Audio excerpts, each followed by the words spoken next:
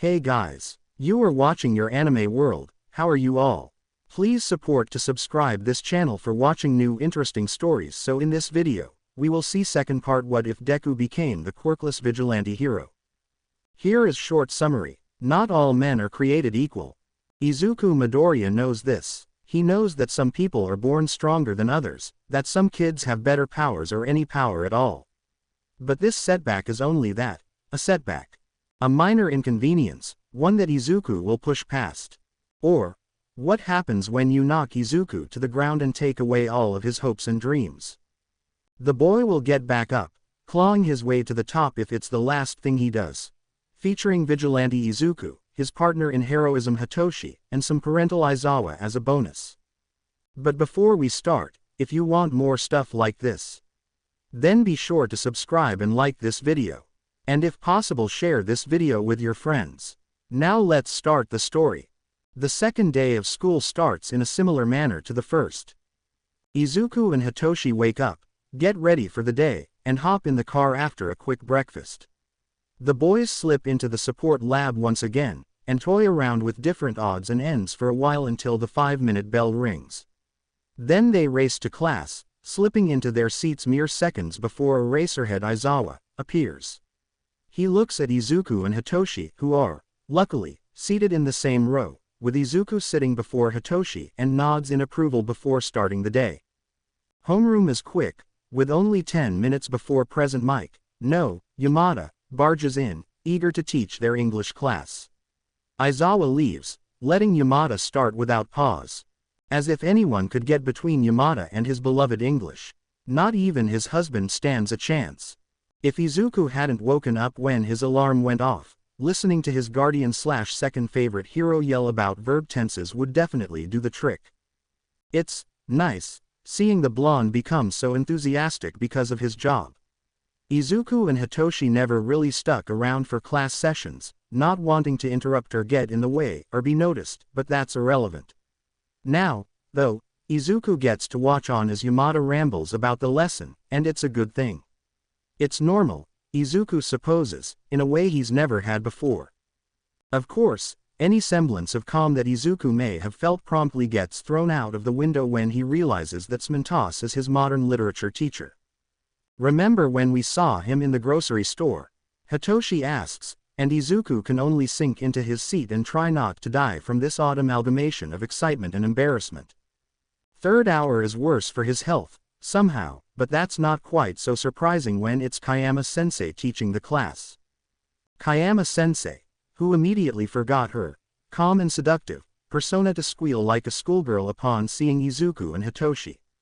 They get odd looks at that, but third hour manages to pass, and fourth hour with ectoplasm seems almost easy after that. And then lunch arrives, and Izuku finds himself nearly startled by the blur of blue that races over to his desk. Then he recognizes that blue hair, and smiles up at Tenya Iida just as the boy asks, Midoriya-kun. Shinso-kun, would you like to join me for lunch? Izuku agrees easily, and lets Tenya take the lead as they head to the cafeteria. They hop into the lunch line, get their meals, and then find an empty table near the windows.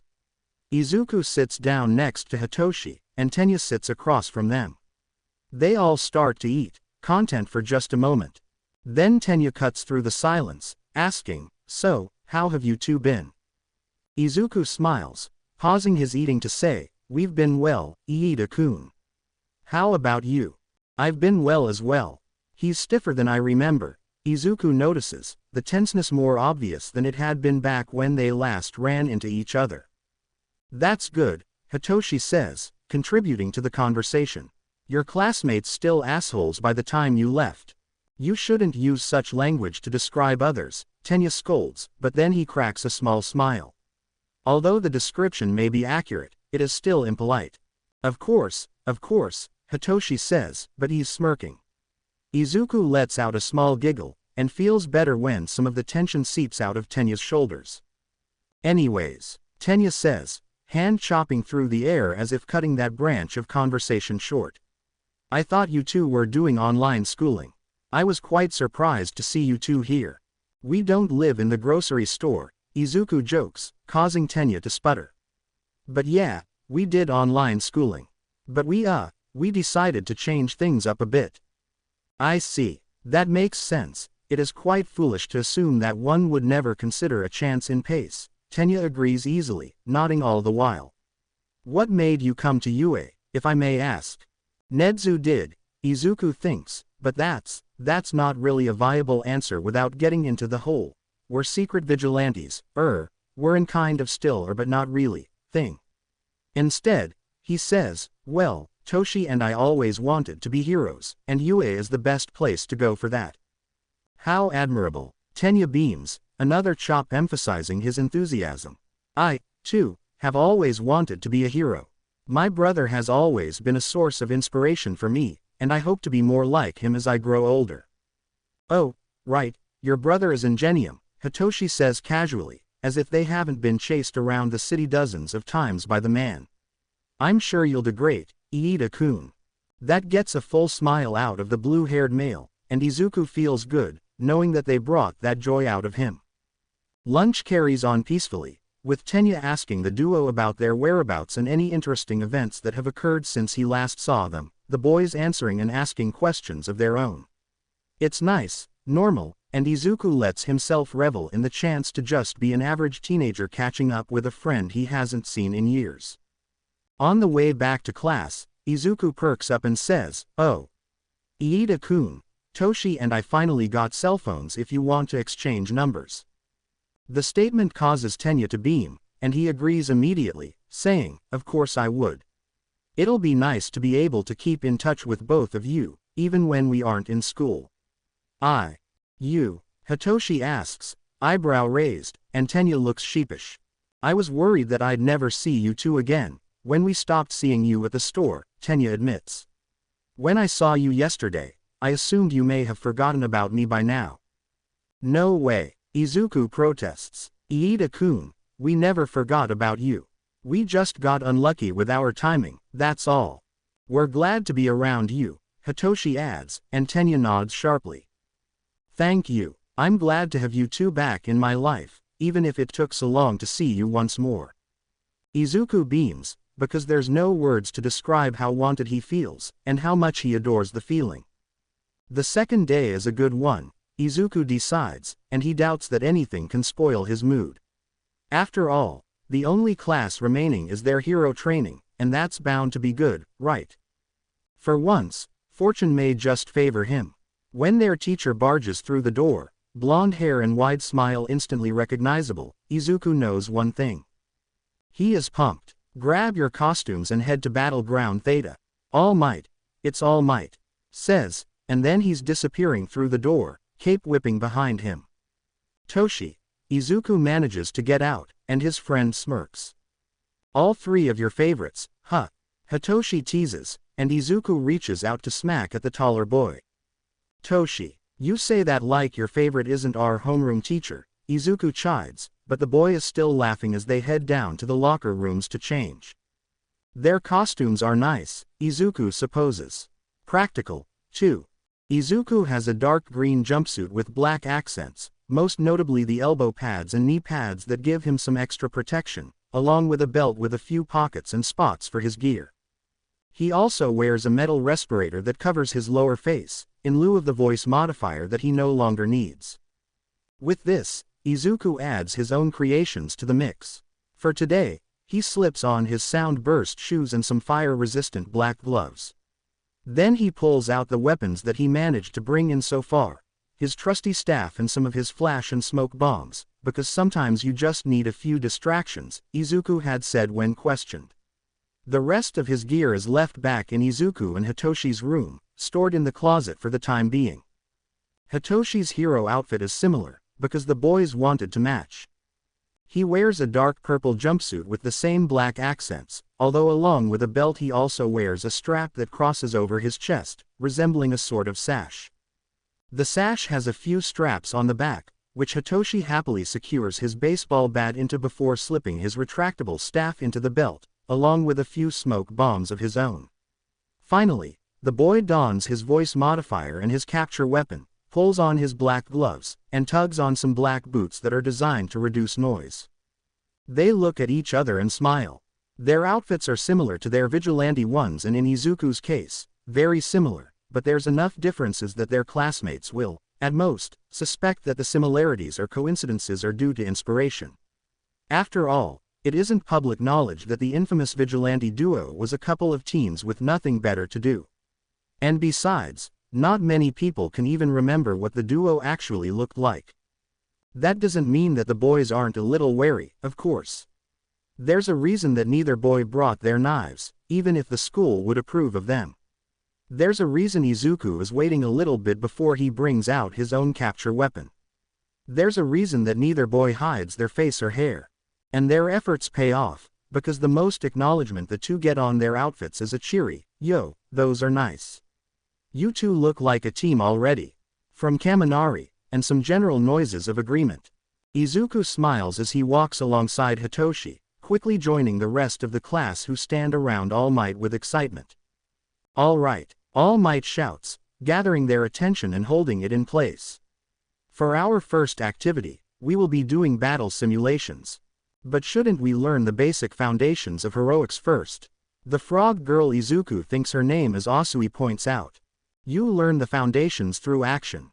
The best training is what you get on the battlefield," All Might defends, which, yeah, Izuku supposes the man is right.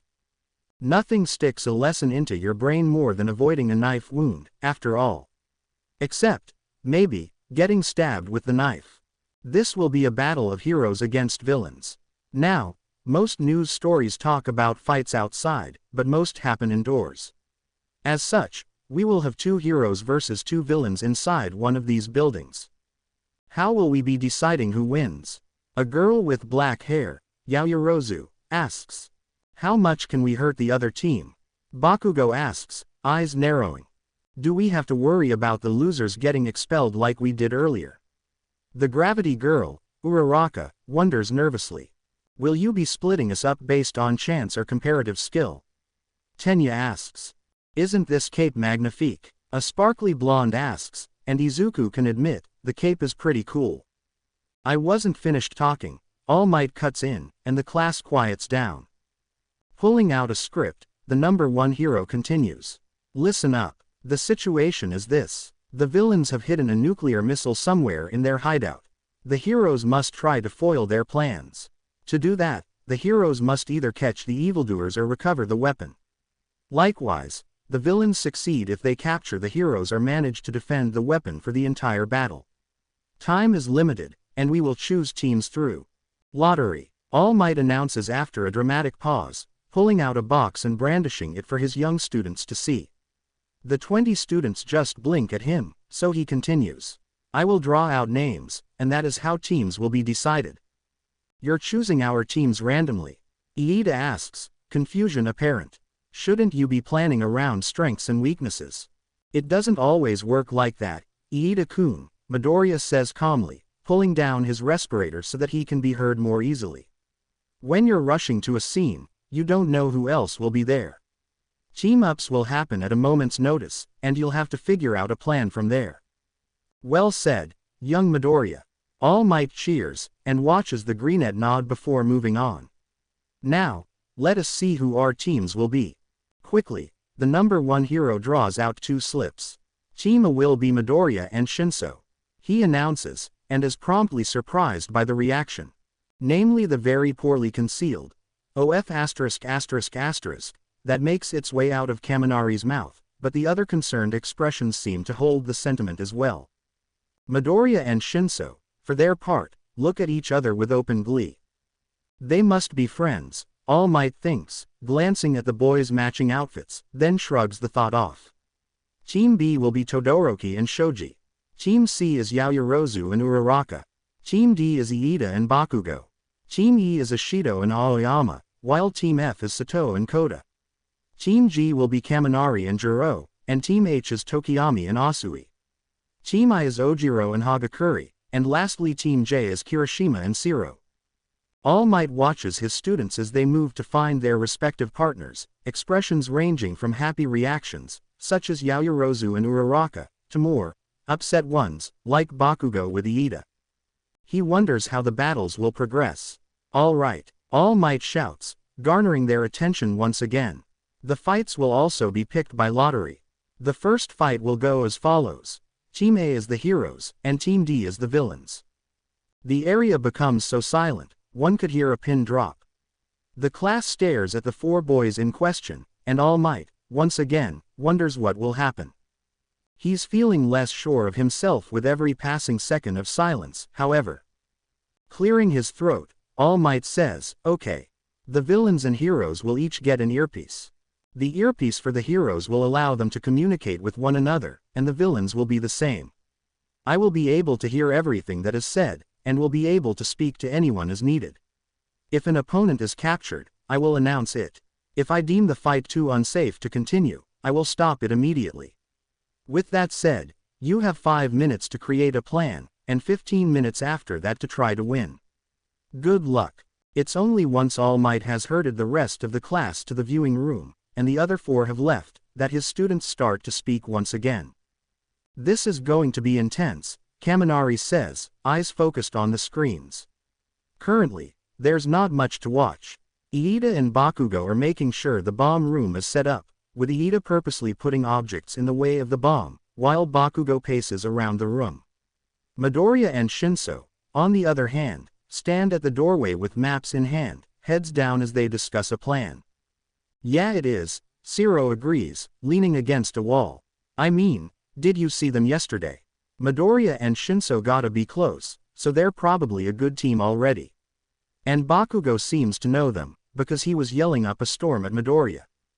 "What was he calling Midoriya earlier?" Ashido asks. "A deck." "No, he was yelling Deku," Zero corrects. "But doesn't that mean useless?" Hiroshima asks, and All Might glances back to see the redhead frowning. "That's so not manly."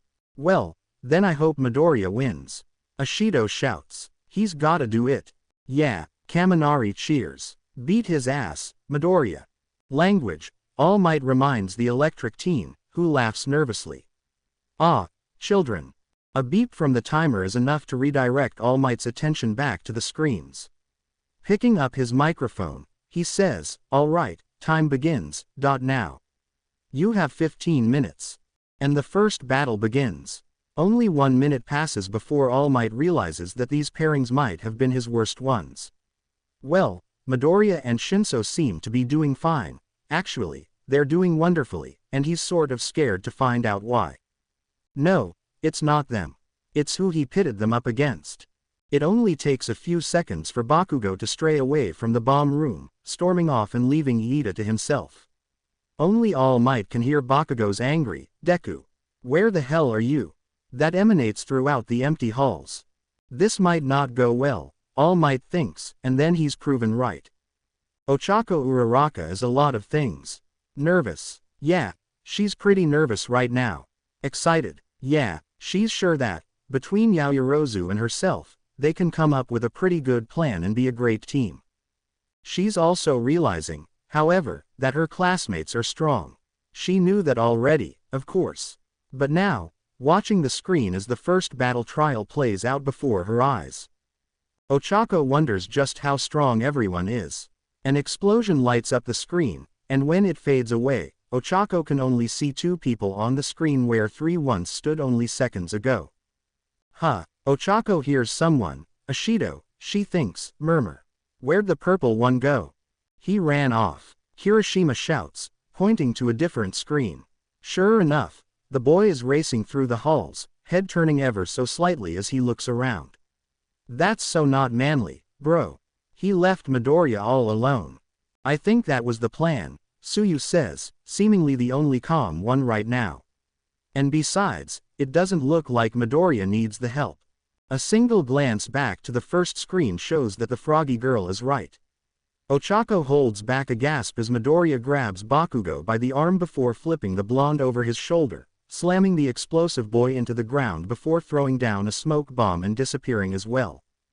"Holy shit," Kaminari whispers, ignoring All Might's cry of language. "Midoriya is going to wreck Bakugo up." "Good," Ashido shouts. Serves him right for trying to land an explosion right in Midoriya's face. "Poor little guy doesn't deserve that." "I wouldn't underestimate him," Tsuyu says.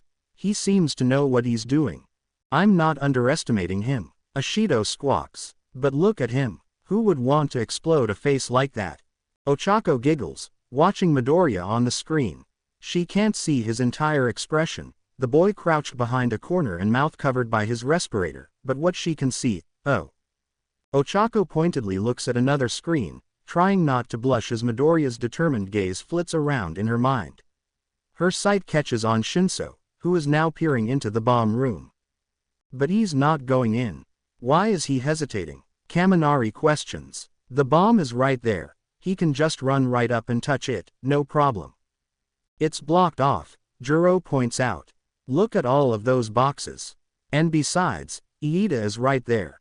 He'd probably catch Shinso right away if he just storms on in. Guys, look at Bakugo. Hagakuri's voice rings right beside Ochako's ears. He found Midoriya. And he did. Though they have no audio, it's clear that Bakugo is screaming with how his mouth moves, stands defensive and tense as he lifts a gauntlet-covered hand. Another explosion is released, but Midoriya seems to come out unscathed, dodging it with ease before jumping into the air at Bakugo. He makes contact, knocking the blonde into the ground and landing a solid punch to the face. Ochako can't help but wince, hearing a few sympathetic groans behind her. That'll leave a mark, Shiro says, and Ochako almost feels a little bad for the blonde. In the blink of an eye, though, Bakugo kicks Midoriya off of him, pushing the greenette away. It seems that Bakugo isn't giving up just yet, Tokiyami mutters. Ochako feels herself shaking in anticipation, wondering what will happen.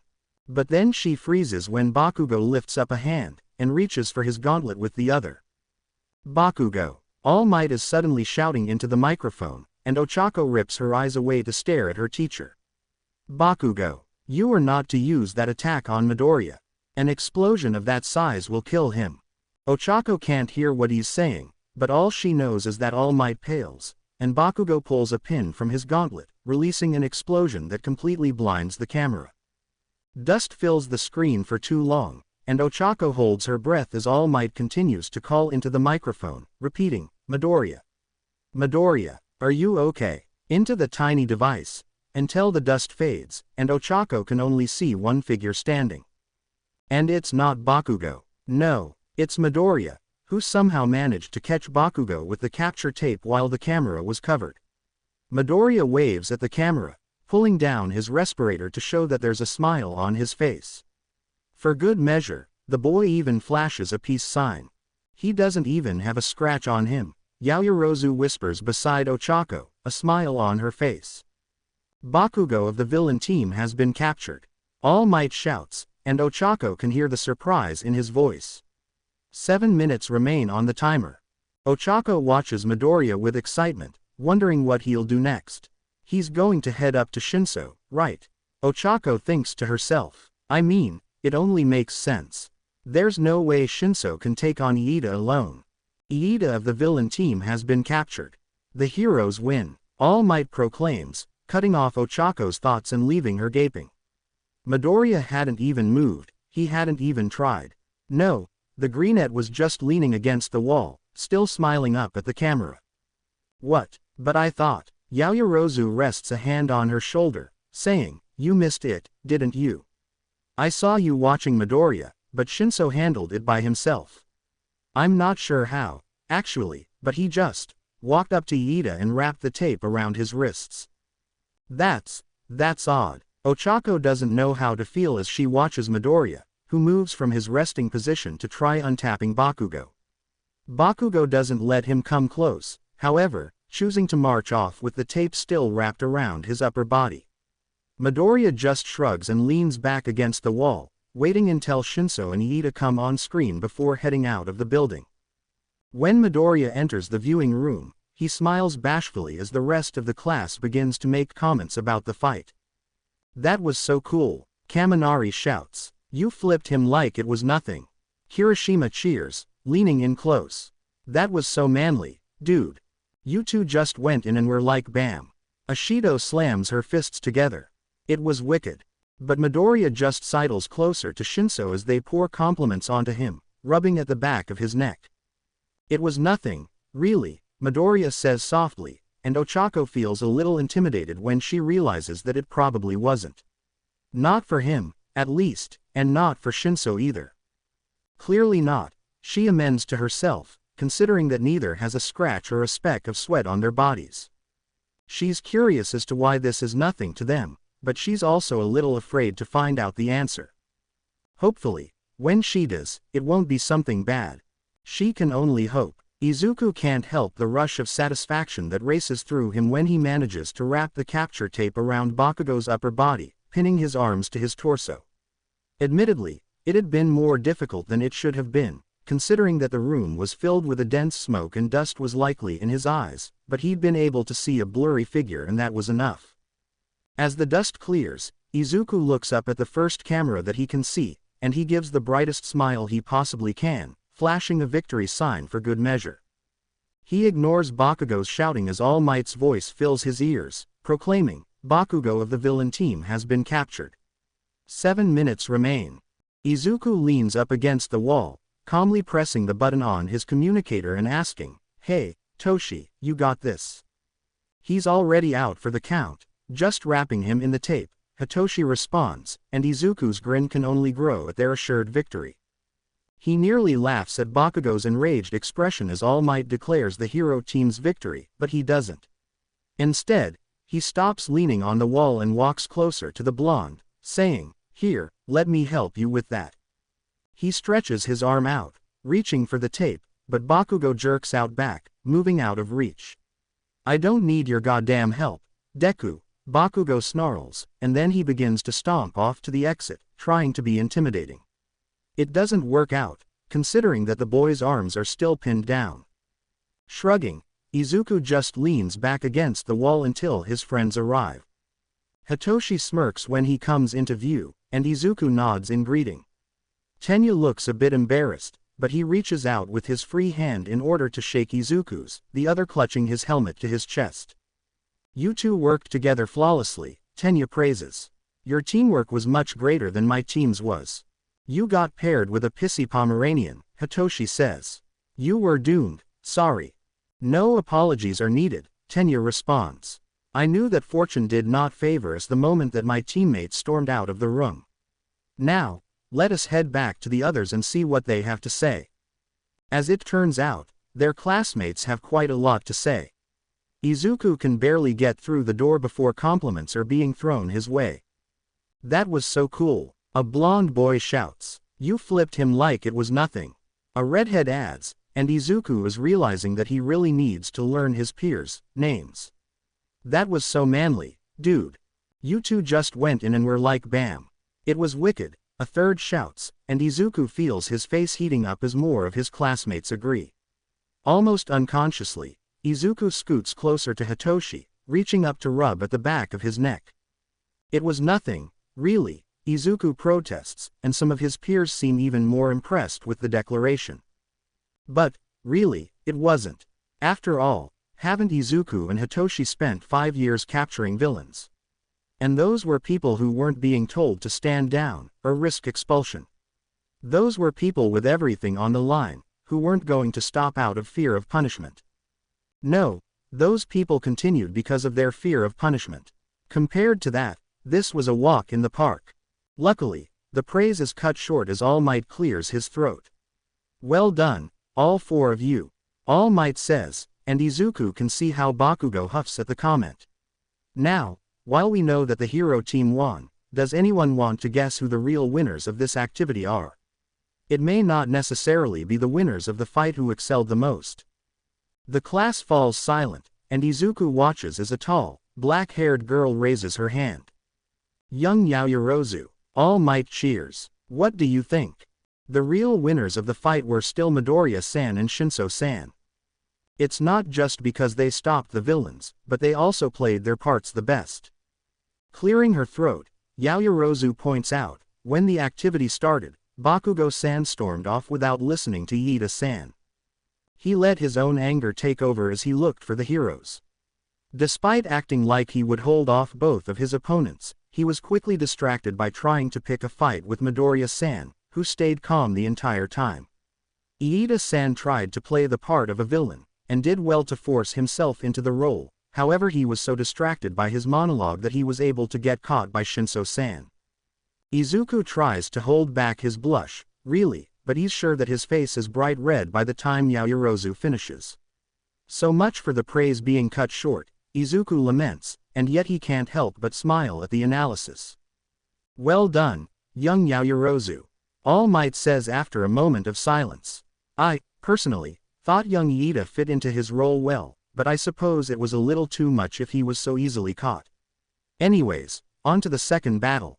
A few minutes later, Izuku watches as 4 more of his peers Todoroki, Shoji, Ojiro, and Hagakure walk off to the very building that Izuku was just in, and he nearly vibrates in anticipation.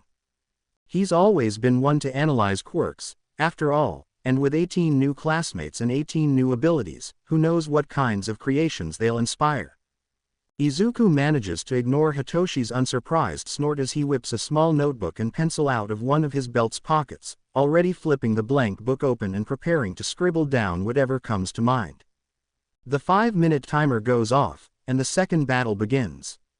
Eijiro Kirishima can't tell what's more intimidating: Todoroki's overwhelming amount of control over his super-manly quirk, or the rapid-fire pace at which Midoriya seems to be spitting out ideas after seeing a battle that lasted less than 3 minutes. Maybe it's a tie, Eijiro thinks as he watches Todoroki calmly walk past Ojiro, who is stuck in the ice, to tap the bomb. It took him like 6.5 seconds to cover the entire building in ice, Toshi. Midoriya points out, and Eijiro doesn't know why the Greenette timed it or if he was even aware that he did so, but he's impressed. I'm pretty sure if we managed to get our hands on a big enough power source, we could we'd have to make it compact if we wanted the weapon to be part of a costume, and it'd have to have a low weight limit so we couldn't carry around a source. Oh. Toshi, what if we made a high-intensity vacuum that could beep in water molecules, and connect it to a coolant-infused storage tube? The coolant would have to be integrated into the tubing itself, or else it'd be too clogged for the rapidly solidifying ice to move, and that'd cause a lot of pressure buildup which could lead to a malfunction, and we'd have to extend it throughout our entire costume so that it could reach our palms, and we could make it silent, so that no one would hear it. Shinso cuts him off at last, and Eijiro feels like his head is hurting from all of the muttering that just occurred behind him. Izu, we aren't mimicking quirks. You remember what happened last time we tried that? Okay, to be fair, I probably shouldn't have started with an attempt to recreate a fire-breathing quirk. Alright, Eijiro concedes. Midoriya's mind is more intimidating. And if Shinso was helping, then maybe he's just as manly, too. You tried to breathe fire? Eijiro asks, turning away from the screen now that the 4 fighters are out of sight, likely on their way back.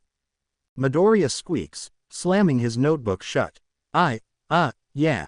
It was no big deal, I was just bored and I thought, hey, people used to practice fire breathing before quirks existed, so if I just try to make a machine that holds a fuel source and can spark it by biting an activation button on the inside. Midoriya rubs at the back of his neck, looking away from Eijiro. It didn't go as planned. He exploded the mouth guard before he could even put it on his face, Shinso explains. He's lucky that he didn't have time to put it on. You tried to breathe fire, Eijiro repeats. In my defense, Midoriya starts, I was probably 11 when I tried. Okay, Eijiro cannot be the only one impressed and terrified of this boy. And yet at the same time. Dude, Eijiro shouts. That's so manly. It is, Midoriya asks, and Eijiro nods. That's, like, one of the coolest things ever. I mean, I never even thought of trying to make a quirk. Man, that's so cool. Thanks, Midoriya flushes, and Eijiro smiles. I'm Eijiro Kirishima, and you're Midoriya-san. Yeah, I am. Nice to meet you, Kirishima-san, Midoriya greets, and Eijiro smiles. Because Midoriya may be one intimidating son of a gun, but he seems really cool, and Eijiro can't wait to learn more about the boy. The school year will be an interesting one, that's for sure. As All Might sends the third group off to fight, he can't help but let his mind be dragged back to the boys from Team A. How did I forget? All Might wonders as he glances back at the boys. Midoriya and Shinso watch the screens intently, much like All Might should be doing, but instead of focusing on how Tokiyami and Asui are engaging in a direct attack against the heroes, he finds his thoughts wandering back to the boys who have already finished their battle. Midoriya and Shinso, who wear matching costumes and work in perfect unison. Midoriya and Shinso, who seem to already know each other perfectly. Midoriya and Shinso, the Vigilante duo. Honestly, All Might doesn't know how he forgot their faces. He'd been called down to the staff meeting, despite not yet being an official teacher until the approaching year. He's known about them for roughly a month by now. Shouldn't he have remembered how they looked? Clearly, he didn't remember well enough. Perhaps I should refrain from letting them be partners, All Might thinks, then forces himself out of his thoughts in time to declare the villain team as the winners. The animal-themed team seems proud, at the very least. The fight over, All Might allows himself to fully face his students, watching how they interact. His eyes, inevitably, trail back over to the duo. Izu, Shinso mutters, but the boy does not stop scribbling in his notebook. Izu, you can't be serious. Serious about what? Ashido asks, shoving her way into the conversation. No, Toshi, I think it could work, Midoriya protests, jabbing at the paper to point at something. I mean, if we find a good adhesive, we could attach it to the bottoms of our shoes and cling to the walls like Asui-san did. Call me Sue, Asui calls out as she enters. Why are you talking about me, Kiro? I think your quirk can be replicated. Well, your grip, at least. Since it seems to focus on the hands and feet, even through your costume, which is really cool by the way, I just need to find an adhesive that is strong enough to hold the weight of a human body up, but it can't be too strong, because then I'd be stuck unless I applied an unsafe amount of force, unless, the rest is unintelligible, the boy dissolving into mutterings that even young Shinso does not seem to comprehend, if the exasperated expression gives All Might a clue. Izu, you're not testing this, Shinso declares, and Midoriya pouts. Faintly, All Might registers that young Ashido seems to coo at the sight. But Toshi, I'm sure Majima-sensei would let us use one of the labs. No, Midoriya frowns at Shinso, but does not continue his protests. All Might has a feeling that the Greenette will resume the conversation later on, but he takes the chance to discuss the battle while he still can. As the lesson continues, All Might keeps an eye on the boys, and those around them. He notices that he is not the only one to observe them, as the other students seem to be intrigued by the musings that tumble out of Midoriya's mouth without a second thought, and the tired rebuttals that Shinso says in return. Yeah, All Might is definitely putting them on different teams in the future. There's nothing wrong with working well with a classmate, but All Might can see how they orbit around each other, perfectly content to stay in their bubble. He'll just have to encourage them to branch out, and pray that they never go up against each other. He might be a little afraid of what the aftermath of such a fight would be. 4 battles and a bunch of new ideas later, Izuku heads back to the locker room to change, names and abilities swirling around in his head. It's easy enough to switch from his hero outfit to his school uniform, although Hitoshi has to do his tie once again, and then the boys head back to the classroom.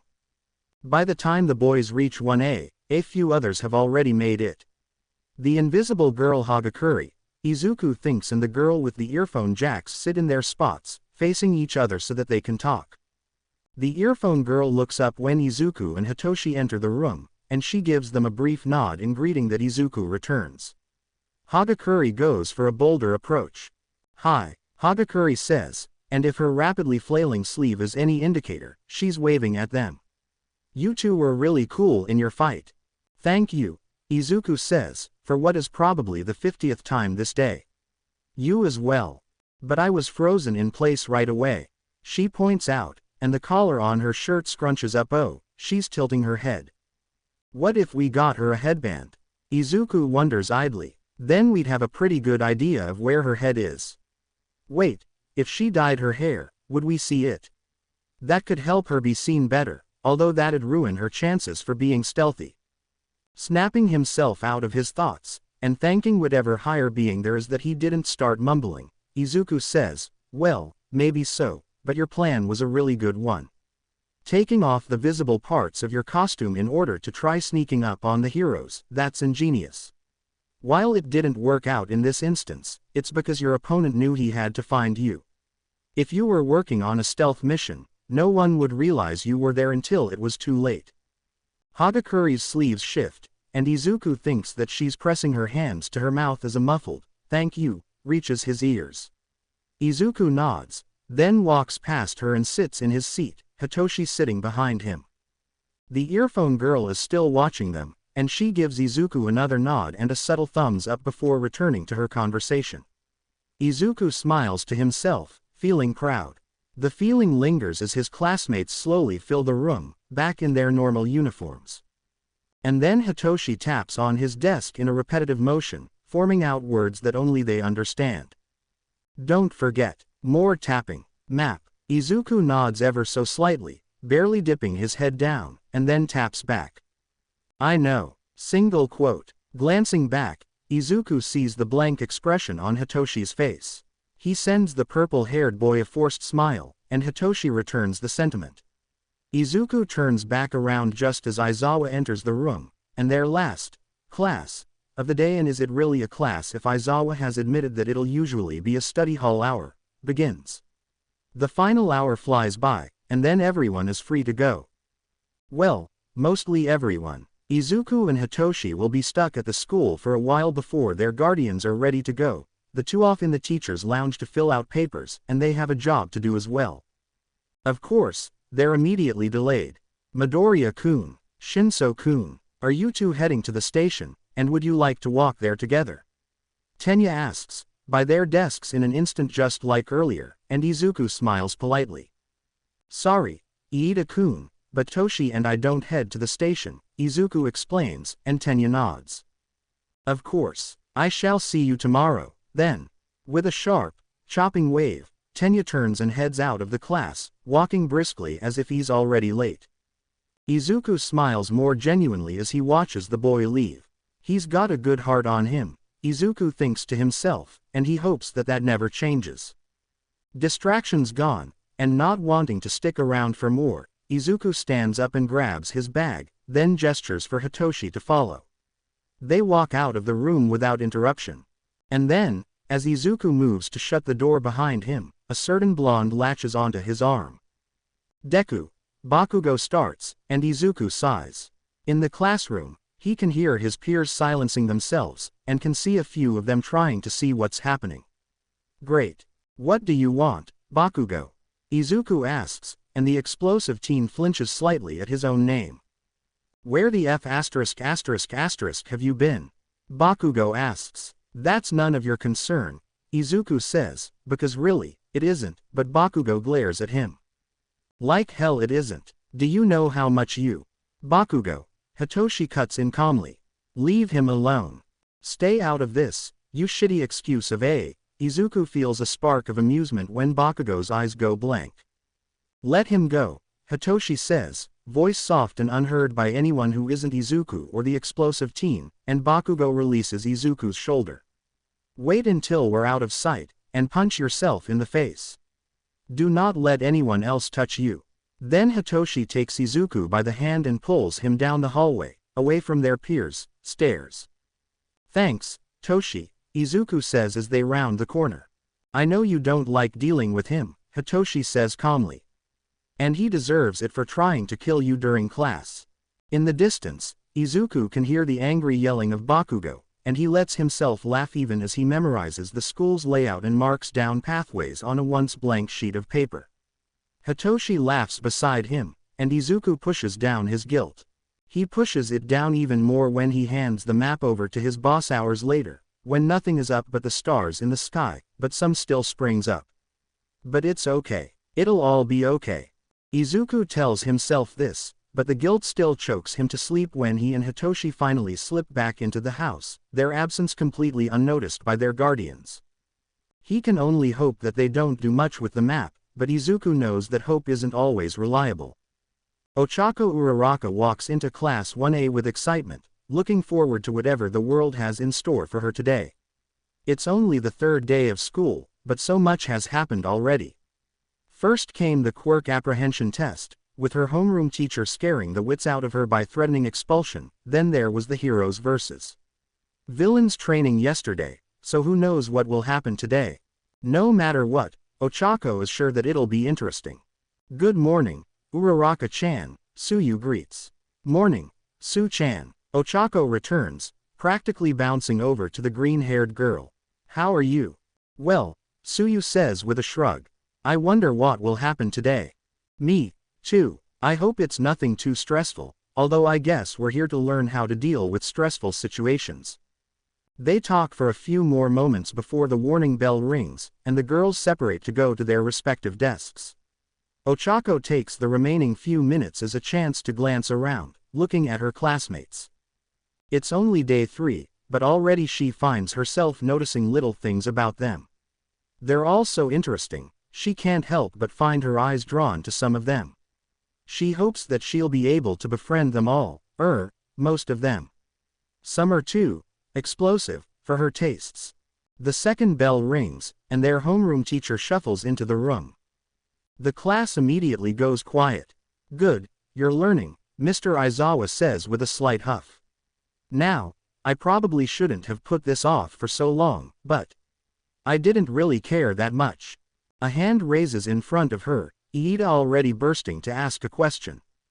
What is it? Mr. Aizawa asks. What exactly have you been putting off? Iida asks, and their teacher blinks slowly. I was about to say that, he says, and Iida shrinks into himself slightly. Anyways, you guys have to pick a class representative. And a vice representative as well. Oh, I can do that, Ashido shouts, throwing her hand into the air. I think I'm well suited for the task, mon professeur. Aoyama adds. Ha, as if you're good enough. Please, if anyone can be the rep, it's me, Bakugo exclaims proudly. Bakugo, you'd just give us a bad rep, Tsuyu points out bluntly, causing a few others to snicker. All of you, I have a suggestion. Iida shouts, waving his hands, and the class quiets. If we are to be representing our class, then we should have a vote. But won't everyone just vote for themselves? Tsuyu asks, and then adds, as blunt as ever, we've only known each other for a few days. How can we know who's good for the job? If there's someone who's truly good for the job, we will know and vote for them. Iida declares, we'll know that they're truly worth the position if they're able to gain multiple votes. Nobody has any arguments against the idea, so Iida turns to Mr. Aizawa. Aizawa-sensei, what do you say? I don't care how you choose, Mr. Aizawa mutters, zipping up his sleeping bag, which, by the way, when did he even get back into it? Just get it done before homeroom ends. And then he's dropping to the floor, dead asleep before he even hits the tiles. Slips of paper are quickly passed out, and Ochako shifts in her seat, pencil hovering over her tiny, blank slip. A vote, Ochako frowns, tapping the eraser of her pencil against her cheek a few times. Who should I vote for? Single quote. She looks around the room for the second time today, taking in her peers, trying to think about the little she knows about them. Iida would be good. He's really passionate about upholding the school rules, and seems to be good with letting. She could see him doing well with the position, but he might be too much of a stickler for the rules. She'll consider it. Tsuyu would be good, too. She's rational and says what's on her mind. And she's Ochako's friend, so the brunette feels compelled to vote for the froggy girl. But sometimes being so blunt can be bad, A few more options flit through Ochako's mind. Yaoyorozu seems smart, but she had remained silent as the class broke out in excitement. Maybe the girl doesn't want the position. Ochako doesn't know enough about the Noirette to know if her responsible demeanor would be stretched too thin by the additional task. Aoyama seemed really interested but, no. He's too focused on himself, which isn't necessarily a bad thing, but Ochako worries that he may be too focused on his sparkliness to remember all of his duties. Frowning, Ochako's eyes dart around the room, looking for her answer. They land on Midoriya. Midoriya is interesting. He seems rather shy and timid at times, and seems to prefer sticking to himself and his notebooks, especially when he's caught off guard, but during the activity yesterday, well. Ochako isn't blind. She saw how Midoriya just changed, becoming more confident in the blink of an eye. He didn't hesitate in his fighting, he kept track of his plans and he kept going the whole time without any difficulties. And then afterwards, he was willing to talk to their peers about his ideas, even if he was still curled in on himself and not looking up from his scribblings. She doesn't know much about him. She hasn't gotten the chance to, in all honesty. He seems nice, really nice, but he's always around Shinso. And Shinso doesn't really seem to let anyone get too close, if his reaction to Bakugo nearing the greenette is any indicator. Seriously, Shinso got Bakugo to punch himself. It's not surprising that Ochako is a little intimidated when they stand side by side. To be fair, Midoriya seems to be the same. He stands taller and always seems to be ever so slightly in front of Shinso when someone approaches, like he's blocking the newcomer from getting too close. They guard each other. Ochako doesn't know why. She doesn't know why Midoriya and Shinso feel the need to guard each other so fiercely, doesn't know if Bakugo was a special case or if Iida, who seems to already know them, is the exception to the rules. She doesn't know much about the boys, but she thinks Midoriya would make a wonderful leader. Nodding slightly to herself, Ochako writes down, Midoriya. She wonders who Midoriya will vote for. Izuku got 4 votes. Izuku got 4 votes. I didn't even vote for myself, Izuku whispers as he stares at the totals. He won with 4. The second highest was 2, and that was a tie. It seems that we tied, Yaoyorozu says calmly, looking to Hitoshi. Hitoshi, for his part, just shrugs. I have no clue who voted for me, Hitoshi admits, and Izuku watches as Yaoyorozu's eyes widen at the admission. Did you not vote for yourself? She asks, voice soft, and Shinso shakes his head. I didn't even want the role, Hitoshi mutters under his breath, and only Izuku hears it. Same, he thinks, but Yaoyorozu speaks before he can voice his sentiment. I see. Standing up, she announces, I voted for myself, and as such I should only be counted as having 1 vote. Shinso is the true winner of the role. Oh shit, Kaminari cries out. We've got the coolest class reps. Language, Aizawa scolds lazily, sitting up.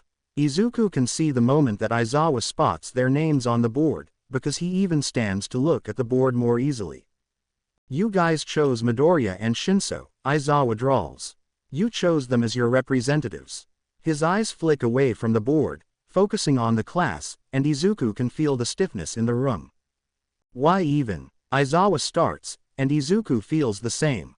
A single glance back at Hitoshi proves that his friend seems just as lost.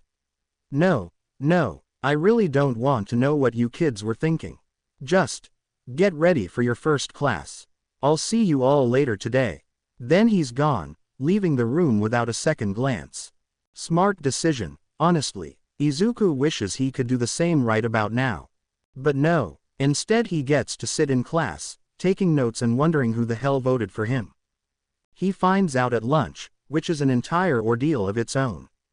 Tenya invites Izuku and Hitoshi to sit with him once again, to which Izuku readily agrees because really, Tenya is the only person that Izuku and Hitoshi know and he's not sure how many people he will get to know, so he's going to hold his few friends close to his heart. Izuku smiles as he follows Tenya to the same table as yesterday, slipping into the exact same spot on Hitoshi's left, who sits at the very end of the table. Tenya sits across from him once again, and Izuku likes this. It's only the 3rd day of school, and yet they're already forming habits. It's simple and mundane, but that's more than enough for Izuku, who always seems to have a routine in place and likely always will, even if his routines are a legal less than ideal for a hero student. His routine is shaken ever so slightly when the 3 are joined by a few others. Well, not even a few. A good portion of his classmates walk up to their table, and names bounce around Izuku's head as he tries to recall just who they all are. Kirishima plops down on Izuku's left, and Ashido steals the spot across from Kirishima while Kaminari slides into the spot on Tenya's left. Finally, Asui sits down next to Ashido, tongue poking out ever so slightly as she nods at Izuku in greeting. Ashido is not so quiet in her approach. Hey, Ashido says loudly, letting her tray drop onto the table. We never got a chance to really talk so far.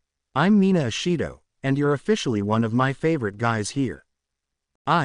Thank you, Izuku says. I'm Izuku Midoriya. Oh, honey, we already know that, Ashido says, waving her hand as if dispelling the words. Between you and me, I am so glad that you beat Explodey down so quickly. That was killer, especially since you're the one who used his quirk to your advantage. Izuku feels his face heating up from the praise, and he lets out a sheepish laugh.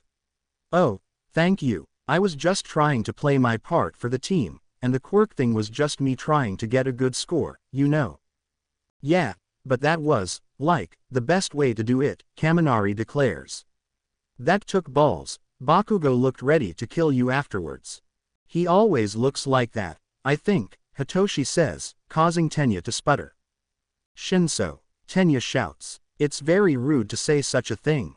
Okay, but he isn't wrong. Ashido points out, and Tenya freezes before chopping his arm through the air. Still, it is impolite to discuss such a matter. I get what you mean, man, but we're just being honest here. Bakugo seems a little rough around the edges, but I'm sure that there's something more underneath, yeah. Kirishima shrugs. I don't know, that's just my guess. My guess is that Midoriya is my favorite, too, Jiro says as she joins the table, sitting beside Kirishima, and Izuku jumps.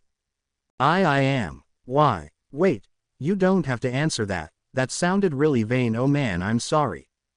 That move during the last test, Jiro says with a smirk. Best thing I've ever seen. Oh, that was nothing, Izuku says, and Hitoshi lets out a snort. Izu here is awful at taking compliments, if that wasn't already clear, Hitoshi says, and Izuku pouts. Toshi, I am not. Yes, you are, Hitoshi cuts him off, smirking at Izuku. Izuku huffs, and pouts when Tenya speaks up.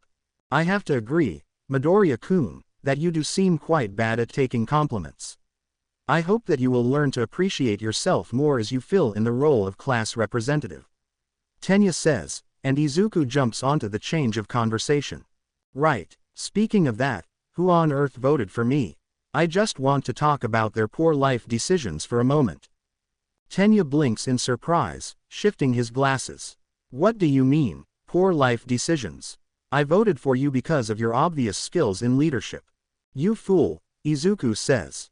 I can only lead, like, one person, and that's Toshi. That's not really true, you just haven't had the chance to show off your skills, Hitoshi teases, and Izuku frowns. You say that as if you voted for me, Izuku says, suspicious, and Hitoshi smirks. Oh, I did, Hitoshi shrugs. I didn't know if you'd actually get it, but I thought it'd be funny. Toshi, I also voted for you, Asui admits. You seem to have a good head on your shoulders and the ability to work around obstacles. I believe Uraraka-chan also voted for you, Hiro. Uraraka, oh, the gravity girl. Why, single quote, I'm flattered that you all voted for me except you, Toshi, because I know you're just trying to cause me suffering, but I really don't think I'll be all that good at the job. I mean, I'm just trying to focus on my future right now, and I don't know if I'll have enough time to devote myself to everything as well as I should. I'm sure you'll be great, Midori. Ashido cheers, slamming her hands on the table, and Izuku blushes at the sudden nickname. If anyone can do it, you can. I am curious, Tenya says abruptly, and Izuku looks at his friend. If you only got 4 votes, then who did you vote for? Oh, I voted for you, Iida-kun, Izuku admits. You seem like the kind of guy who'd be good at this stuff. Tenya seems moved by the response, but Hitoshi speaks before the taller boy can. Wait, if you voted for him, who voted for me? Hitoshi asks, confusion evident. I figured that you voted for me in the same way I did for you. I didn't think you'd want the position, Izuku says, narrowing his eyes. So I decided to be nice and not vote for you. Hitoshi chuckles nervously at the statement, avoiding eye contact. Tokiyami voted for you, Kirishima says helpfully. I saw it on his slip. Well, that's one, Hitoshi mutters. I also voted for you, Jiro says with a smirk. What? Why? I heard you mutter that you didn't want it, so I thought it'd be funny, Jiro admits. Also, you're like my second favorite guy for making Bakugo punch himself. That was pretty hilarious. Okay, That second part is valid. Hitoshi relents, and the table breaks down into laughter. And then, faintly, Izuku hears someone say, "Holy shit." Right behind him. Whipping around, Izuku looks behind him to see some random student pointing at him and shouting, "I found the UA cryptids." "The what?" Izuku whispers, and then feels his body tense as half of the cafeteria seems to surround him and Hitoshi in the blink of an eye, staring at them both in awe. "What the F***?" A girl breathes out. "You actually go here? What year are you in?" Someone asks. "We're first years," Kirishima says, smiling at the crowd. "First years. But we saw you here last month." One shouts, and Izuku can't even tell who is speaking anymore. "We thought you were ghosts or something." Izuku feels Hitoshi lean closer, pressing their shoulders together in a silent form of comfort. We aren't. If you're first years, why did we see you last school year?" "Ah." Straight into the territory that should not be spoken of. "How nice. That isn't something we're willing to talk about," Izuku gets out, which only seems to hype the upperclassmen up even more. They start asking more questions, and each additional rumor causes Izuku's tablemates' friends to crack up even more, to the point where even Tenya is laughing, the traitor. Izuku wishes that he had his sound burst shoes on, but no, Aizawa said that those could only be used during training exercises. Just when hope seems to be lost, however, a familiar blonde pops into view. One that Izuku hasn't seen in a while. "Midoriya-kun, Shinso-kun," Tagata exclaims, and Izuku feels himself relaxing ever so slightly. "I haven't seen you two in ages. How have you been?" "We've been well, Tagata-senpai," Izuku says, ignoring the crowd. "That's great to hear. Have you enjoyed UA so far?" "Yeah, the first few days have gone well," Hitoshi says, causing an onlooker to shout, "Hey! You've been here for over a month." "Good. My friends are waiting for me, but I had to see what all of the commotion was about." Pausing, Tagata asks, "Do you want me to make them leave?" "Please," Hitoshi mutters, and Tagata nods sharply. "Of course." Turning around, he places his hands on his hips and shouts, "Now, is this how you should treat your underclassmen? It's only their third day, it's not polite to scare them so much. You should know better." Izuku watches with wide eyes as the crowd disperses, and then Tagata walks away with a wink and a wave. Finally, left alone, Izuku and Hitoshi turn back to face their classmates. "So, Kaminari starts slowly, you're the UA cryptids." Izuku resists the urge to faceplant into the table. He doesn't even want to know who started the nickname. Luckily, their conversation is cut short without warning. Unluckily, it's because an alarm starts blaring, startling everyone in the cafeteria. What does that alarm mean?" Kaminari asks, and Izuku winces. "I think that's level 3, right Toshi?" Izuku asks, and Hitoshi nods. "What does level 3 stand for?" Tenya asks, and it's an upperclassman who answers. "That means someone has gotten past the defensive barrier." She shouts, "There's been an infiltration. All students, please evacuate at the nearest exit and head to the proper site until further notice," comes from the PA system, and Izuku watches on as the students around him all try to leave the cafeteria immediately, causing a massive crowd to form. "They're all panicking, and we don't even know who got in," Izuku thinks, and glances out through a window. He blinks in surprise as he sees nothing more than the media, which, didn't someone complain about their arrival earlier? He thought that they weren't able to come onto UA's campus, however, due to the gate. Someone must have broken the gate, Izuku realizes, and then a second realization hits him. Nobody else realizes that there's nothing to panic over. Izuku turns around, looking for a solution. His eyes catch on the emergency exit board, where everyone is still jammed together. Someone could stand on that board with ease, Izuku thinks. If I could get up there, or get someone else up there. His eyes catch on Tenya, the taller male easily spottable. Perfect. Single quote. Iida-kun, Izuku shouts, gaining Tenya's attention and Hitoshi's as well. It's just the press. We need to make everyone aware of that. Right, but how should we do that? Tenya asks, right on board with the statement. If we boost you onto the exit sign, do you think that you can get everyone's attention? Izuku asks, and Tenya nods. Great, Hitoshi, think we can throw him high enough? Hitoshi sighs, eyes filling with exasperation, but he nods. We can get him the height. He'll have to use his quirk to get the momentum. Good enough. Okay, when we throw you, activate your engines. Got it. Izuku and Hitoshi crouch down, letting Tenya step onto their cupped hands. Working in sync, they stand up quickly, forcing their arms up and tossing Tenya into the air. The engine boy fires up his quirk, shooting through the air and crashing into the wall. He lands on the exit sign and turns around right away, facing the crowd. Everyone, we all need to settle down. Tenya shouts, and the students quiet down. The infiltration is only the press. We have no need to panic, this is simply a false alarm. The words seem to do the trick, and Izuku watches with fascination as the students disperse, either going back to their tables or just heading back to class. Izuku, Hitoshi, and Tenya decide to do the latter once Tenya gets back down to the floor, heading back to 1A. Hiroshima immediately shoots a thumbs up to Iida when they enter. That was so awesome, man. Hiroshima cheers. You took control of the situation so fast. Thank you, Hiroshima-san, but it was only due to Midoriya-kun's quick thinking and his and Shinso-kun's leverage that I was able to do anything at all.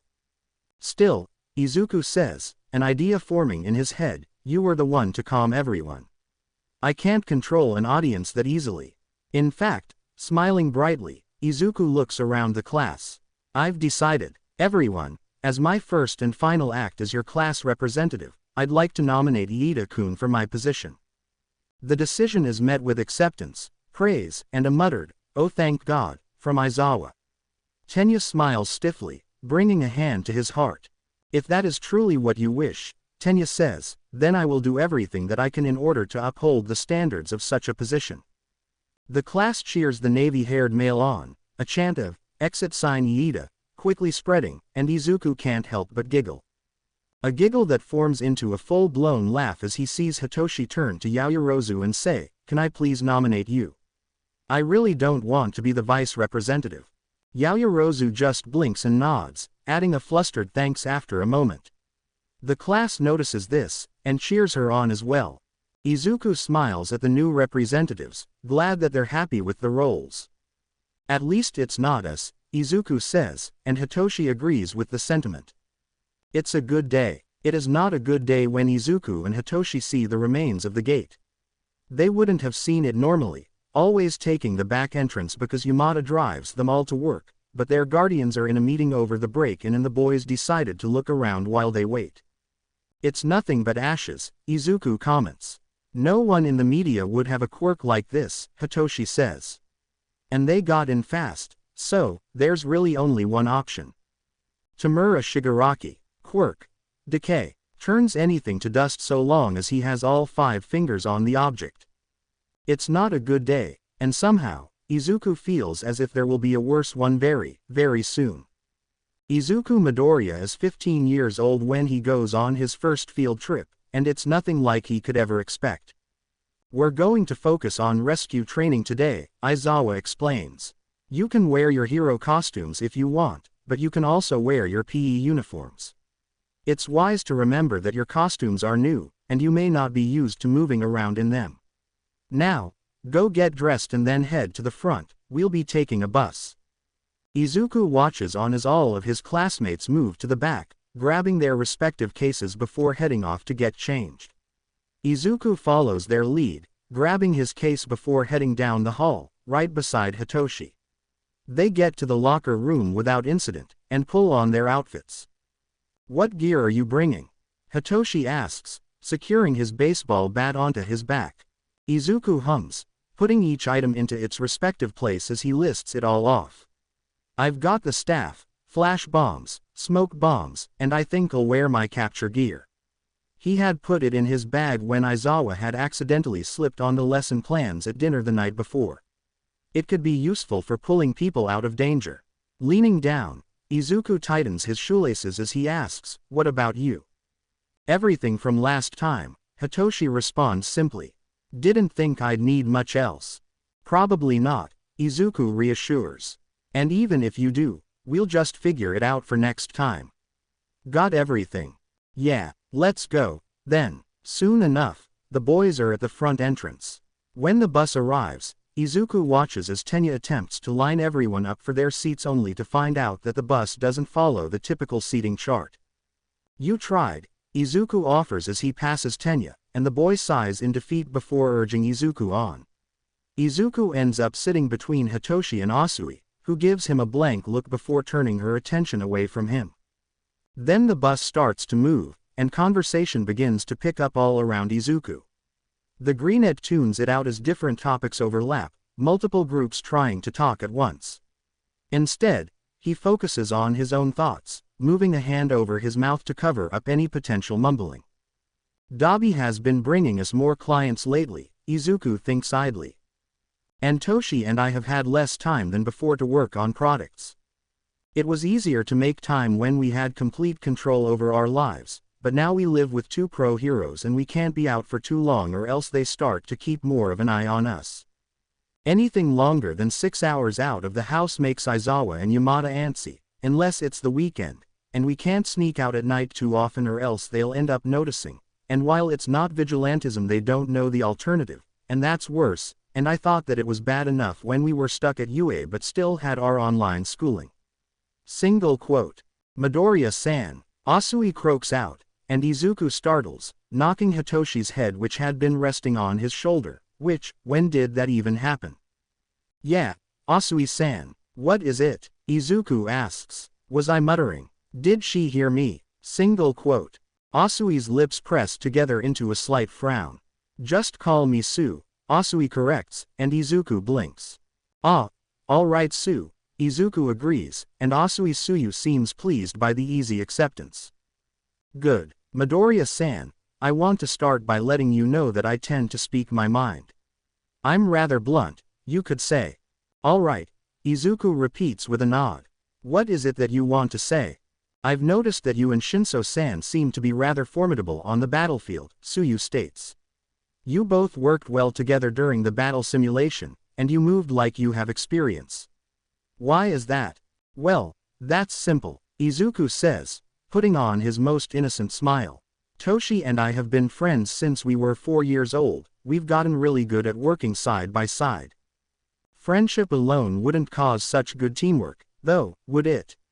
Ashido asks, raising an eyebrow.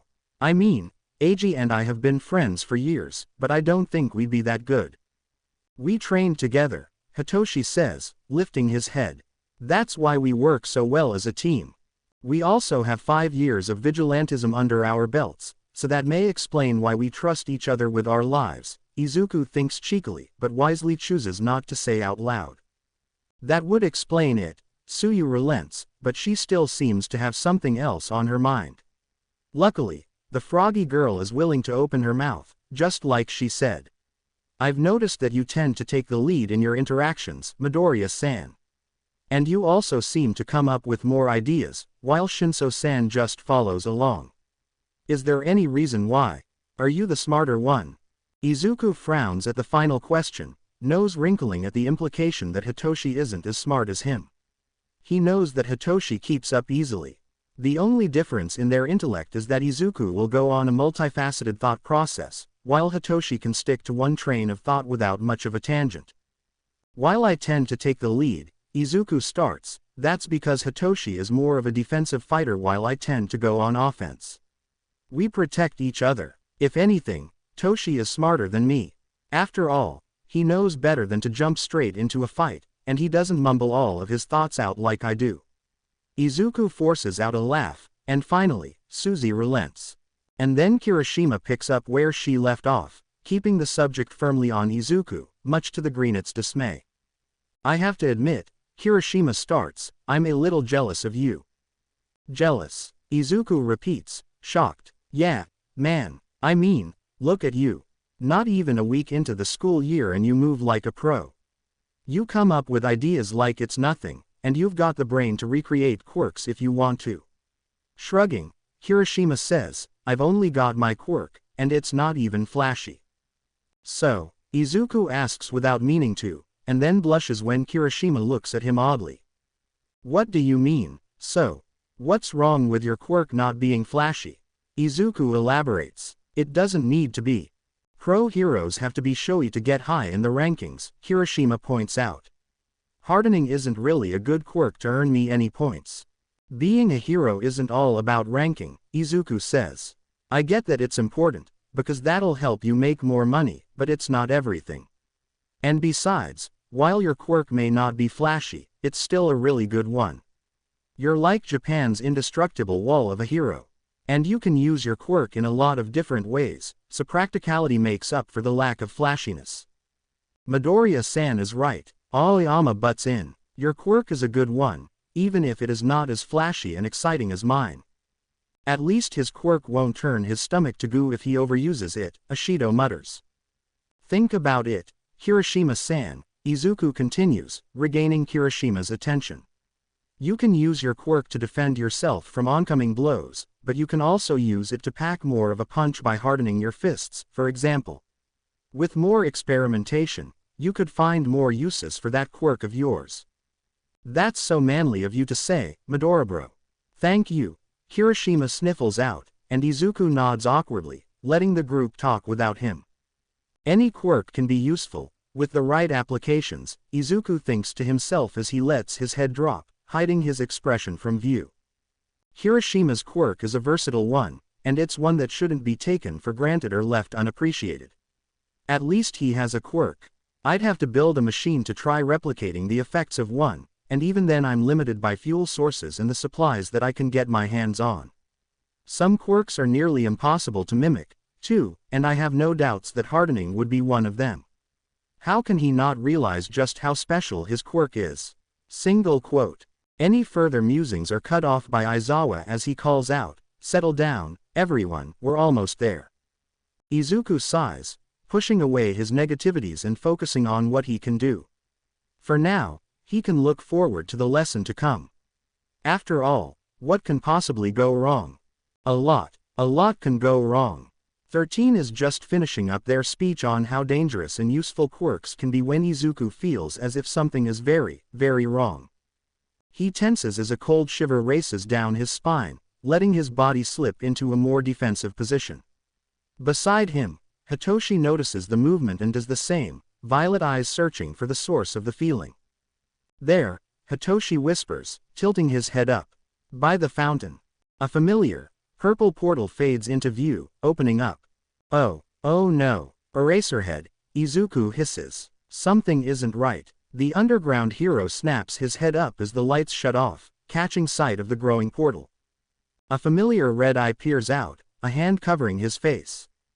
Oh no, what's going on? Kirishima asks, taking a step forward. Are we starting already? Stay back, Aizawa hisses. Those are real villains. As he speaks, more portals open, and more villains walk through the mist. What? Uraraka asks. How'd they get in here? Wouldn't an alarm have gone off? Yaoyorozu asks as well as Izuku scans the crowd. He can count dozens already, and that's just what he can see. They must have someone who is jamming the alarm signal, 13 says. That means Yue won't know we're in trouble. Kaminari, try contacting the school with your quirk, Aizawa commands, and the electrifying boy nods. 13, protect my students. I'm going to deal with the rest. He's off the moment 13 agrees, leaping down the stairs and lunging into action. Izuku watches with wide eyes, a hand reaching out on its own as if to help. But there's more problems to deal with. Well, hello there, comes from behind them, and Izuku whips around only to be greeted with the sight of Kurogiri. Now, we were expecting All Might himself to be in attendance, but that doesn't quite seem to be the case. Where is he, then? Kurogiri makes a show of looking around, his yellow eyes leering down on them, but Izuku knows that he's asking Izuku and Hitoshi specifically. After all, they're the ones who made it possible for them to know such a thing. Something came up, Izuku says, forcing any notes of familiarity out of his voice. We can go grab him for you, if you'd like. Kurogiri chuckles. I'm not foolish enough to let you escape. I suppose if All Might isn't here, orders are still orders. And that means. He lifts a hand, moving to open more portals. Izuku reaches for his staff, unsure of what to do. What can he do? 13 lifts a gloved hand. Stay back, she commands, but Bakugo and Kirishima leap ahead, an explosion sending dust into the air as the boys try to land blows on the villain. That's how they'd attack you, if they find out, Izuku's mind supplies, and Izuku gulps. You think we'll take your shit, huh? Bakugo shouts at the dust cloud. Well, take this, shithead. He aims an explosion where Kurogiri's face should be, blasting at him from less than a yard away. The dust doesn't have to clear for Izuku to know that Kurogiri is unharmed. Instead, the Misty Man merely chuckles. A good attempt, he says lightly. You nearly managed to hit me, there. But now it is my turn. He raises his hand, a portal flickering into view. And getting beeped into 13's black hole. You will not be harming these students, 13 says, stepping forwards as others pull Bakugo and Kirishima out of the way. The mist on Kurogiri's body starts to fly off, getting swept into the black mass of 13's quirk. But Kurogiri doesn't go down so easily, no. He'd never have become so important if he did. And that's why Izuku isn't surprised when Kurogiri simply flicks his hand, a portal appearing in front of 13's quirk. He screams, however, when a second one appears behind 13, her own quirk being used to injure her. 13. Stop using your quirk, Izuku shouts, but the damage is already done. 13 collapses to the ground, unable to move. She's putting all of her focus into keeping her quirk limited to her body, Izuku realizes. Without the suit, she's too much of a liability to try helping. So that means she's down for the count, unless... Yaoyorozu-san, Shiro-san, Izuku shouts. Patch up 13, we'll take care of the rest. You will, Kurogiri asks, turning his attention to Izuku. And how will you do that, Hiro? Simple, like this. With one fluid movement, Izuku whips out a flash bomb and throws it at Kurogiri, causing a giant flash of light to emerge. It's enough to blind Kurogiri for a few seconds, and enough time for Izuku to turn to Tenya and whisper, "Run when I get you a new opening, and get us help." Tenya seems uncomfortable at the idea of leaving, but he shifts into a runner's stance nonetheless. "That is your plan?" Kurogiri asks. "That's rather underwhelming, I must say." "Good thing that I'm only just beginning," Izuku snarks, and then he's sprinting at Kurogiri, pulling back his staff only to whip it forwards, hitting the man where he's solid. Kurogiri flies back, knocking into the wall, and Tenya dashes straight through the door. And then Kurogiri is lifting his hand, and his eyes are narrowed with anger because Izuku ruined his plans, and the familiar feeling of falling through the abyss surrounds Izuku. In the corner of his eye, his classmates fall, too. Shoto Todoroki falls through a portal, and finds himself plummeting towards a large body of water. Eyes widening, the dual-colored boy takes a deep breath right before he plunges through the surface, cold immediately overtaking his senses. But not overwhelming them, because if Shoto is used to one thing, it's the frigid touch of cold. Shoto reacts on instinct when he sees a villain with a shark-like mutation swimming at him. He reaches his right hand out, shooting out a storm of ice that pushes the villain back and propels Shoto out of the water. He catches sight of a ship and readjusts himself, angling his body so that he lands onto the deck with a thud. He nearly freezes the entire deck when he hears a second thump, but he catches sight of his classmate before he does. Todoroki-san, the frog girl, Asui, says. "There's at least a dozen villains in the water, Hiro." Glancing around, Shoto tries to figure out where he is. It's not too hard to figure out, considering that he can see the central plaza from where he stands. "We're in the flood zone," Shoto remarks, and Asui nods. "Yeah, they seem to have scattered us, Hiro." Which makes sense, Shoto supposes. With how many villains are watching them from the water, Shoto has no doubt that the others are facing a similar predicament. However, he doubts that they'll be able to escape as easily. "I'm going to freeze the lake over," Shoto says calmly. "Can you jump your way back, or will you need a lift? If the ice is thick enough, I can hop on top of it." "It'll just be a little slippery," Asui says, and Shoto nods. "All right, then." Without further explanation, Shoto stomps his right foot onto the deck, and watches as ice quickly covers the surface of the water in a thick sheet. He doubts that the villains underwater will enjoy the drop in temperature, but he's sure that they'll be fine. After all, they all seem to have quirks that work well underwater. Shoto doesn't care too much about pondering over quirks and enemies. Instead, the teen makes his way across the ice, not wanting to waste energy that he may need. He's already beginning to shiver as it is, but he'll be fine. He'll have to be fine. Asui is shivering, too, when he reaches her. The cold gets to me more easily, Asui says without prompting, and Shoto accepts the answer with a stiff nod. He walks ahead of her, eyes scanning the area as he reaches the central plaza. We're likely the first to escape our area, Shoto thinks as he passes a pile of downed villains. His teacher works fast, it seems. Aizawa-sensei could use my help, he's bound to be exhausted by now. Single quote. Shoto expects to find his teacher alone, fighting dozens at once like he was before Shoto got caught in the portal's grasp. It's only been a few minutes, after all. He does not expect to see his teacher on the ground, a pool of blood growing as he lays there, unmoving. He does not expect to see a man covered in hands laughing as a large, mutated, creature stands over his teacher, eyes blank of comprehension. He does not expect to see that two of his peers have already escaped, and he definitely does not expect to see them join the fight. But Shoto Todoroki's expectations are tossed into a fire and burned to ashes as Izuku Midoriya sprints up to the hulking beast, teeth bared and staff in hand. A shiver races down his spine, and Shoto knows that it isn't from the cold. But oh, how he wishes it was. Guilt settles into Izuku's stomach as he stares at the scene before him. Do you like our toy? Shigaraki taunts, and Izuku feels his stomach drop as Aizawa is thrown halfway across the plaza with a single punch. You can call him Numu. He was built to be the downfall of All Might, but since you and your stupid NPCs broke the code and cheated, I guess you get to fight the big boss in his place. Tamura Shigaraki, Kurogiri says, flickering into view. The student who escaped has already been gone for quite a while. Pros will be here any minute. Shigaraki scratches at his neck as he lets out a shout. Kurogiri, if you weren't my way out I'd decay you on the spot for how much you've messed up my plans. We can't win if that many high-level bosses show up. I guess it's time to go. Izuku can't believe it. Shigaraki wouldn't just give up, would he?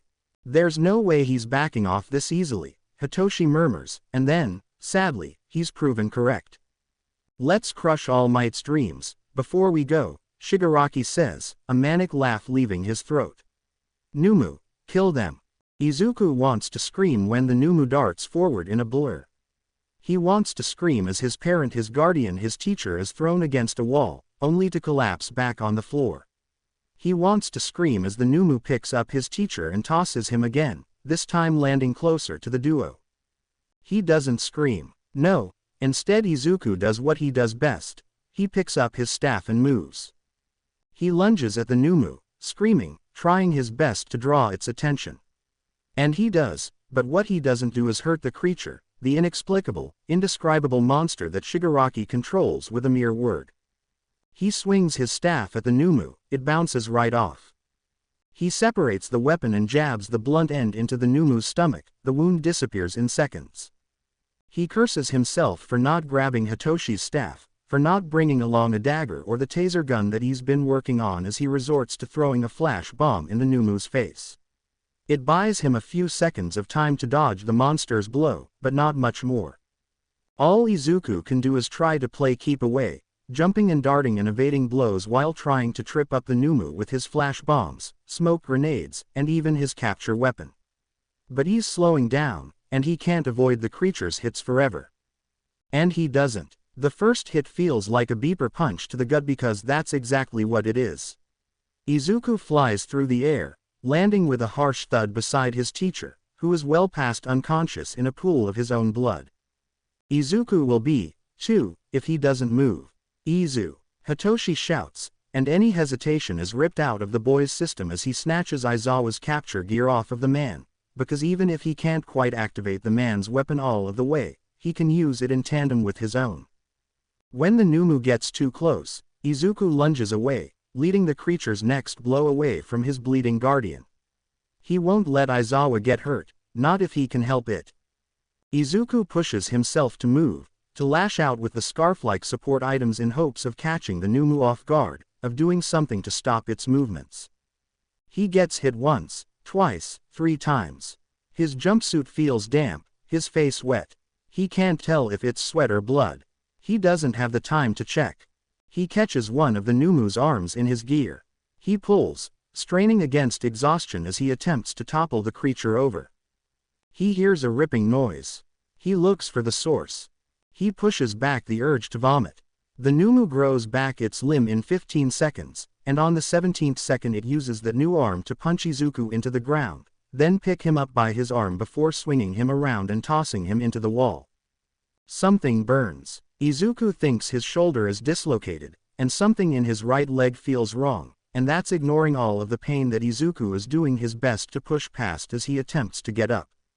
He hears a panicked shout, and that's what makes Izuku realize that the Numu has stopped going after him. Toshi. Single quote. Izuku struggles to get up, forcing his limbs to move even as every step makes him want to scream in agony, because the Numu is attacking Hitoshi and Izuku can't let him get hurt. The Numu picks Hitoshi up with 2 hands that seem to crush Hitoshi under their grasp. Izuku hears something crack, but then Hitoshi is jabbing his own staff into the Numu's eye and Izuku sees the familiar crackling of electricity as it races along the weapon, hitting the Numu directly. The Numu lets out an inhuman screech, and then it throws Hitoshi across the plaza. It starts to move, every step thudding as it walks along slowly, and Izuku whips out a capture weapon in an attempt to stop the Numu, even if just for a few seconds. He catches an arm. The Numu turns, and he sends out the other reel, catching the second arm. He yanks, teeth gritting as the Numu tries to step back, pulling Izuku with him. Something tears, then another. 2 limbs fall to the ground. The entrance to the USJ slams open, and Izuku spares a glance to see All Might standing there, eyes narrowed and no trace of a smile on his face.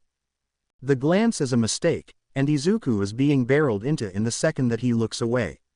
He wheezes as he's knocked down yet again, and then he winces as the Numu seems to prepare another hit. A flash of color speeds through the air, and Izuku feels his body being lifted. All Might sets him beside Hitoshi, and then brings Aizawa over. "It's all right," All Might promises. "I am here," and then he's confronting the Numu, confronting Shigaraki, and yet with his guardian and his best friend bleeding on either side of him, Izuku doesn't know if he believes that promise. "Izu," Hitoshi says, and Izuku looks away. "We need to get Aizawa away from here. Can you walk?" He can, but with adrenaline fading quickly the pain feels even worse. The duo do their best to support the underground heroes weight between themselves, trudging away as All Might and the Numu exchange blow after blow at a speed that Izuku can't even comprehend.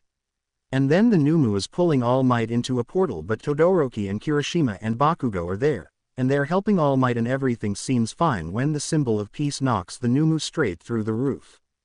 But then Shigaraki is racing at All Might, hand outstretched. Izuku jolts, his body screaming for him to move.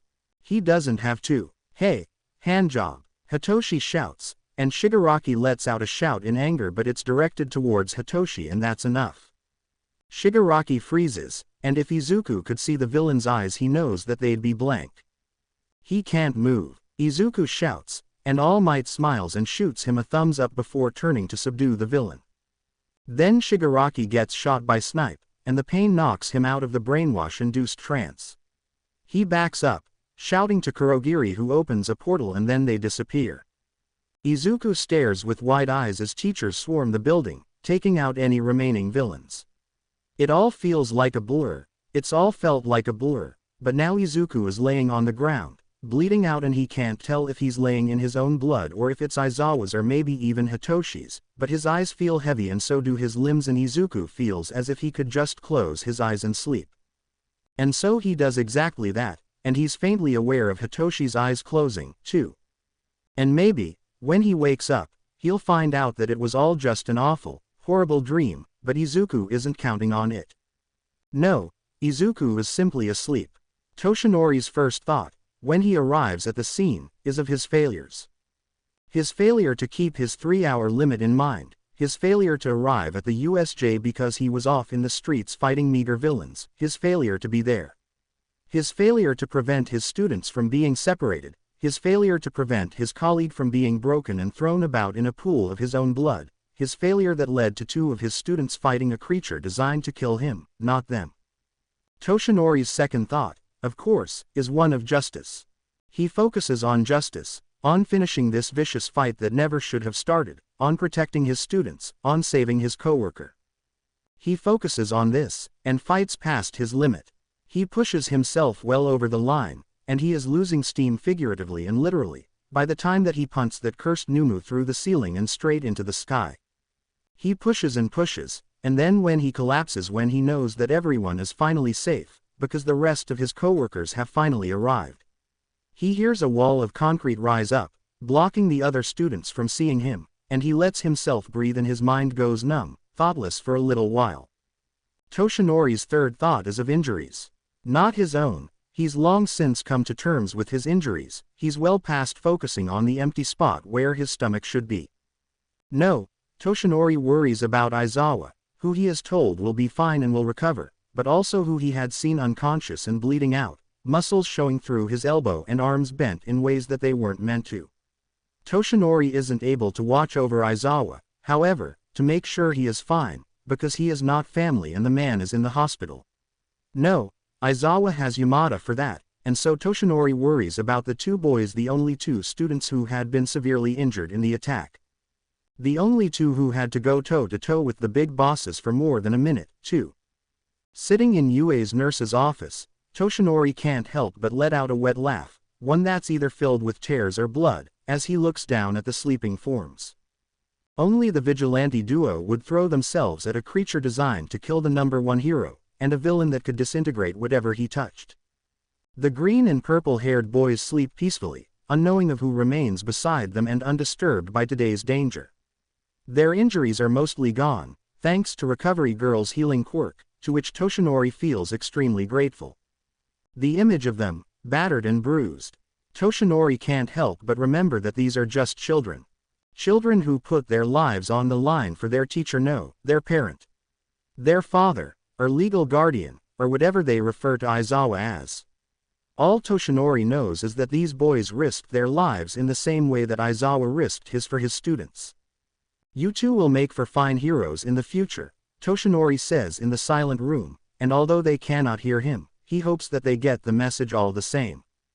A knock on the door startles Toshinori out of his thoughts, and then it opens and Naomasa is smiling at him, eyes doing little to hide the fatigue that remains behind them. Eyes that grow more tired when they land on the sleeping figures. I should have known, Naomasa says, and his tone is exasperated but his lips quirk up even more in a way that belies amusement. Toshinori chuckles, despite all that has happened. They were quite extraordinary, Toshinori compliments. Young Midoriya was wielding 2 capture weapons at once when I got there. I think he stole Aizawa-kun's. I believe it, Naomasa agrees easily. How did Shinso get hurt, though? It's not like him to get so injured. I believe that happened after Midoriya was first in the Numu's grasp, although you'd have to ask them. From what I've heard, the Numu was about to kill young Midoriya, but young Shinso threw himself into the fray to distract the creature. That's more understandable, Naomasa agrees. It lines up with the data, for Shinso to only throw caution to the wind when Midoriya is at a very high risk of losing his life. If Toshinori had a stomach, he is sure that it would have dropped at the words. Instead, the gaping hole seems all the emptier. He coughs, feeling some blood climb his throat as he asks, this has happened before. A few times, we believe.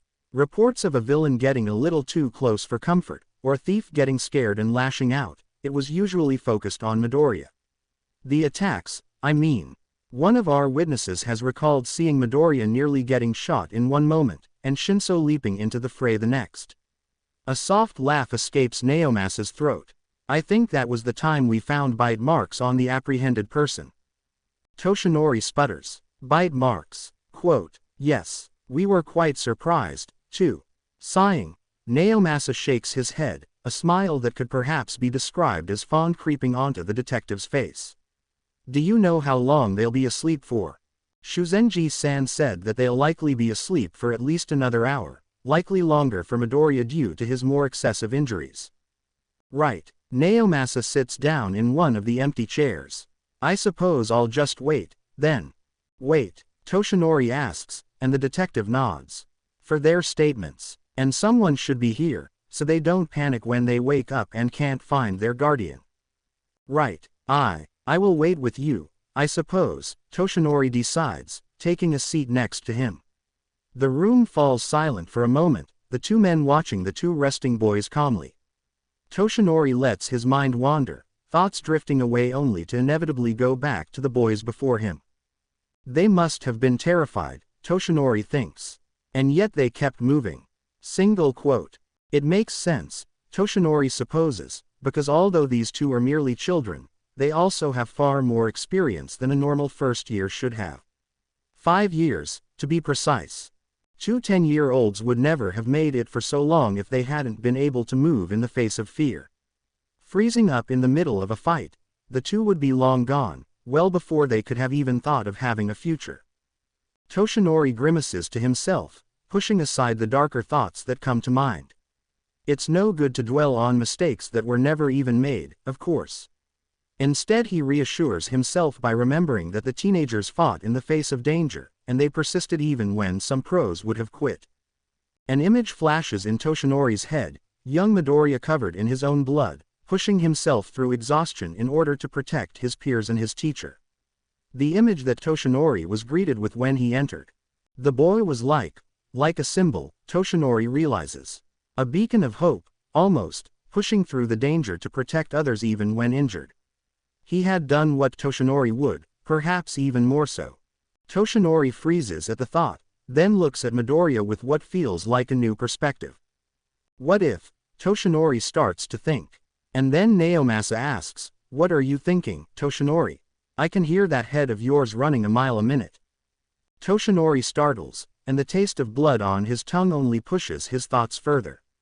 The emaciated hero takes a tissue and wipes away the red substance that got past his lips, then tosses it in the trash can. I was weak, Toshinori says solemnly. It took me 300 punches to defeat that beast. Back in my prime, it would have only taken 20.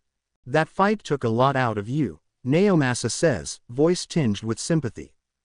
And this one has taken even more, Toshinori admits. I will be lucky if I can even manage a single hour now. Sighing, Toshinori rubs a hand down his face, feeling his own sunken cheeks and frowning at the feeling. One for all, it's dying with every passing day. And I've been searching for its new holder. I have a few candidates, including one that Sir Night-Eye himself picked for me. And yet, Naomasa's eyes flash in recognition, and he spares a glance to one of the sleeping boys. You're drawn to Midoriya, I presume. Toshinori doesn't say anything, but he doesn't have to. Don't rush yourself, Toshinori. But, I will say that he would be a wonderful candidate. That kid is going far in life, with or without a quirk. Nothing can really prevent him from doing otherwise, I think. Toshinori nods, smiling despite himself. He will be a symbol, no matter what path he chooses. Toshinori can only hope that young Midoriya picks the best possible one. If he still had eyes, he has no doubt that he would use them to glare at the two who have just landed before him. Instead, he relies on the echolocation quirk that he holds in his collection, tapping his fingers in an idle rhythm, allowing information to pour into his head. Vigil, blank-faced behind his mask, but his hands are shaking ever so slightly. Anti, half of a step behind his partner, a way of feeling comforted, he supposes. And Kurogiri, standing politely and attentively, a few feet away from either one. Not beside them, not protecting them. A bystander. He would smile, but none of them can see his face and he is far too disappointed by the duo's actions. I do believe that we made a deal, he says calmly, and watches how the boys grow tense with another idle tap. Shoulders hunch ever so slightly, heads tilt downwards a fraction of a centimeter, but it's enough to be measured and so it is enough to count. We made a deal, he repeats, because sometimes it is necessary to remind your workers what they have promised, ingrain it into their feeble minds. You would go in as my informants, and I will bring your dear mother back when you have provided a suitable host for her soul. Vigil flinches at the mention of his deceased parent. Good. You disrupted our plans, he says. Shigaraki was quite unhappy, coming back with bullet wounds, down a Numu in dozens of pawns, and without anything to show for it except for some publicity and a few injured enemies. And Kurogiri tells me that the biggest source of this failure is your actions. He leans onto his hand, giving off the appearance of someone who is relaxed and in control. Because he is, and they must know that. I wonder why that is. I doubt that you two will mind explaining yourselves, will you? A tap. Vigil shakes his head, and opens his mouth after he gestures for the boy to speak. We are your informants. But we can't continue if we get caught right away, Vigil says, voice shaky but full of something strong. We were in sight, and a few of our peers were there. We had to act, or else there would have been suspicion. He must admit, it is good reasoning. And yet, he lets it slide, but he has more to say. I see, he says, and a tap shows how Vigil sighs inaudibly, tension seeping away in small percentages. I suppose you are correct. We hired you on as informants, and not fighters. Next time, we will make sure to provide more distance for the two of you, so that you are not compelled to act.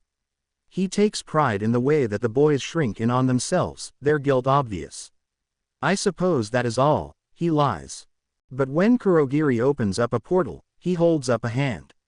One last thing, he says slowly, and the boys turn to face him. I do not know what exactly you two feel in terms of your teacher, but I do feel as if I should remind you that he is only a temporary guardian for you. This is all for your mother, is it not? The loving, doting parent that you two have longed for.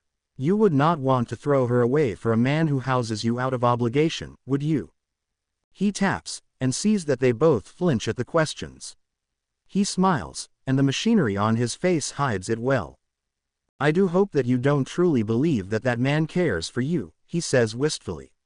It'd be such a shame, letting your mother die forever, all for a man who just wants to make his own life easier. Tap, flinch, scowling. Perfect, Kurogiri, make sure to drop them off in a hidden location. After all, we don't want anyone to see something suspicious, do we? He asks, throwing Vigil's words back into his face. The two disappear with another tap. If he had eyes, he has no doubt that his glee would shine through them openly. Alas, he does not, so he merely taps once more, and figures that that is enough for now. Izuku is greeted with odd looks from the very moment that he steps into the classroom. Tsuyu stares at him with a blank face, almost as if she's looking straight through him. A few others, including Yaoyorozu and Shiro, seem to have awe in the expressions, which doesn't really make sense. For a moment, Izuku considers greeting them. Instead, he finds himself averting his eyes, slipping into his seat and focusing on how Hitoshi drops into the spot behind him. He flips open a notebook, eyes not really focusing on the words but giving him an excuse to not look up. Then the door opens, and he hears a gasp. Aizawa-sensei, Tenya shouts, and Izuku looks up. Aizawa is slowly walking into the room, and Izuku winces when he sees all of those bandages yet again. Something guilt, most likely coils up in Izuku's chest. He looks back down. Are you sure that you should be teaching right now? Tenya continues, and Izuku hears the grunt of annoyance that Aizawa lets out. There's no time to be laying around, Aizawa complains. Beside, you guys aren't in the clear just yet. The statement causes the class to panic, hysterical murmurs of villains and further attacks filling Izuku's ears. Izuku feels dread pool in his stomach, because if there is another attack. If there is, it's all his fault, once again. Luckily, Aizawa cuts their worries short by saying, the sports festival is in 2 weeks. Should we really be having the festival still? Juro asks, disbelief clear in her tone. I mean, we just got attacked by villains. The school board believes that we shouldn't let that interfere with the sports festival, Aizawa responds. If we cancel it, we send a message to the villains that they've succeeded in terrifying us. But what if villains sneak in an attack? Hagakure cries out, and Izuku can admit that it's a valid concern. After all, Izuku and Hitoshi are still in the school, and is anyone truly safe so long as they're here? They won't. We'll be having 5 times more police and pro-hero supervision than any of our past festivals. Nothing will happen. Izuku glances up in time to see Aizawa shaking his head. This isn't an event that you want to miss. Heroes will be watching to see who has potential, and this thing can make or break your career. You only get 1 chance a year, 3 chances total. You need to go beyond, plus ultra style. Got it. Got it. The class cheers, and Aizawa huffs. Good. And with that, Aizawa leaves so that their first class can start. With his damaged guardian out of the room, Izuku finds himself able to breathe just a little bit easier. He lets himself relax as class begins, and hopes that the day can just be normal.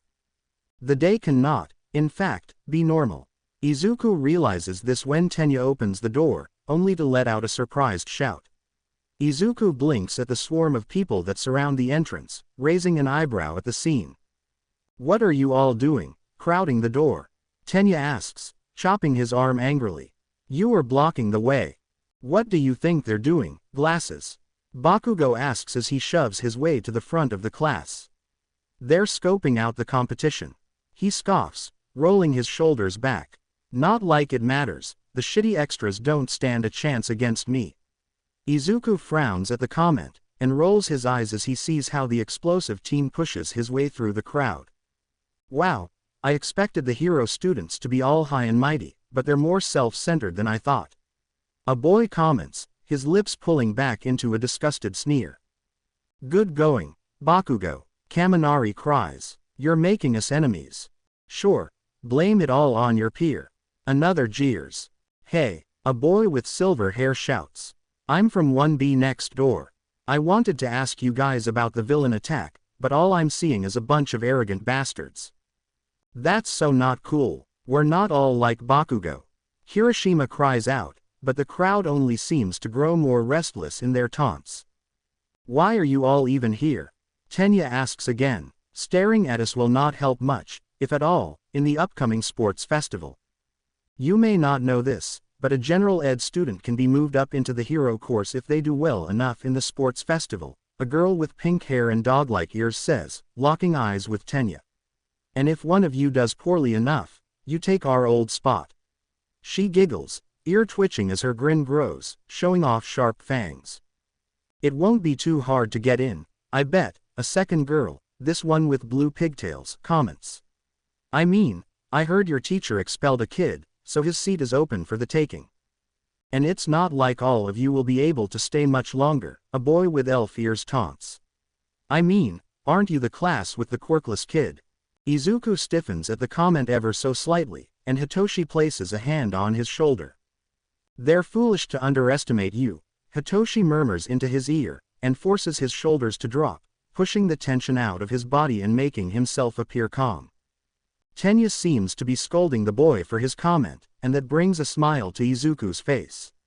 But it doesn't last, as the pigtail girl speaks up again. Oh my Kami, can you shut up?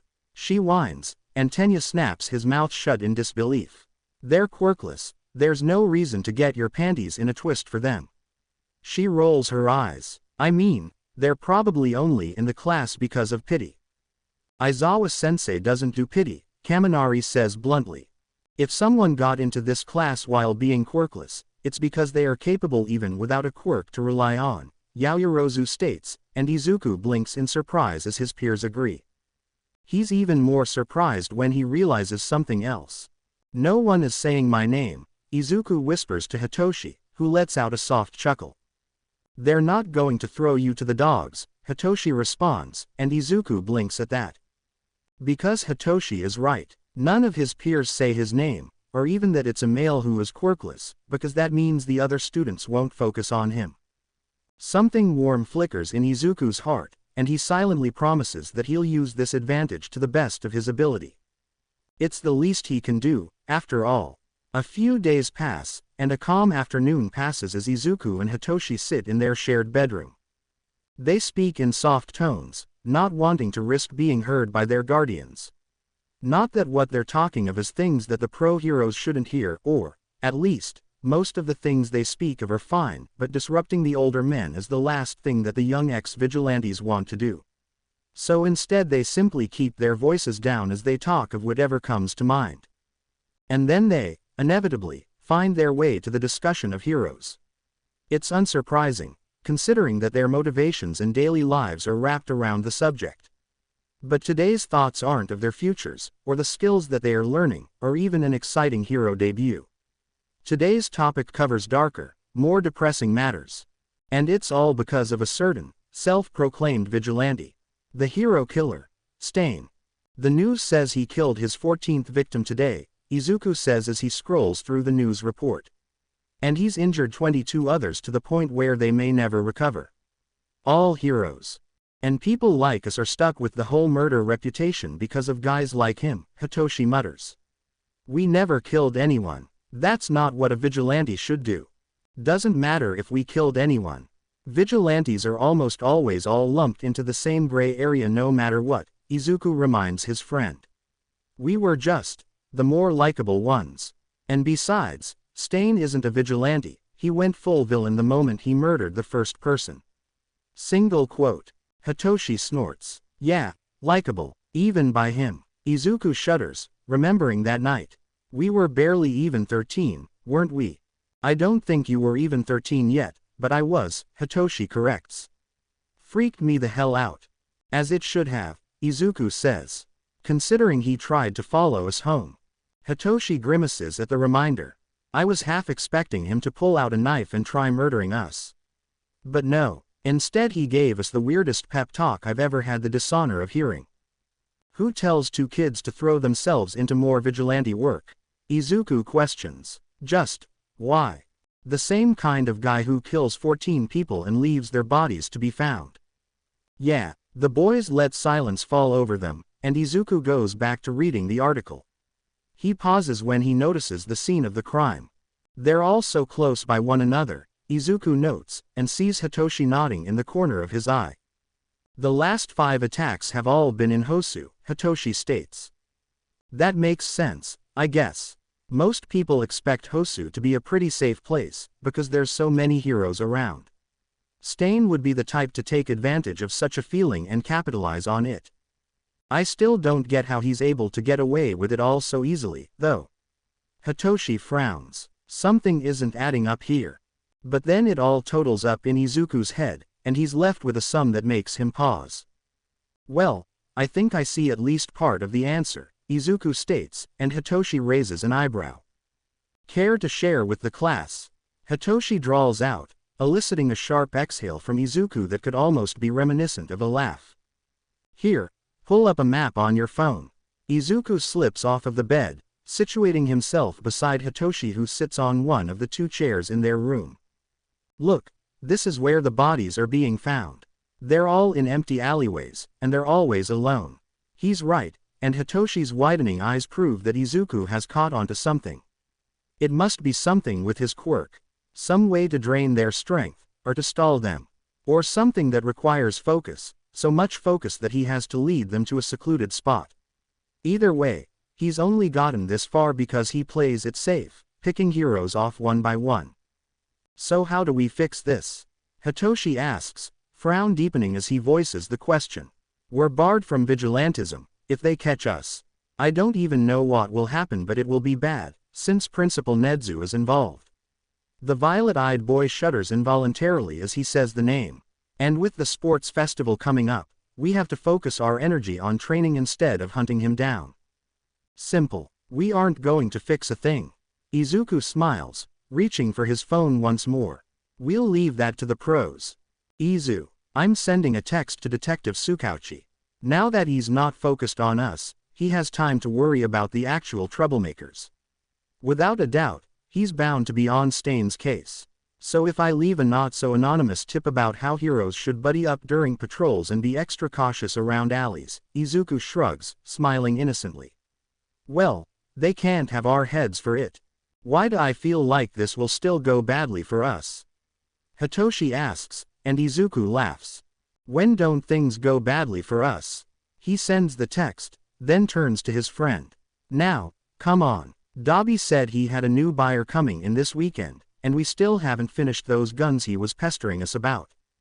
Hitoshi lets Izuku drag him onto his feet, but he does complain one last time by asking, who on earth thought it'd be a good idea to give Dabi a gun?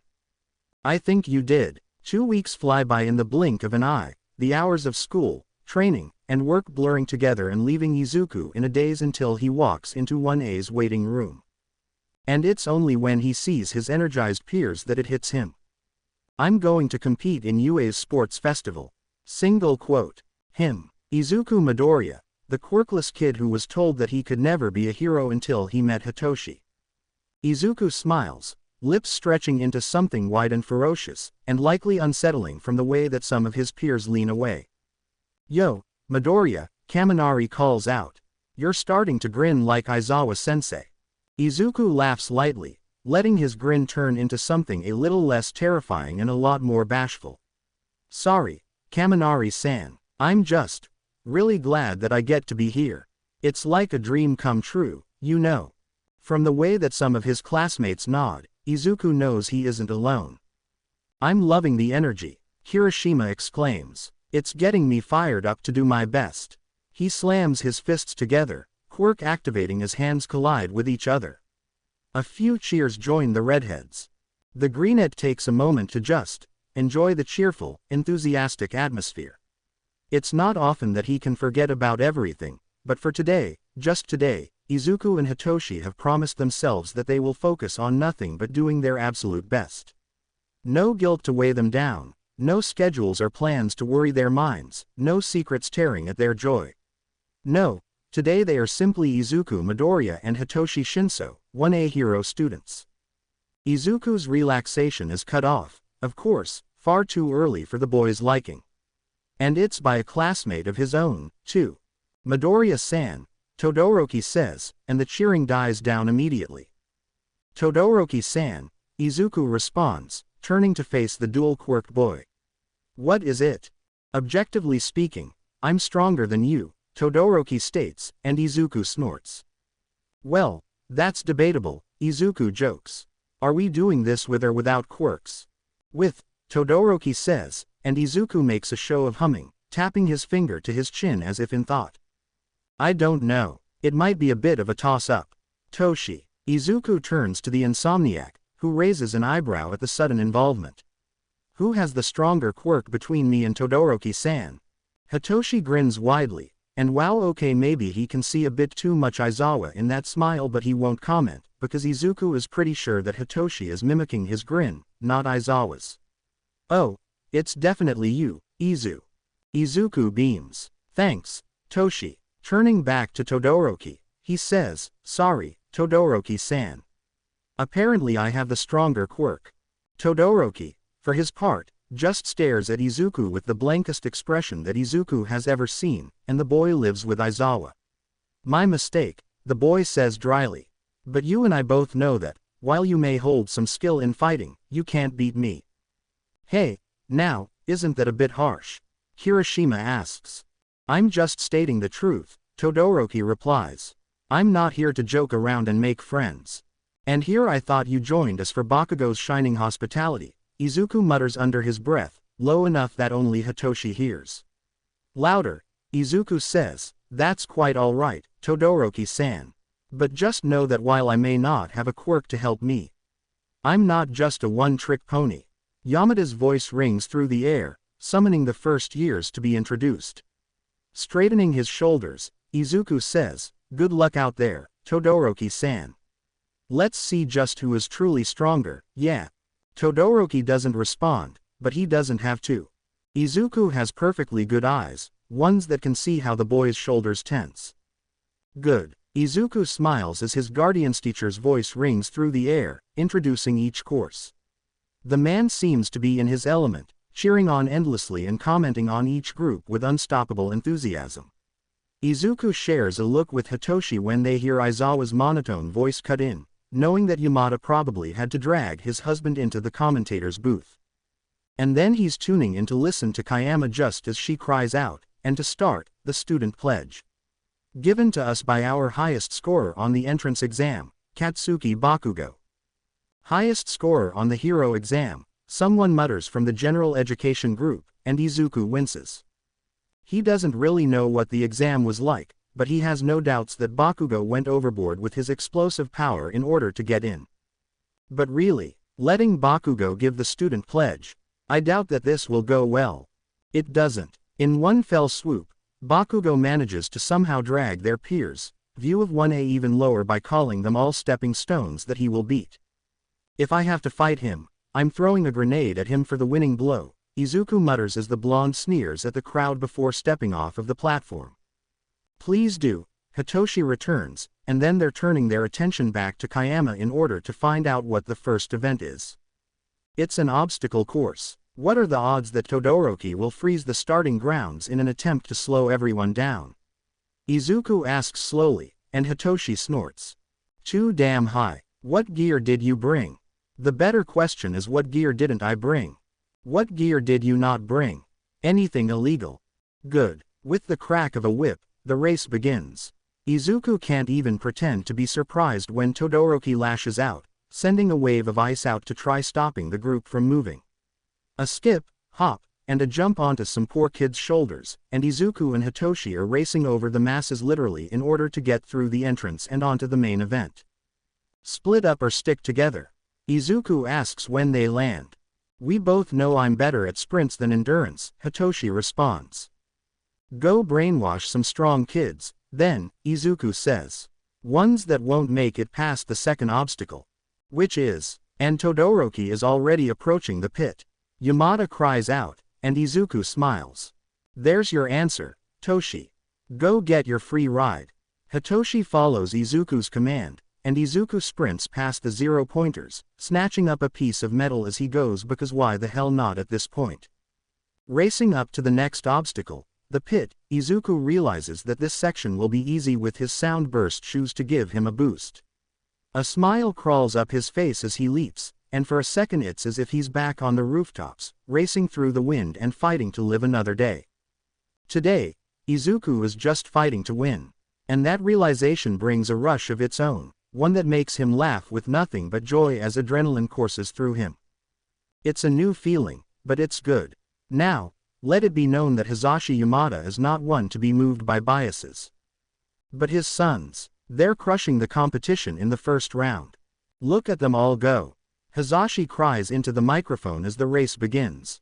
It looks like Todoroki has set off an ice trap to stall his opponents right at the start, but some of his classmates have predicted the move and are racing along. His smile grows when he sees a pair running side by side, green and purple sticking out among the crowd of contestants. They move quickly, coming up to the first obstacle in no time at all. It's the Robo Inferno, Hisashi announces when the first few arrive to the scene. These things are large and they are ready to trample anyone that is in their path. A flash of blue covers them, ice spreading quickly.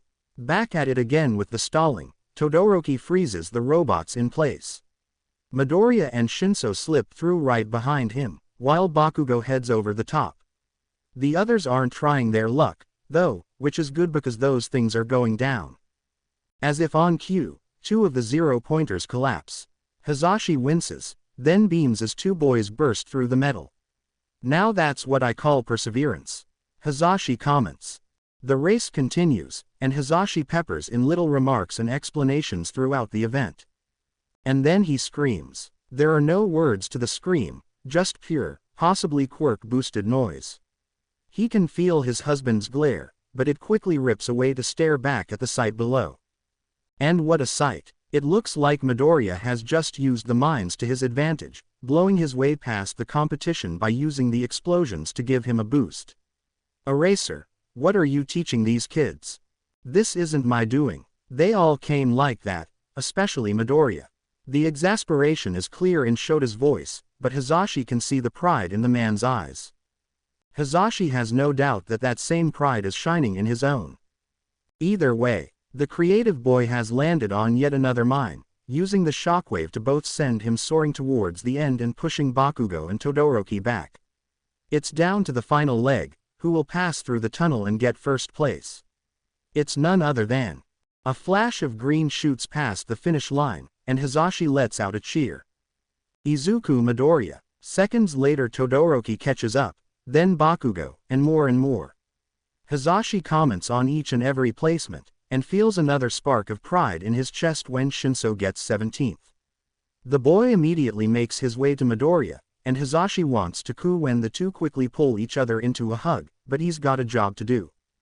No, Hisashi may not be one to abide by his favorites and focus only on them, but he wants it to be known that his kids are doing great.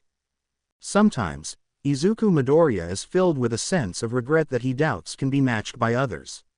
It's a feeling that doesn't come too often, not as often as the guilt that winds around his heart like a snake, one that coils tighter and tighter until his heart feels ready to give out. But it's an emotion that Izuku has long since become familiarized with, and one that he doubts will ever leave his side for long. Sometimes Izuku regrets selling his spare weapons. Sometimes Izuku wishes that he and Hitoshi had just stuck it out in the orphanage and prayed for luck, rather than reaching out for freedom and a source of income to help them become better vigilantes. Sometimes Izuku regrets becoming a vigilante at all, although this regret is overshadowed by the memories of lives he's saved and bettered, and he can't regret toying with the law when it means people are alive who may not have been otherwise. Sometimes Izuku regrets agreeing to help Sensei, because he knows that he is putting his peers and teachers in danger by giving away information, but even this he is able to push away when he remembers that he is bringing back his mother in the end. Surely, the price is worth it. Yes, Izuku knows regret, just as he knows how to step around it and persuade himself that his decisions are for the best, and knows that everything will be fine so long as he keeps helping others. He's never expected to be filled with such a foreboding sense of regret over winning a race, of all things, and yet here he stands, a pit forming in his stomach as Kayama happily announces that his headband for the cavalry battle is worth 10 million points. It's a way for those at the bottom to rise to the top. Kayama exclaims, but Izuku just feels as if it's a way for the school to sick 40 students on him. A nudge to his shoulder reminds Izuku that he has at least one person on his side. That'll be enough, Izuku supposes. It'll have to be enough, because Izuku doesn't know if anyone else would be willing to team up with him and Hitoshi, not with such a target on their heads. Literally, the bright red headband seems to mock Izuku, and he glares at it before looking up to Hitoshi. What's the plan, Izu? Hitoshi asks when the 15-minute strategy period begins, and Izuku frowns. I'm not sure. I guess we should start by seeing if anyone wants to join us, but I don't know who would want to.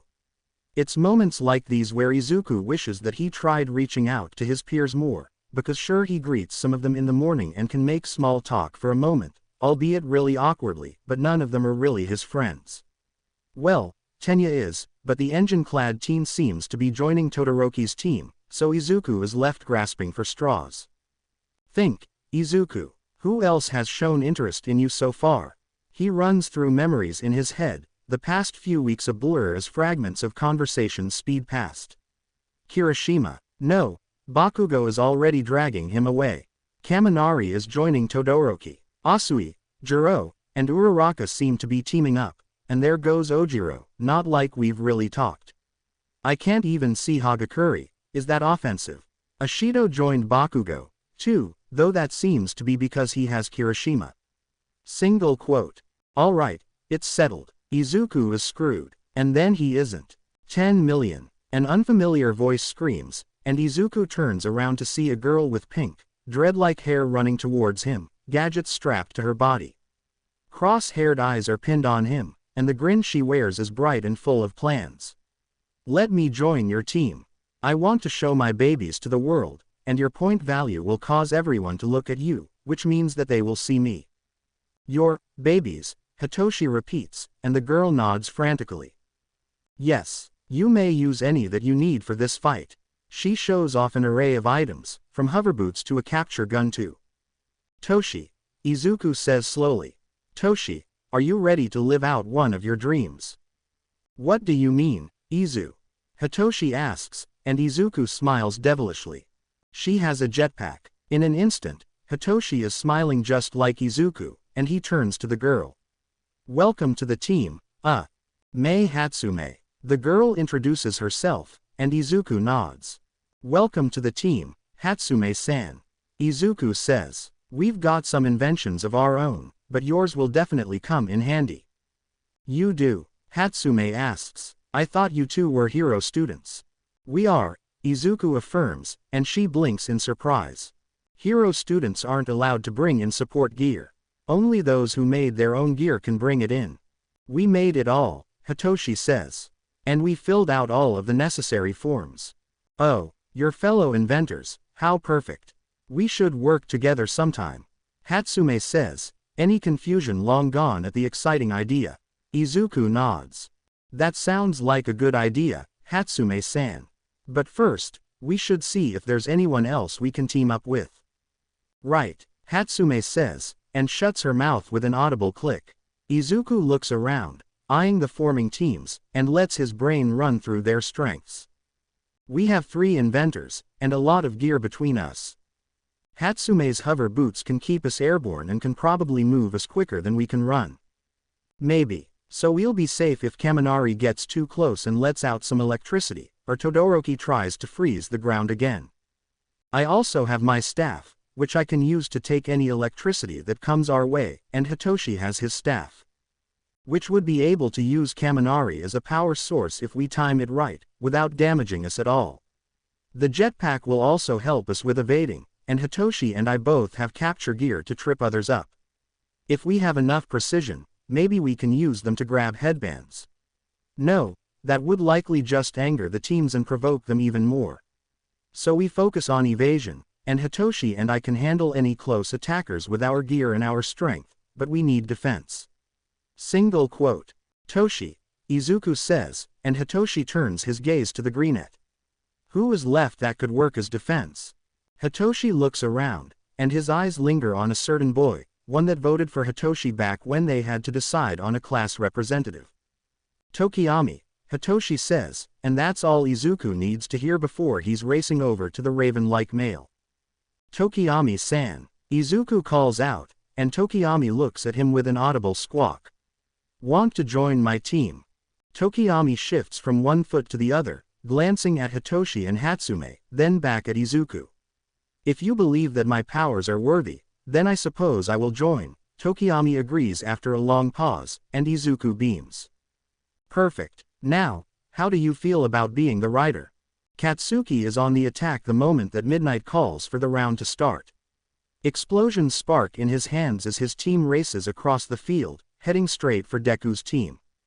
He's not the only one, of course, and he wants to shout when most of the extras in his class immediately race in the same direction.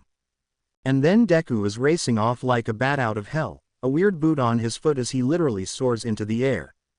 Is that a jetpack? Shitty Hair asks in what sounds like awe, and Katsuki slaps him on the head. Don't just stare. Go after him. He's in the air. Raccoon Eyes points out. How are we supposed to get him? Katsuki feels his eye twitch, and he shouts. Tape face, make sure I don't touch the ground. He doesn't wait for a response before shooting into the air, using his explosions to send him towards the group. Deku, Katsuki shouts, and the boy looks at him, then glances up at the bird that sits upon the group's shoulders. And Deku promptly deactivates the jetpack, sending them to the ground just as Katsuki gets close enough to reach them, somehow landing and racing away in a second of touching the ground. Katsuki growls as Tape Face pulls him back to the group, landing on their shoulders roughly. He wants to go after them. Something tugs at his head, the band ripping off of his forehead. Katsuki turns, baring his teeth at some blonde extra. He promptly gets a blast of his own explosions to the face. Thought you were better than us, huh? The copycat taunts. How's it feel to taste one bee's dust? The boy races off before Katsuki can shoot back his own retort, and Katsuki snarls. Go after him, Katsuki shouts. He stole our goddamn points. Looks like Deku will have to wait. The round speeds by in a blur of explosions and other loud noises, points being ripped away and snatched back. Katsuki wants to shout when he finds out that there's only 5 minutes left. And then he shouts for real, because that icy hot bastard has just frozen over the entire arena. Raccoon Eyes, Katsuki snarls. Melt the ice now. Yeah, I'm on it. The pink girl says, already using her acid to destroy the ice encasing their feet. What's the plan, Bakubro? Shitty Hair asks, and Katsuki rolls his eyes. Go for the 10 million. But isn't Todoroki going after them? Tape Face asks, and Katsuki huffs. Yeah, so he's distracted. We're free, Raccoon Eyes says, and then they begin to cross the arena, acid being flung ahead of them to make a clear path while other teams still struggle to move across the slippery ice. The process is slower than Katsuki would like, but it means the half and half is wearing down Deku for him, so that's fine, he guesses. What's not fine is that the relatively slow pace gives Katsuki time to think. And he does. He was standing in the USJ, staring at the freak show of a monster that was made to kill All Might. All Might, the symbol of peace. The number one hero.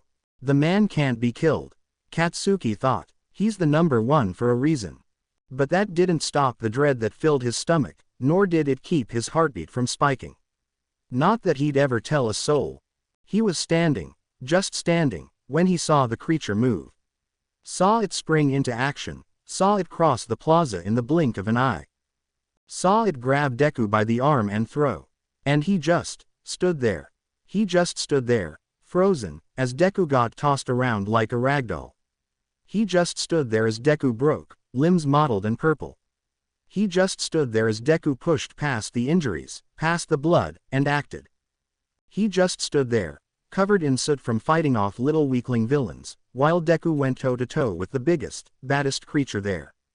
Deku, the little quirkless kid who Katsuki had told was useless, was worthless, was never going to be anyone. Deku, who held his own against a biological weapon that was made to equal the strongest man in Japan, and somehow lived to see another day. Katsuki glares at Deku, who suddenly tugs his team to the side as Half and Half's team shoots past Deku's like a rocket or something. The F****** has the nerve to smile, to laugh, to call out, "Sorry, Iida-kun. Good move, but you just made yourself a liability." He has the nerve to look so goddamn happy, despite everything that's already happened this school year. "I'll show him," Katsuki mutters, and then he blasts forward with a massive explosion, leaving his team behind. He gets hit with something, who even knows what, and is barely recovered by his team.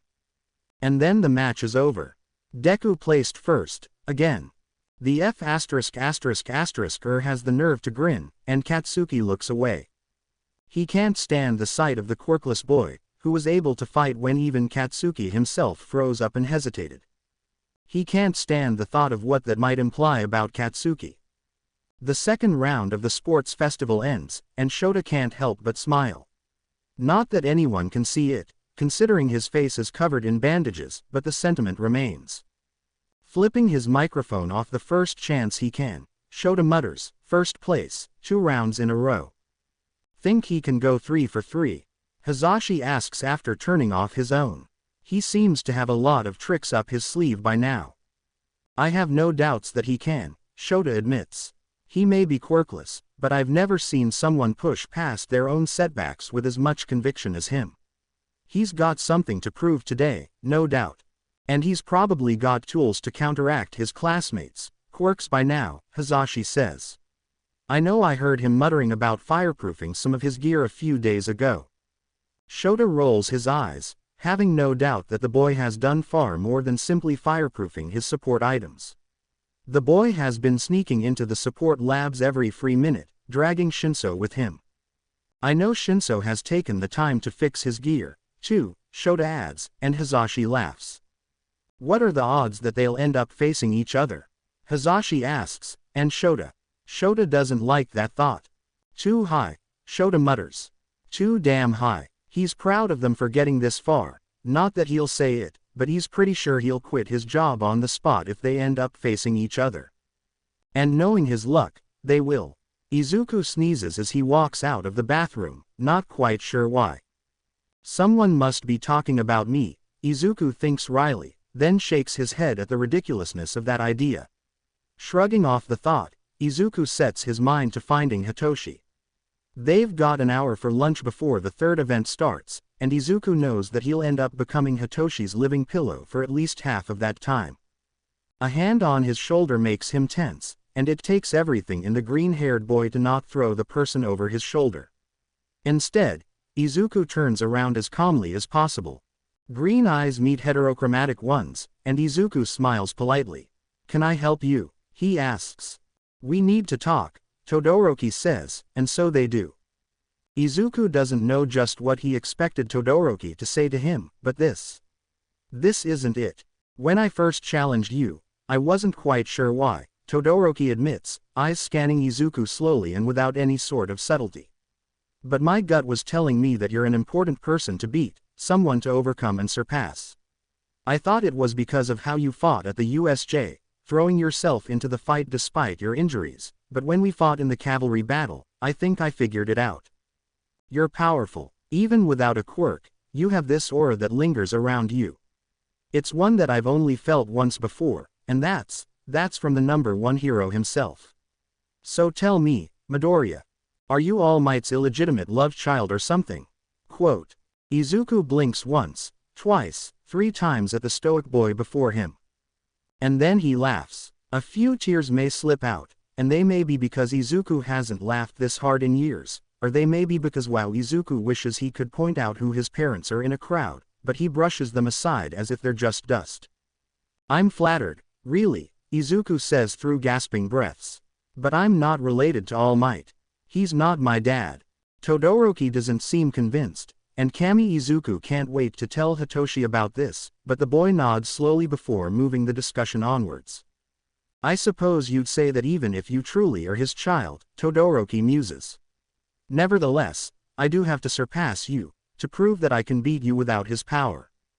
Izuku frowns at the comment, tilting his head up slightly to lock eyes with the dual-powered boy.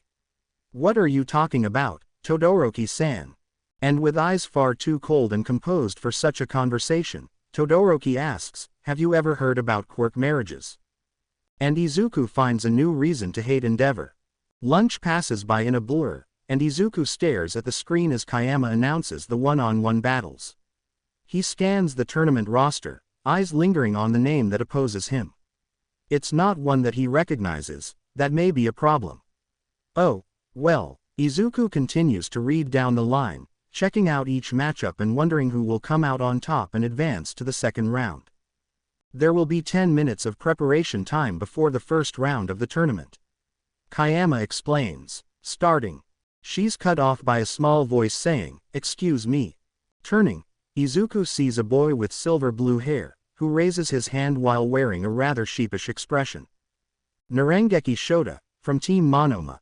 They got 4th place along with Abara Shiozaki and Tetsu. Izuku thinks, remembering how the team had worked with the rest of 1B to go on attack against the other 1A teams. It was a solid strategy, going for the smaller points while most people focused on Izuku's team with the 10 million bounty. So why is Shota shaking in his boots? I'd like to withdraw from the tournament, Shota says, earning nothing but confusion from those around him. Why is that? Kayama asks, and Shota gulps. Izuku sneaks a glance back at the roster, and immediately knows what the boy is going to say. I'm supposed to be brave, that's what being a hero is all about, but I don't think I can face him. A quivering hand points at Bakugo, who sneers down at the smaller boy, without, passing out immediately. His face is bright red as he admits this, and Izuku watches as Kayama coos sympathetically. I understand, Kayama says gently. If that is truly your wish, then I will allow it. In this case, the leader of the 5th team, Ochako Uraraka, will take your spot and fight Katsuki Bakugo. Well, Izuku thinks, catching the look of surprise and glee that covers the Gravity Girl's face, at least Uraraka seems happy over the decision. Single quote. He hopes that the fight goes well for her, but first he has to focus on himself. 8 minutes pass in the blink of an eye, and Yamada's voice rings through the air as he calls out, the first round will start in 2 minutes. If our first fighters can get to their respective entrances, we'll be able to get this show on the road right away. That's my cue, Izuku jokes, and Hitohi huffs out a laugh, the sound echoing in the waiting room that only the two reside in. Who are you up against? Hitoshi asks, and Izuku shrugs. Some boy named Nito Monoma, apparently.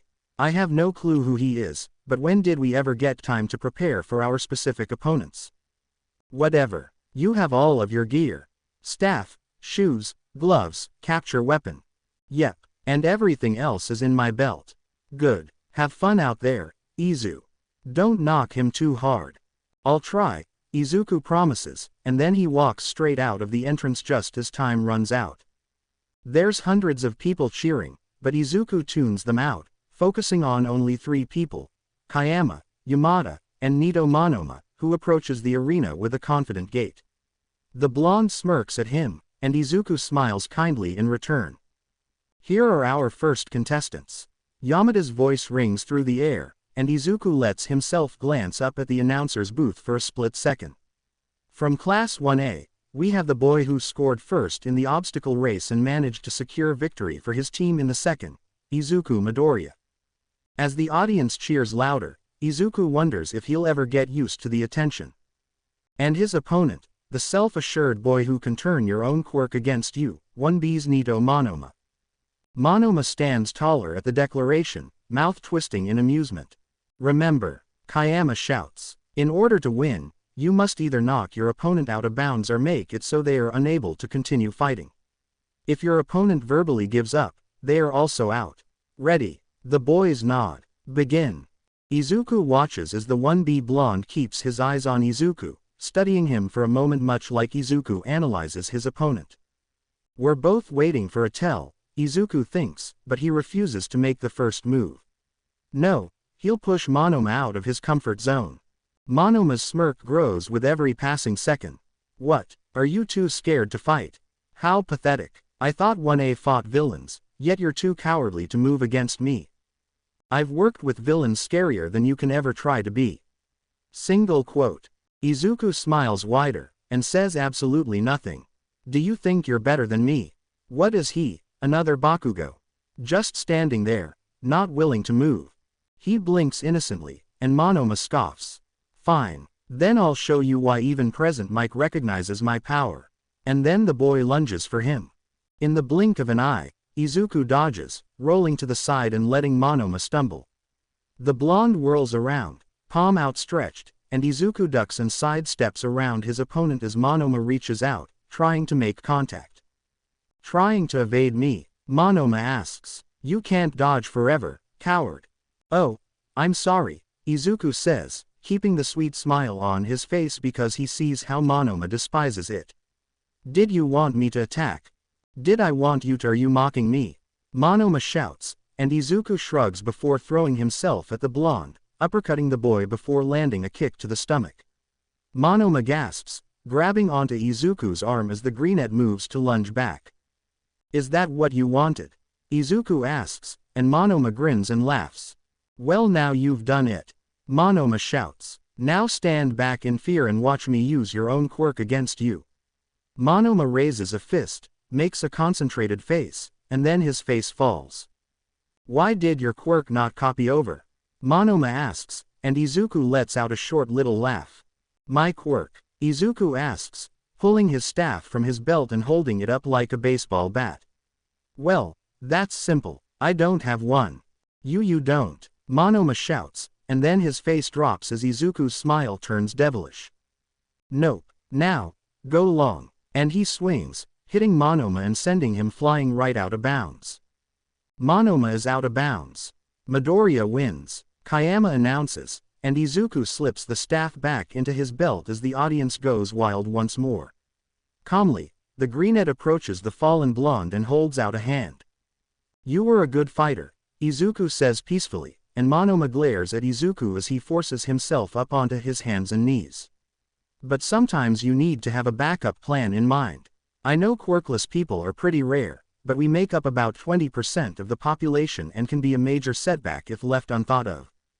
Gee, thanks. Like I didn't just realize this, Monoma spits out, tone venomous, but Izuku just shoves his hand closer for the blonde to take. I'm sure you did. The entrance exam is a difficult one. I'd be surprised if you weren't intelligent. Why not try carrying a weapon on you, Monoma-san? A weapon? Yeah, I carry my staff on me whenever I train against my classmates. You'd just need to fill out some forms, and get a bit of approval, but the process isn't long and it's beneficial in the long run. So you think I need to rely on weapons to be a hero? How demeaning, Monoma chides, but Izuku rolls his eyes. Most pro heroes carry weapons, and even more carry support gear of some kind. It's not a bad thing to get used to gear early on. In fact, that puts you at an advantage that most of my class won't have. It will. Finally, Monoma takes Izuku's hand, letting the boy pull him up. How so? I'm glad you asked, Izuku says, and as he leads his opponent away, he talks about the benefits of using support gear. All in all, it's a good first match. Izuku finds his way to 1A's designated seating area just in time to see Kayama announce Zero as the victor against Tenya. How'd he do it? Izuku asks Hitoshi as he sits beside the tired male. Taped to the engines. Taped to the engines, Hitoshi confirms. Then he taped Iida-kun to the ground, as you can clearly see. Izuku nods, looking at the blue-haired boy who was covered in an excessive amount of tape that Zero is slowly prying off. Good on him, Izuku praises. Beeps for Iida-kun, though. Yeah, but now he has to fight you, Hitoshi points out. And I know all of the gear that you brought. He's screwed. Maybe, maybe not, Izuku responds, a smile creeping onto his face as he slips out his notebook and jots down a few notes. What took you so long to get here, anyways? Hitoshi asks, and Izuku laughs. I was talking to Monoma-san about support gear. He was much nicer once he realized that it could give him an advantage against everyone else. And by everyone else, I'm guessing that means 1A. Oh, definitely, Hitoshi laughs, and Izuku joins in. The third set of contestants walk to the stage, Yamada's voice cutting through their laughter. For this round, we have the half-cold, half-hot, son of the number 2 hero himself, Shoto Todoroki of Class 1A versus the plant assassin, Abara Shiozaki of Class 1B. The girl in question, Shiozaki, turns to face the announcer booth and raises her hand. Voice gentle, she proclaims, I'm sorry, but I'd rather not be known as an assassin. I do not come here with the intention to maim my opponent, but rather to show off my skills and see my opponent do the same. Right, an angel with thorns, Abara Shiozaki. Yamada fixes, and Shiozaki bows before turning back to the ring, and the match starts. And then it ends in the blink of an eye. Izuku watches as Shiozaki tries to send a mass of vines at Todoroki, only for the dual-colored boy to completely capture her within a massive glacier, leaving her unable to move. Todoroki is deemed the winner, and starts to thaw out his opponent. Izuku is a little disappointed that he couldn't see much of their skills, but at least he knows more about Todoroki's power. Although, something seems off when it comes to Todoroki's posture. He looks sad. That was quite an interesting declaration, Tenya says, taking a seat next to Izuku and knocking the boy out of his head. I admire her determination to abide by her morals, though. Of course you do, Iida-kun. Uraraka pipes up, you're the one who stopped Present Mike's explanation of the entrance exam to complain about the zero-pointer, after all. Tenya does not blush, but he does sit a little stiffer at the remark. Izuku assumes that that's the Tenya way of showing embarrassment, and chuckles at the statement. I was simply alarmed that they had made a mistake.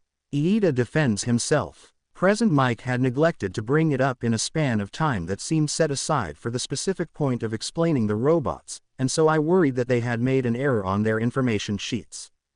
Well, I wish that they had, Uraraka admits. That thing was scary. I was nearly trapped under some rubble. I'm just lucky that I was able to get out and away in time. How big was the robot? Izuku finds himself asking, and Uraraka blinks at him oddly, a little surprised by the sudden question, or maybe that Izuku is the one asking.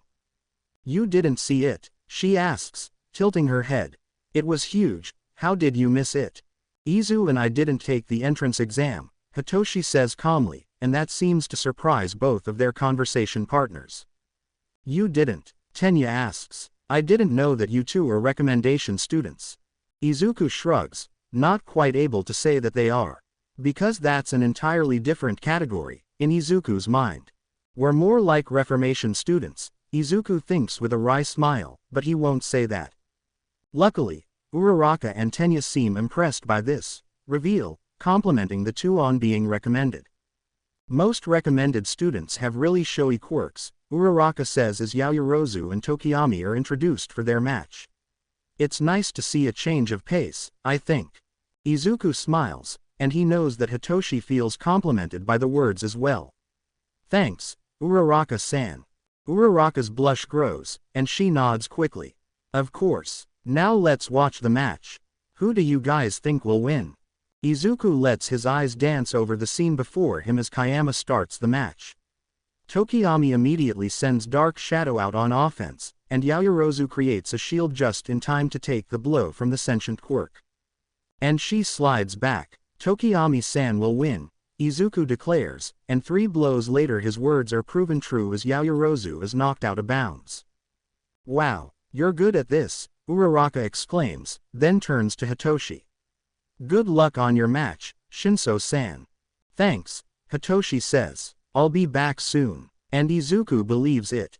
And for the 5th showdown, we have the boy who doesn't rely on just his quirk, Class 1A's Hitoshi Shinso, versus the electrifying, stupefying Class 1A Denki Kaminari.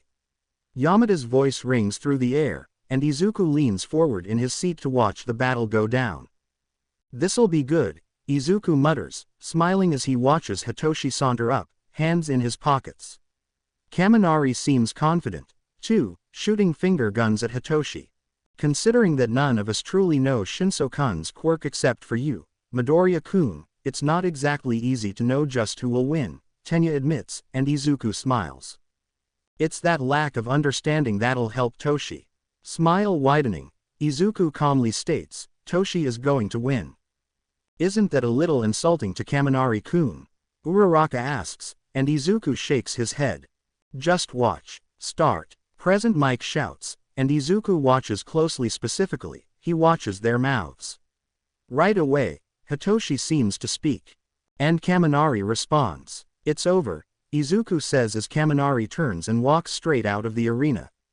The crowd goes wild as Kayama calls the match, giving the victory to Hitoshi. Why would he just walk out? Ashido asks, and Izuku smiles.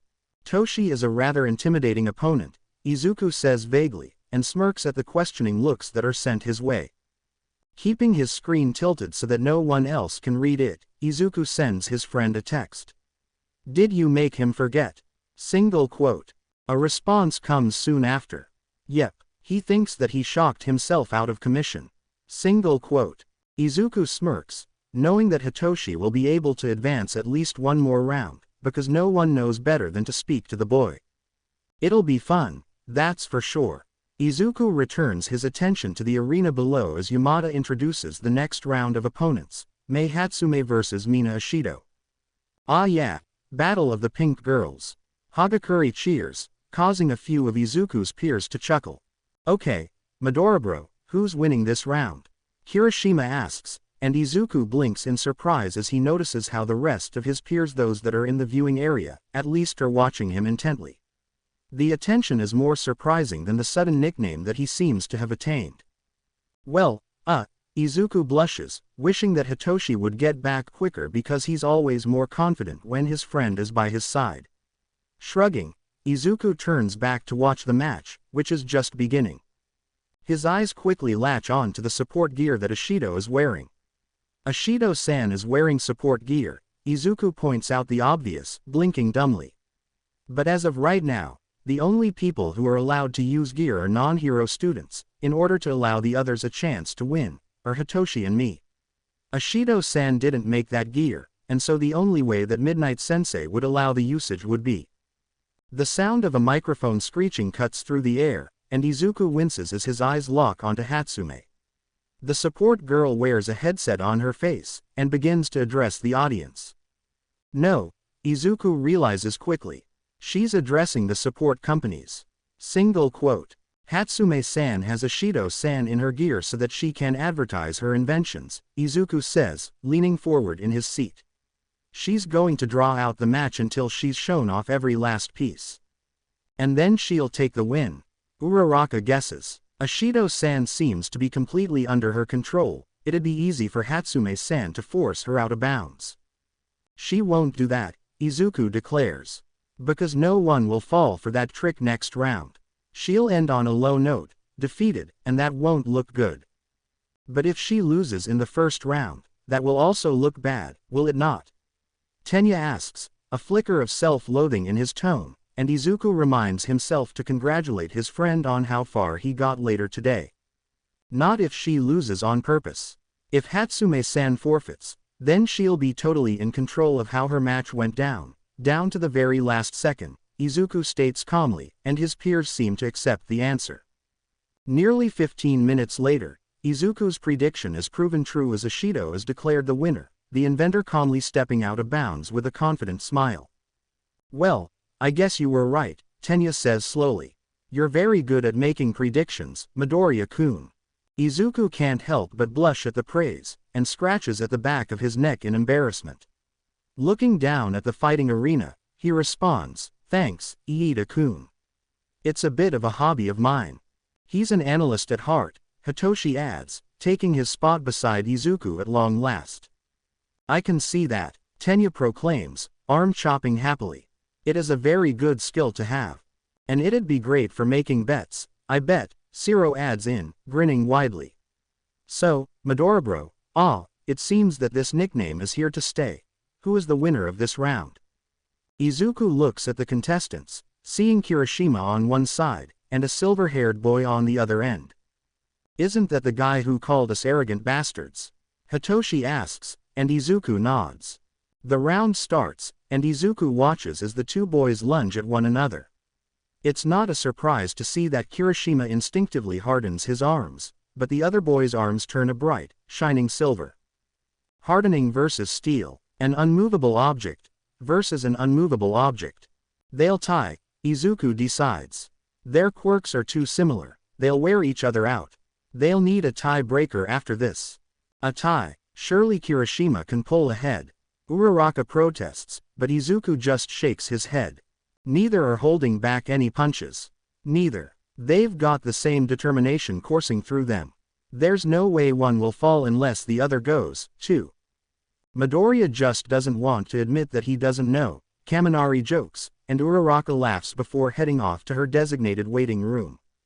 15 minutes later, Kirishima and Tetsu collapse at the exact same time, passing out and causing the fight to be counted as a draw. Kirishima will likely win the tiebreaker, if that makes you feel better, Izuku offers, and Kaminari laughs awkwardly. After the two boys are lugged off of the field and a tiebreaker is promised when they both get up, the final match of the first round begins. Bakugo vs Uraraka. Izuku feels his fingers twitch as explosions fill the air. When Uraraka left, he'd wanted to follow. He wanted to give her advice, or even just remind her, hey, Bakugo seems to start with a right hook every single time if he's close. He'd wanted to help. But this isn't his battle, now is it? Uraraka is a strong girl, from what he's observed. They're not close, so he has no reason to interfere with her fights. Maybe Izuku should get to know her, after this. She seems like the type of person he'd want to befriend. But for now, Izuku just watches her match. And though he knows that she has a chance, he hopes that she'll move past the loss without much heartbreak. Because despite her strength, Izuku knows that Bakugo will go for the throat if that's what it takes to win. He can only hope that it doesn't go so far. Bakugo wins the fight. Uraraka nearly had him, but it just wasn't enough. Izuku doesn't say anything to the others, who seem disheartened by the outcome. Kirishima wins the tiebreaker, an arm wrestle. That makes his peers smile. And just like that, the first round of the third event is over. Izuku hopes that he can make it through the second. Izuku can't help but laugh when he realizes that he, once again, is in the first match of the round. Just like on the streets, Izuku thinks, memories of jumping into fights before Hitoshi flashing through his head. He shakes his head slightly, forcing himself out of his thoughts in time to hear Yamada's reintroductions. The boy who keeps crushing the competition without a second of hesitation, Izuku Midoriya of the hero course. Cheers follow the words as Izuku walks up the steps. And against him we have the boy who can handle any sticky situations, Honta Shiro of the hero course. Shiro beams at the words, raising his arms up to show off his elbows. You two know the rules, so let's get right into it. Kayama shouts, then slashes her whip through the air in a downward motion. Start. In the blink of an eye, Izuku lunges to the side as Shiro shoots out tape, a large amount of the substance dropping on the floor where he once stood. Shit, you're quick, Shiro says with a laugh, and Izuku laughs with him even as he jumps over another attempt of apprehension. Thanks, it's all in the legs, Izuku responds. But there's more I can do with legs like these. Yeah, Shiro asks, eyebrows pinching. Like what? Slamming his feet on the ground, Izuku activates the mechanisms in his shoes. Instantly, he blasts forward into Shiro, knocking him down and sending the boy tumbling. Shiro pulls himself up to his feet in time to dodge Izuku's next punch, but he's not fast enough to miss the kick that manages to make a direct hit to the ribs. He stumbles back, tape shooting out in an attempt to ward Izuku off. It works, the greenette jumping out of the way and letting distance grow between them once more. Izuku shifts on his feet as Shiro gasps for breath, lowering his center of gravity as he keeps an eye on the boy. Shiro looks at him, incredulous as he asks, what the F*** is your training regime? Oh, you know, Izuku says casually. Just working out since I was 4 years old. You're kidding, Shiro says. Izuku smiles. Shit. Izuku jumps across the arena, activating his shoes once more. Shiro yelps and throws himself to the side, landing roughly on the ground. Izuku laughs, and Shiro retaliates by sending more tape his way. Izuku weaves around it, dodging it effortlessly. It's just like Aizawa's capture gear, Izuku thinks, his smile growing. I wonder if it's as easy to destroy. No, it's probably easier, since it's not created with metal. It's just a really strong tape. With my knife, I should be able to cut right through it. Single quote. This realization is the reason that Izuku doesn't let his smile drop when Shiro finally manages to land a hit on him, tape catching to his arm. However, he does let his eyebrows narrow as he mutters, huh. That wasn't supposed to happen. The comment is enough to make Shiro feel cocky, and the boy smirks as he says, good fight, but I've got you now. Izuku laughs as he pulls a tool out of his belt. Don't you know better than to say that phrase? Izuku asks. That's the fastest way to not get someone. To prove his point, Izuku whips the knife up, the blade cutting the tape in an instant. Without waiting for a reaction, Izuku grabs the tape with his gloved hands and pulls it taut, then swings around with enough force to tug Shiro off of his feet, throwing him out of bounds. Shiro is out of bounds. Midoriya is the winner, Kayama announces, and Izuku walks over to Shiro's fallen form. That was a good match, Izuku says, and Shiro smiles as he stands back up. Thanks, you were tough, Shiro admits as they start to walk off of the field together. I have to admit, I'm kind of jealous that you can beat me without a quirk. Izuku doesn't know whether to wince or feel flattered, so he chuckles nervously. Thank you. Shiro's eyebrows shoot up, and he holds up his hands in a placating gesture. That's a compliment, I swear. Like, look at you go, man. You don't even need a quirk to beat our asses. Pausing, Shiro's trademark smile slips into an oddly pensive frown. Actually, maybe that's why you're quirkless. Quote. I'm sorry, what? Shiro snaps his fingers, grin returning. That's got to be it. The universe must have known that you'd be too powerful with a quirk, and they couldn't risk world domination. Izuku laughs, and pride flickers in his chest at Shiro's words. Is that so? Definitely. Like, what even are your parents' quirks? Wincing, Izuku races through his memory to try remembering. I'm pretty sure my mom had a minor telekinesis quirk, while my dad breathed fire. You don't know for sure? Shiro asks, and Izuku flinches. I haven't seen them since I was 4, Izuku admits, and Shiro's expression immediately shifts to one of remorse. Oh shit, I'm so sorry dude. It's fine, you didn't know. Still, I shouldn't have kept prying. It's fine, really, Izuku stresses. It's not like I won't see my mom soon, anyways. Single quote. Shiro doesn't seem to believe Izuku, but he stops apologizing by the time they get back to 1A's seating area. Izuku slips into the spot next to Hitoshi, the insomniac glancing up with a smirk already on his face. I could hear Aizawa's internal screaming from here, Hitoshi mutters. When you pulled that final stunt. Had to do it for the nostalgia, Izuku says lightly, and Hitoshi chuckles. Figured. So, who do we think is winning this round? It's Todoroki versus Tokiyami. Todoroki. He's proven right less than a minute later, and then Hitoshi is off for his match against Ishido. Izuku almost feels bad for the girl, almost. Ochako is disappointed. Of course she is, she lost in the first round of the tournament. And sure, she did manage to get through the first 2 rounds, but it still hurts. It still hurts, because she only got into the 3rd round because another student was too scared to advance. It still hurts, because she lost to Bakugo, who is rough and vicious and seems downright cruel at times. It still hurts, because Ochako gave her all, gave everything she had and then more, and Bakugo stormed right through it, guns blazing and still able to land a final blow that knocked her out. So maybe her parents aren't disappointed. She still is, and that's all there really is to it. She wasn't enough, she was never enough. She's so far behind, and the worst part is that Ochako could have been better. She could have trained more, could have worked harder to reduce her nausea, to be able to support more weight, to at least be a little stronger muscle-wise. There are so many things, so many changes, Ochako could have made in the past, that would have led to a better outcome. And she knows this because of Midoriya. Because Midoriya has no quirk to rely on, and yet he managed to get into the 3rd round without needing someone else to drop out. Because Midoriya was able to place first in the obstacle course and the cavalry battle. Because Midoriya was able to win his fight in the 1st round, and then did the same in the 2nd round. Because Midoriya is advancing to the semifinals, and has a good chance of continuing on to the final round of the tournament, while Ochako lost in the 1st round. And if Midoriya can do all of this without a quirk, then Ochako really has no excuse for why she's doing so poorly.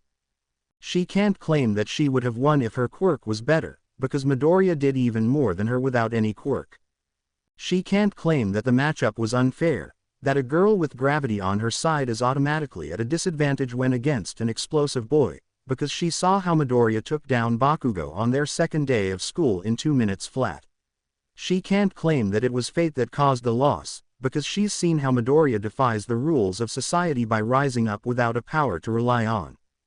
So yeah, Ochako is really, really disappointed. And she remains this way as she sits in the booth, watching Todoroki take down Tokiyami with a massive glacier of ice. And she remains this way as Shinso and Ishido enter the arena, only for Ishido to trip and fall over the boundary line right away. And she remains this way as Bakugo tears down Kirishima's defenses piece by piece until the redhead collapses at last, unconscious. And she remains this way as the battles for the 3rd round are announced, and Midoriya stands up to head to the waiting room, leaving to prepare for his fight against Todoroki. And in the back of Ochako's mind, she wonders if she'll ever be able to compare to someone like Midoriya. Someone who can outthink, outmaneuver, outlast people with extraordinary powers when they themselves have none to use. Ochako thinks that the answer is a firm no. No, she will never compare to Izuku Midoriya. For some reason, the realization stings worse than her loss. And Ochako has never felt so worthless. Honta Siro feels like, for lack of a better word, an absolute asshole. He's almost glad that Midoriya beat him in the 2nd round, if only because that means he doesn't feel the need to beat himself up over his actions. But seriously, he's feeling awful. He's got to be one of the worst people in Japan right now. Well, there's always Shigaraki, Honta thinks, his signature smile turning into something more wry, more self-deprecating. At least I didn't try killing All Might. Single quote. The reminder sends a bolt of fear through Honta's chest. He chooses to focus on the self-loathing, rather than the dread that lingers in his veins whenever his mind drifts back to the attack that was only 2 weeks ago. And he's got plenty of self-loathing right now. Lucky him. Honta isn't the brightest. He knows this, he's seen the rankings so far. The brightest kids in the class are obvious, and he isn't among that group. The word, intelligent, makes people think of Iida, or Yaoyorozu, or Todoroki, or Shinso, or even Bakugo, or Midoriya. No, maybe, intelligent, isn't quite enough to describe Midoriya. There's so much more to the absolute powerhouse that Midoriya seems to be. Genius seems like a better term. What with the boy's analyses that he seems to always be muttering, or his ideas to replicate quirks, or just his raw intellect and habit of knowing things. Honta isn't certain, but he's pretty sure that Midoriya is already fluent in English. Shinso, too, but the focus is definitely Midoriya right now. Midoriya is so much, and Honta is the asshole who hurt him. By being an absolute idiot. Honta isn't the brightest, and that's why he ended up making a fool of himself. I'm kind of jealous that you can beat me without a quirk. Maybe that's why you're quirkless. What even are your parents' quirks? You don't know for sure. Like, F***, how clueless can he be? Apparently the answer is, more than he thought, because Honta didn't even notice the boy's discomfort until it was so obvious that he's pretty sure an empath across the world would feel it. By the time Honta realized his mistakes, it was too late. Midoriya had to spell it out for him, and had looked far too pained for Honta to feel anything but guilty. Yeah, he's definitely glad that Midoriya beat him during their fight. Midoriya deserves to go farther than him. Midoriya isn't an oblivious idiot who pushes their classmate to the point of forcing them to share their traumatic backstory. Honta sighs, rolling his eyes at himself as he droops into his seat, eyes locked on the arena below so that he doesn't have to face his friends and their concerned expressions. That doesn't stop them from asking questions, of course. You all right, my dude? Kaminari asks, leaning closer. Honta shoots the blonde his signature grin, nodding. Yeah, just enjoying the view. You seemed pretty upset, Kaminari points out, then his eyes light up with realization. Oh, I get it. You do, Honta asks, and feels himself leaning back when the boy nods quickly, sparking a bit in his haste. Yeah, you're upset because you lost, aren't you? Kaminari asks, and Honta takes the accidental way out gratefully. A bit, yeah, but I'm glad that Midoriya gets to advance, at least. Now that's sportsmanship. Kaminari cheers, and then he laughs. I get what you mean, though. Yeah, Honta responds. Totally. I wouldn't want to face Todoroki either, man. And oh, Honta hadn't even realized that. Yikes, Honta mutters, and Kaminari laughs. Yikes indeed. The match is supposed to start soon, I think. As if on cue, Present Mike's voice cuts through the air, loud and overwhelming. And the semifinals are about to begin. Mike shouts, enthusiastic as always. To start, we've got the boy who's done nothing but win since stepping foot into the stadium, Izuku Midoriya of the hero course. The crowd goes wild, and Honta joins them after a second's delay, guilt still wrapped around his heart. And on the other side, Present Mike proclaims, we've got the son of the number 2, who's also been able to snag second place for each round, Shoto Todoroki of the hero course. The cheering continues, and then the match is called.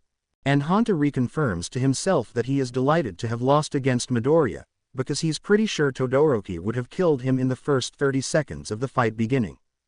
His two classmates move fast, every action quick yet confident as they go. Todoroki immediately sends out a giant glacier of ice, which Midoriya destroys with what Honta thinks was a grenade. Like, a whole grenade. You had to face him. Kaminari squeaks out, and Honta nods as Todoroki sends out a smaller pillar of ice, which Midoriya somehow breaks in half with his staff. I'm so glad he just stuck to a staff and a knife, Honta says, and Kaminari squeaks again. He has a knife. He has a knife. Midoriya, clearly, has far more than just a knife, a staff, and some grenades. That much is clear when Todoroki sends out another glacier, only for Midoriya to leap into the air, landing on the top of the glacier before sliding down effortlessly, throwing an object that causes a bright flash of light to fill the air. Honta winces, even from far away. He doesn't even want to know how Todoroki feels. Midoribro is, Hiroshima states from behind them, and Honta can't disagree on that. The round lasts longer than his did, and it's a lot more destructive. Honda can't help but let his mouth drop in awe when he watches Midoriya use his weird scarf weapon that matches Aizawa's to pick up a giant piece of ice and hurl it into Todoroki's chest, using the boy's quirk against him. Todoroki stumbles back, and those few seconds of fumbling are enough for Midoriya to get close, jabbing the staff directly into Todoroki's left side, sending him flying back. Todoroki stops himself from flying out of bounds by sending up a wall of ice, but he's only a few feet away from being knocked out of the fight. Honda watches as the dual wielder stands, sending out even more ice, but it's weaker and Midoriya doesn't seem to be slowing down at all. Honda thinks he might have been right about his assumption. Whatever god made Midoriya had clearly tried to stop the boy from becoming too powerful. What a shame that they seem to have failed. The fight dissolves into one of punches and jabs, and Honda can hear the faint echoes of shouting. The two are yelling, but words are unclear. But Midoriya must have said something really damn important, because Todoroki lights up. Literally, heat fills the air, and Honda feels himself standing with anticipation as Todoroki lifts a blazing hand up. Only for Midoriya to lift a hand in return. And somehow, Todoroki shoots through the air, crashing right through his ice, and straight out of bounds. Todoroki is out of bounds. Midoriya advances to the finals. Midnight proclaims, and Honda can't even find it in himself to be surprised. Yeah, he's really happy that Midoriya won their match, and relieved that Midoriya, apparently, went easy on him. Izuku smiles shakily as he stands tall, taking in the cheers that fill the air, the cheers that are for him. He flexes his hands, and looks at his gloves. He's been keeping them secret this entire time. He purposely avoided using them, knowing that they would be the most useful if he caught his opponent off guard. And man, had Todoroki been caught off guard. His peers had gotten used to his shoes, but to have the same sound burst mechanisms on his hands. It was a whole new fighting style, and Izuku's hands are going to ache from the recoil for the rest of the day. He really needs to make some wrist bracers or something, but he's done it. He's heading to the finals. Pride welling up in his chest, Izuku walks out of the ring and heads over to Todoroki. The boy stares at him with unreadable eyes, too many emotions welling up in them. You could have ended the match so much faster, Todoroki mutters. Why did you push so hard? You almost lost. Because you're better than your father, Izuku says in return. Did you know that the asshole tried to corner me on my way here?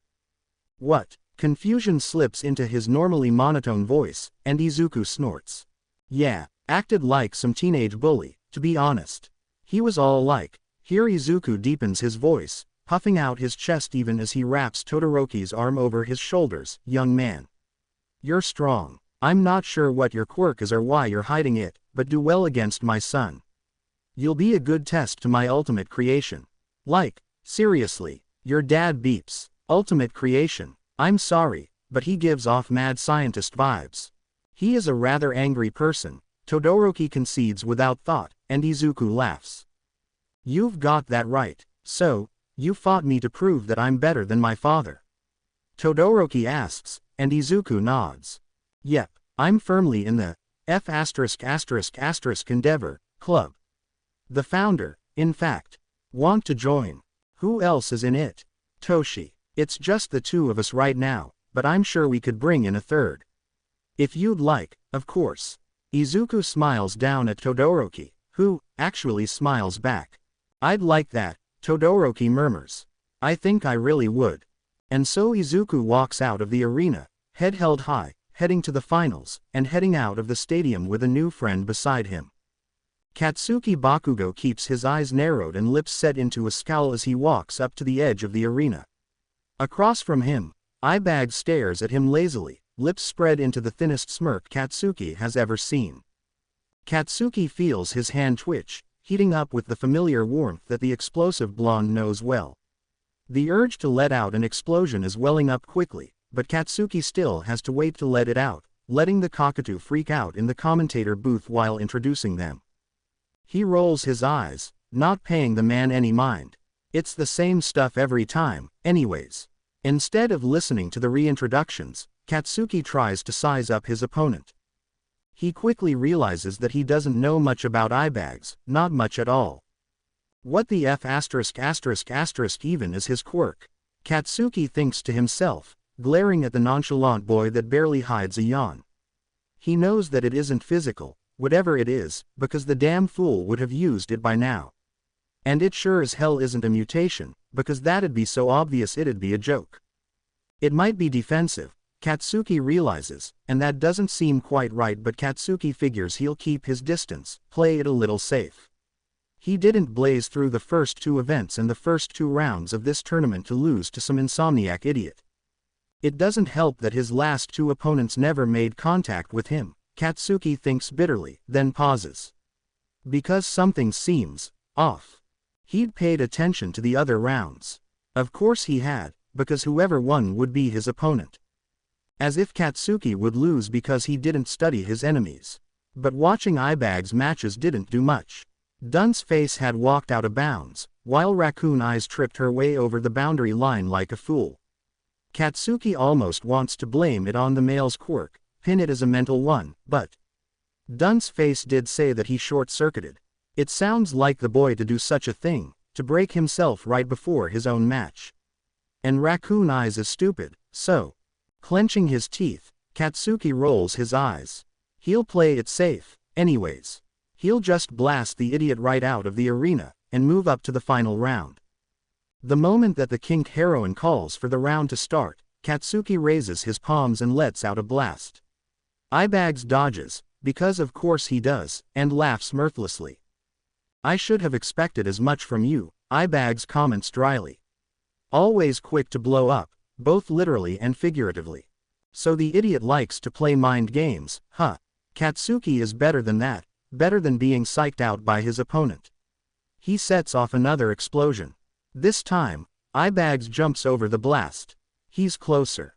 Katsuki takes a step back, just to be safe. Ibags notices. An eyebrow raises. Oh, he calls out, voice taking on a mockingly sweet tone. What's this? Are you scared, Bakugo? Where's all of that confidence that you showed off during the oath this morning?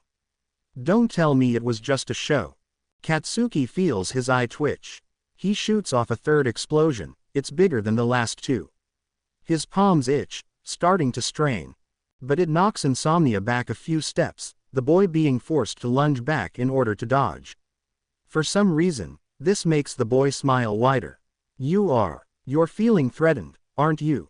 Is it because I've gotten this far? Is it because you think I'm stronger? Or is it because I have something you don't? Katsuki freezes for a second, and then shoots off his 4th explosion. It's bright enough to leave spots in his eyes, and large enough to shoot across the entire arena. And yet when the dust clears, Ibags stands strong, not a single scratch on him. It has to be a defensive quirk, then, Katsuki thinks. He takes a step closer, hands raised menacingly. Oh, I hit a nerve, didn't I? You want to know what I have, but you already know the answer, don't you? Ibags lets his smile shift into a feral grin, and he barks out a laugh. I have Izuku. That's why you're fighting me so fiercely. You want to show me up, to prove that you're better than me. You think that defeating me will make your precious Deku come back. The words light something in Katsuki, his chest twinging with something the boy refuses to focus on. Ibags targets that, as if he knows what Katsuki is feeling. The purple freak's grin stretches more, almost impossibly wide, as he says, Izu will never be your friend again. You're nothing but a bully. You're worthless to him, it was never the other way around. Katsuki won't let himself be psyched out. He won't. He snaps. Shut the F*** up. Katsuki screams, and he sprints at the boy, palm raised. He freezes. The world goes blank. When it comes back, he's standing out of bounds. What? Katsuki mutters, then whirls around to face his opponent. How did you?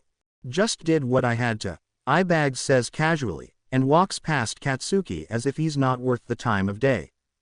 You tricked me, Katsuki hisses, and he sees the freak roll his eyes. Please, as if. The boy pauses, turns his head ever so slightly so that he makes eye contact with Katsuki. You know, I usually apologize for what I say in a fight. In spars, I usually don't mean what I say. A smirk appears once more, calm and nonchalant. You're the first person I've fought where I've meant every single word. Katsuki feels like he's been hit in the chest, and his eyes search through the crowd without his consent. They lock on the 1A viewing area, onto Deku. Deku's eyes never find his. They're only focused on the freak. The freak who just won. The realization burns fiercely in Katsuki's chest, and his eyes burn, too. And he doesn't even know why. He knows exactly why, but admitting it is a completely different story. In the commentator booth, two men sit in silence as a short break before the final round goes on. They do not say anything, simply staring out through the glass, watching the stadium below. Slowly, Hisashi Yamada lets out a sigh. It is one of resignation and wariness, one that knows of the things that will come.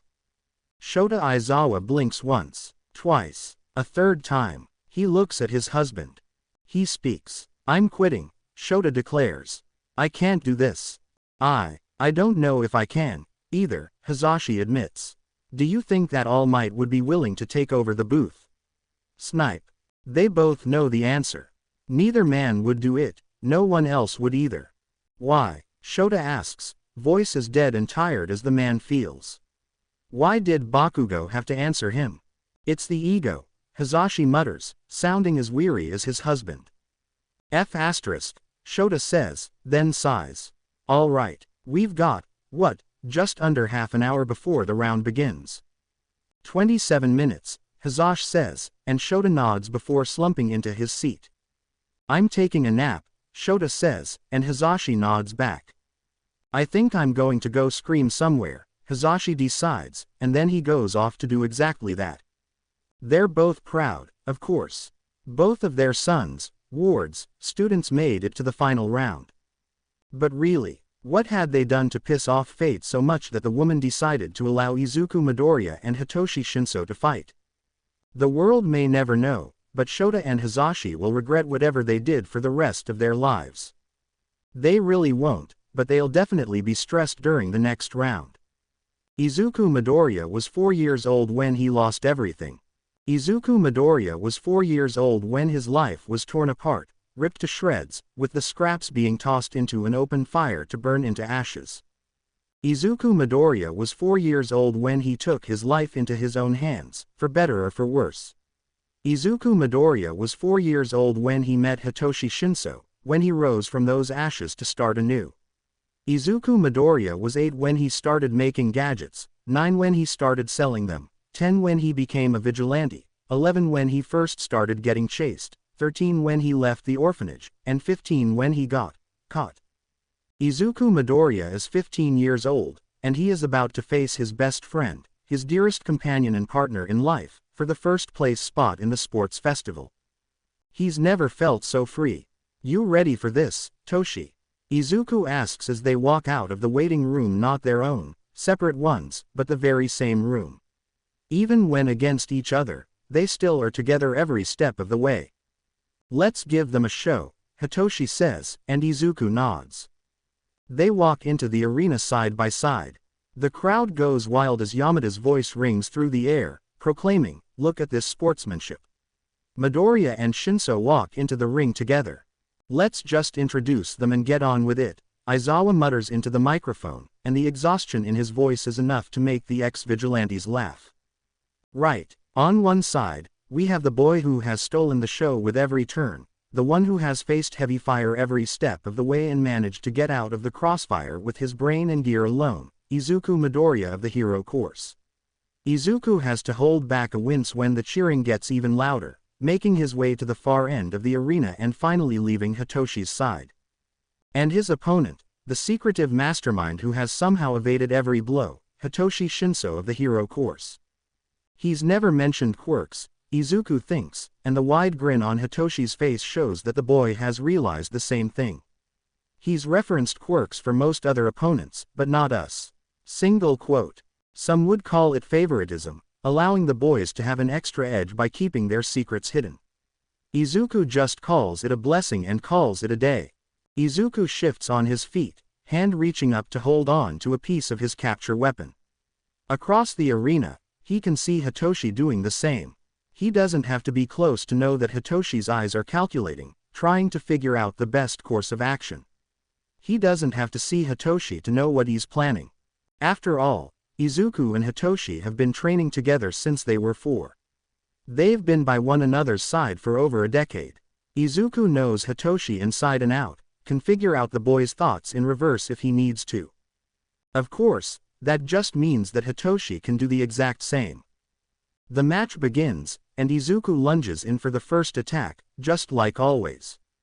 It feels like home. It should be stated quite clearly that nobody is quite sure what to make of Izuku Midoriya and Hitoshi Shinso, and this feeling extends to their classmates. The pair is a rather odd one, to most of their peers. Then again, the boys on their own are rather interesting, to say the least. Unusual, perhaps, although most of Class 1A do not really have the right to call anyone unusual. Not that unusual is uncommon, either. Unusual isn't unheard of, not when there's a girl no one can see cheering in their viewing area, a boy whose sweat can explode that glares at the stadium below, a girl who can create anything non-living out of her own fat that sits calmly and watches the fight, and a boy with a bird's head for his own who can feel his feathers ruffling at the sight before him. And yet these two are unusual in the most simple of ways. Their quirks aren't offensive, no, Shinso's quirk isn't offensive, and yet he's here nonetheless. Midoriya doesn't even have a quirk, and yet he holds his own with a smile. It's bizarre, to see two people that seem somewhat normal in such a chaotic class. But there's so much more to them, too, than just their quirks or lack thereof. There has to be, for the two to have made it not only into the hero class of the most prestigious hero school in all of Japan, but to also be fighting for the first place spot in the sports festival. The 1A seating area is full of a spectrum of emotions, ranging from excitement and awe to anger and annoyance.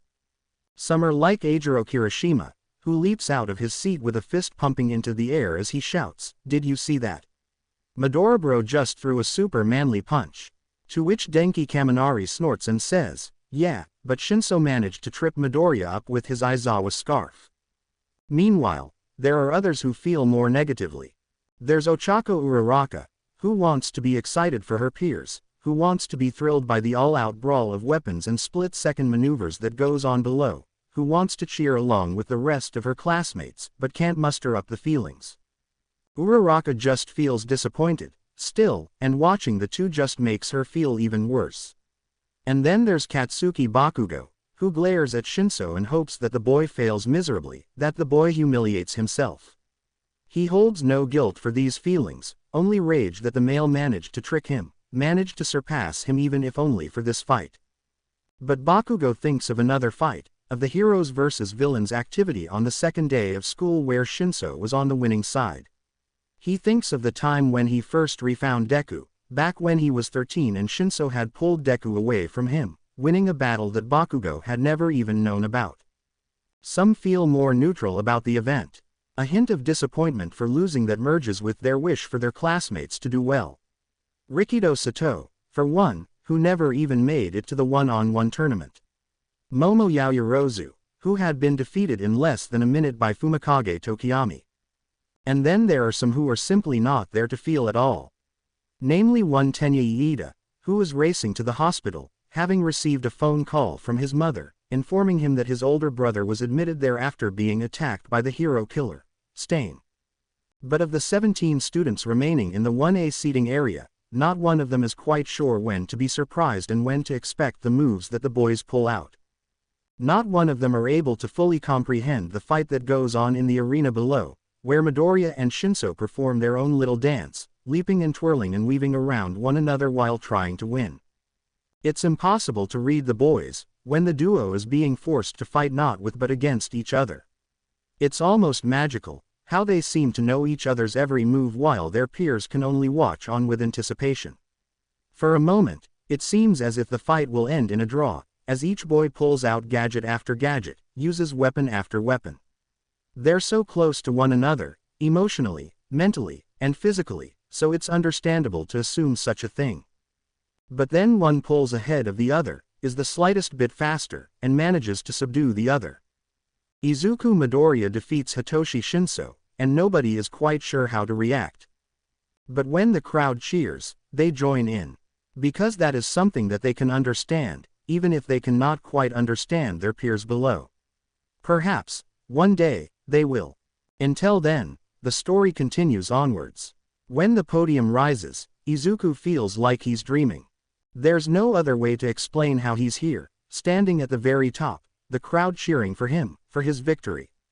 There's no other way to explain how a quirkless kid can stand above a boy with a fire and ice quirk, a boy with the ability to create explosions in his hands, and a boy who can brainwash others.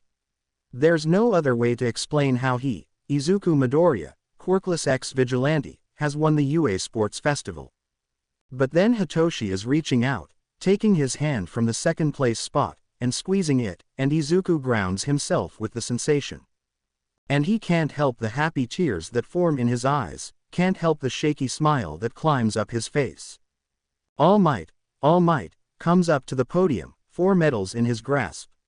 Izuku watches on in a stupefied daze as the man congratulates Todoroki for his persistence and use of fire, praises Bakugo for his firepower, commends Hitoshi for getting to the final fight without a physical quirk to rely on. And then All Might looks at Izuku, and Izuku feels his breath stop. Because this man may be his teacher, but he is also the #1 hero. He is someone who Izuku has looked up to his entire life. He is someone that Izuku wanted to be like when he was younger. And though Izuku no longer holds dreams of being a replica of the man, All Might is still in his top 3, is still one of his biggest idols. And so it means the world to Izuku when All Might looks to him and says, "Congratulations on winning first place. It must have been difficult, without a quirk to rely on, but even so you have pushed through to the top, and that is what matters. Your dedication and persistence is admirable, young Midoriya." Izuku wipes at his eyes, forcing away the wetness that builds up at the declaration. He asks a question, one that he hasn't asked anyone but his mother, anyone but Bakugo, anyone but Hitoshi. One that he hasn't asked since he was 4 years old. Do you think that I can become a hero, even though I am quirkless? Izuku asks, and as All Might places the medal around his neck, he answers. Young Midoriya, I believe that you can accomplish anything, so long as you put your mind to it. The tears slip free, a sob escaping his throat as All Might pulls him into a gentle hug. And then All Might calls for a final cheer for the victors, and Izuku raises his fist into the symbol of peace's victory pose, and the crowd roars, leaving Izuku's ears ringing as he cries from relief and pure, untethered joy. Yes, today might just be a dream, but if it is, Izuku never wants to wake up. Heading into the UA halls, Izuku never expects much from his peers. That isn't meant to sound condescending, the greenhead merely knows that the students around him have more to focus on than him. Sure, the first week had gotten them some odd looks, due to Hitoshi and his shared cryptid status. And, yes, they'd been under some scrutiny and intense observation when the other first years had gathered around their class to scope out the competition for the sports festival. But that's all been said and done, and it's just a normal Monday. So Izuku isn't prepared for the dozens of eyes that linger on him and his best friend, nor is he prepared for the whispers that seem to seep into the air, forcing their way into his ears. Aren't those 2 winners of the sports festival?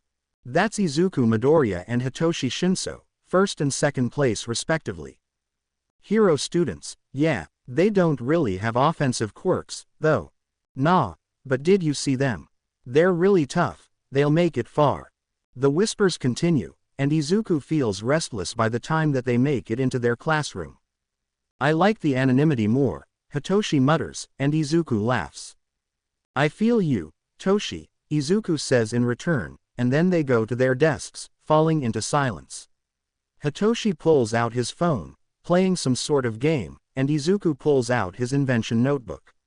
He has a few ideas that he wants to test out tonight, but he needs to work out a couple more details first. His classmates file in around him, their animated chatter serving as a nice background noise in the back of his head as he scribbles down thoughts without pause. And then he pauses, because Tokiyami is standing beside his desk. Good morning, Tokiyami-san, Izuku greets, calmly shutting the notebook before the bird-headed boy can read any of it. How are you today? Tokiyami gives a small smile. As well as one can be, when darkness inhabits their very being. Ah, Hitoshi lets out, sliding into the conversation. Relatable. Tokiyami blinks, then lets out a small chuckle. Yes, I do suppose so. Congratulations on your win, Midoriya-san. And you, Shinso-san. Second place is very admirable. Especially when you have to fight him, Shiro jokes, jerking a thumb in Izuku's direction. I think my life flashed before my eyes when you threw me out of the ring.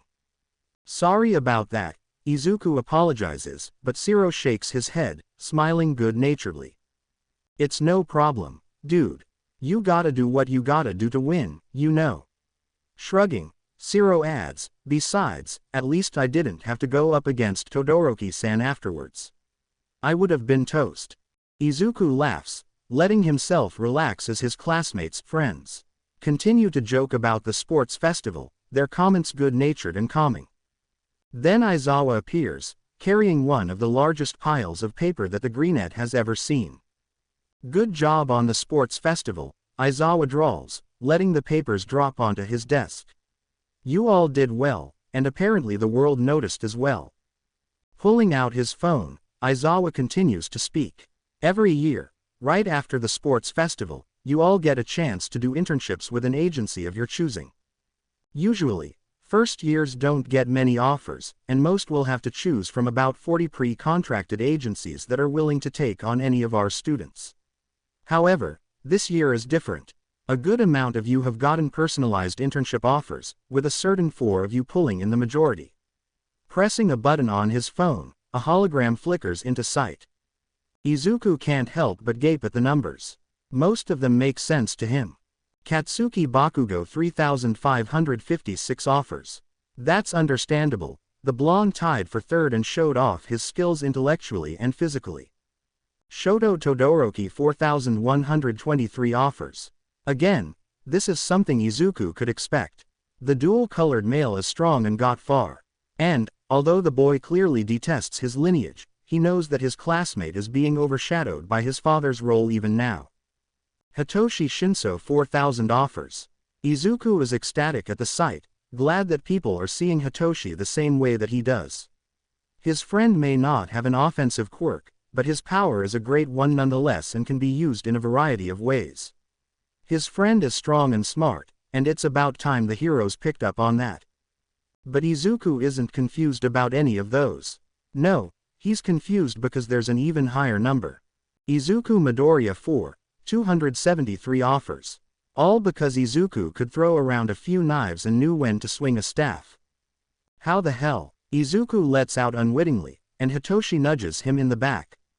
You got first, Izu, what did you expect? Hitoshi jokes, but Izuku shakes his head. I didn't even. If you claim it's only because of your gadgets, I'll hit you with my bat the next chance we get, Hitoshi threatens, and Izuku believes it immediately. Then I won't claim anything, Izuku promises, and Hitoshi snorts. We're talking about this later, Hitoshi says, and Izuku sighs, because he knows that Hitoshi knows the real reason he's so shocked. And it's a stupid reason, he knows this. He's proven himself before, proven himself for years, so he really should be over this by now. But he also smiles, because even if he's proven himself against criminals, now heroes see him. And they see him, not Vigil, not the confident, carefree persona that he portrayed for years. No, they see Izuku Midoriya, who may be quirkless but is giving his all. And surprisingly, it feels good to be seen. We'll focus more on internships later, Aizawa says, and with another tap the hologram disappears. As for right now, let's talk about something else. Hero names. The class perks up instantly, awaiting Aizawa's next words. When going out into the public, you'll need to start using your hero name. Since your internships are next week, it makes sense to use a name while out and about. The name you choose today doesn't have to be a permanent one, but you should still choose wisely. After all, if you don't, the door slams open, and Kayama saunters in. Your life will be a living hell. If Izuku hears Hitoshi and Tokiyami mutter, "mood," under their breaths, he doesn't bat an eye. Your hero names will stick with you for the rest of your lives, even if you change it. Reputations mean a lot, and can impact even you if you're underground heroes, Kayama continues, then looks at Aizawa with a snort. Well, unless you're the underground hero, in which case you're not recognized by your own colleagues half of the time. Izuku snorts openly, and Kayama sends him a wink. I'm not qualified to help with your names, Aizawa states, and yeah, Izuku can believe that, especially since it was Yamada who chose the name Eraserhead, and not Aizawa himself. Midnight is going to do that instead. Don't choose anything stupid, got it? A round of assurances rise up, but Izuku just smiles politely as Aizawa sends him a suspicious glare. The moment Izuku has a whiteboard in hand, he turns around to Hitoshi. So, Toshi, dearly beloved friend of mine, Izuku starts, and Hitoshi grins. Yes, my dearest friend. Hitoshi returns, uncapping his marker. Are we still going with the team names? Izuku asks, and Hitoshi's grin turns devilish. Why of course, Izu. Aizawa-sensei did say that we need to choose wisely, and I can't think of any better options. Are you two okay? Shiro asks, and Izuku chuckles. We're perfect, we're just really excited for this. We've had our names chosen for a while. I get that, Shiro says with a nod, already writing down his own name. You two plan to be a team. Well, it'd be awkward if we didn't, since we have the matching costumes and all, Izuku jokes, and that gets a laugh out of Shiro. Good point, man. So, what are the names? Covering his choice, Izuku smiles. You'll just have to wait and see. Ooh, mysterious. A few more minutes pass before Kayama calls out, all right, boys and girls. Now that you've had a chance to come up with a name, let's go one by one and present them to the class. Izuku can't help but let out a silent laugh as some of his classmates panic at the announcement. Luckily for them, Aoyama eagerly volunteers to go first. I wonder if he'll start us off with a good name, Izuku thinks. Flipping his whiteboard up dramatically, Aoyama declares, I am the shining hero, I cannot stop twinkling. The enthusiasm drops immediately, leaving silence to hang over the room like a thick fog as Kayama frowns. That's a good attempt, but it's just far too long, Kayama explains, picking up a marker and editing his decision. Take off the setup, and make it a contraction there. Can't stop twinkling, how about that? Aoyama seems to glitter with excitement, somehow, so Izuku supposes that the boy agrees. Well, whatever comes next can't be worse, right? Izuku thinks, so of course Ashido proves him wrong. Alien Queen, Ashido shouts, slamming her whiteboard onto the podium. No, Kayama shouts back, aghast. That's a reference to a villain. And even if it wasn't, you can't use a copyrighted name as your own. Ashido huffs, frowning as she goes back to her desk to try making a new name. Tsuyu comes up next, and, luckily, she seems to have a better handle on the whole naming thing. I've had this name in mind for years, Hero, Tsuyu says. The rainy season hero, Froppy. That's perfect, Kayama cheers, and things seem to improve from there. I'm going to be Uravity. The martial arts hero, Tailman. Call me the stun gun hero, Chargebolt. The sturdy hero, Red Riot. The speed hero, Third Gear. King Explosion Murder. Well, most of his peers get the hang of it. One by one, Izuku watches his classmates go up and present their hero names. He smiles at some of the choices, and laughs when Kayama approves, Pinky, as Ashido's second choice, and then finally there's only two people remaining. Midoriya, Shinso, who wants to go next? Kayama asks, and he can tell by her smile that she's curious about their choices. Go on, Izu, Hitoshi says with a wink, and Izuku walks up to the podium, forcing confidence into every single step. Putting on his most innocent smile, Izuku looks at his peers. Holding up his whiteboard, Izuku announces, I will be the Vigil Hero, Analyst. Immediately, three things happen. First, Hitoshi has to cover his mouth to laugh as their peers nod approvingly. Second, Kayama blinks in surprise. Third, Aizawa whips up from where he was sleeping on the floor, eyes dangerously narrowed as he asks, what did you just say? The picture of oblivious, Izuku repeats, I am going to be the Vigil Hero, Analyst. Aizawa seems to age 10 years in a single second as he asks, with the most exhaustion he can possibly muster, why? Oh, I'm very observant, Aizawa-sensei, and a hero must also be vigilant and on the lookout for danger. In the corner of his eye, Izuku can see Tenya nodding along sharply. And while I don't have a quirk to focus my name on, I do have my analysis skills. By staying on the lookout and keeping my mind sharp, I'll be able to protect those who need it most. It's the most bullshit excuse Izuku has ever come up with on the spot, even if it is correct. Aizawa seems to know that it's not Izuku's full motive, as he doesn't bother to hide his skepticism even as he dismisses Izuku back to his seat. For the record, Kayama whispers as he walks by, I think it's a good one. Thanks, Kayama-sensei, Izuku says, and she laughs. All right, Shinso, you're our final one. Hitoshi walks up to the podium without any dramatics, and keeps his expression relaxed and borderline lazy as he flips over the whiteboard and drawls out, I'm the anti-hero, ventriloquist. Izuku schools his expression as best as he can when he sees Aizawa's eye twitch, the man now sitting in his desk chair. Any particular reason why? Aizawa asks, and Hitoshi shrugs. Well, I've been told that my brainwashing makes people feel like they're being controlled like a puppet, and that it makes them move like they've lost the ability to fight against me. And anti means before, so I'm going to take them down before they even realize I'm there, and by the time they notice, they'll be too busy turning themselves in. Someone in the room cheers at the reasoning, likely Kaminari or Ishido, but Izuku cares more about the increasingly obvious scowl that spreads across Aizawa's face. Why do I feel like you and Midoriya planned this? Aizawa asks, cutting to the chase, and Izuku pipes up. That's simple, Aizawa-sensei. It's because we did. Izu and I are going to be a duo together, didn't you know? Hitoshi asks, lips twitching up into an amused smile.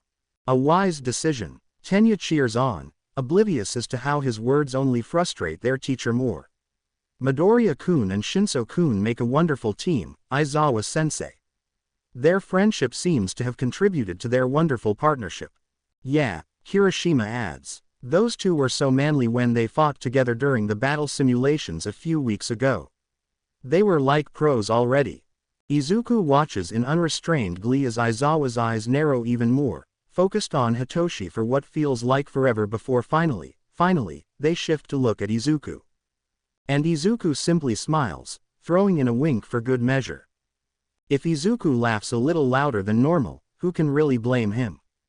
So, Kirishima starts, taking a seat at their beloved lunch table. Midoribro, Shinbro, who do you two plan on interning with?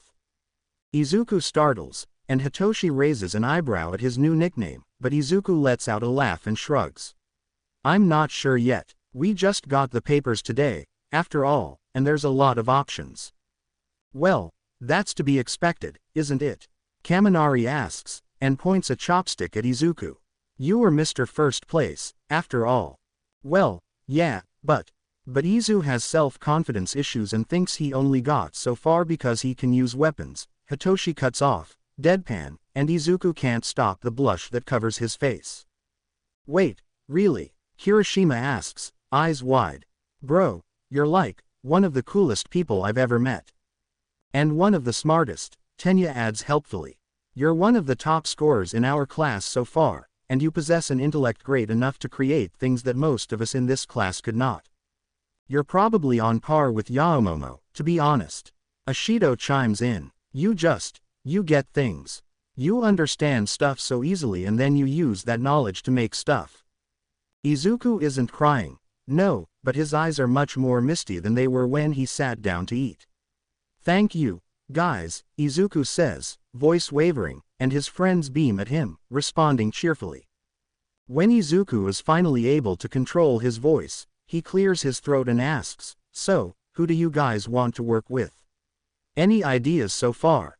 The question manages to incite a flurry of activity, his peers answering immediately. Fourth kind offered me an internship. Kirishima cheers. That man is super manly, so I've just gotta take him up on it. I think I'll be going with Selkie, Tsuyu states calmly. They work on the seas, and I'll excel in the water. That's a good idea, Su-chan.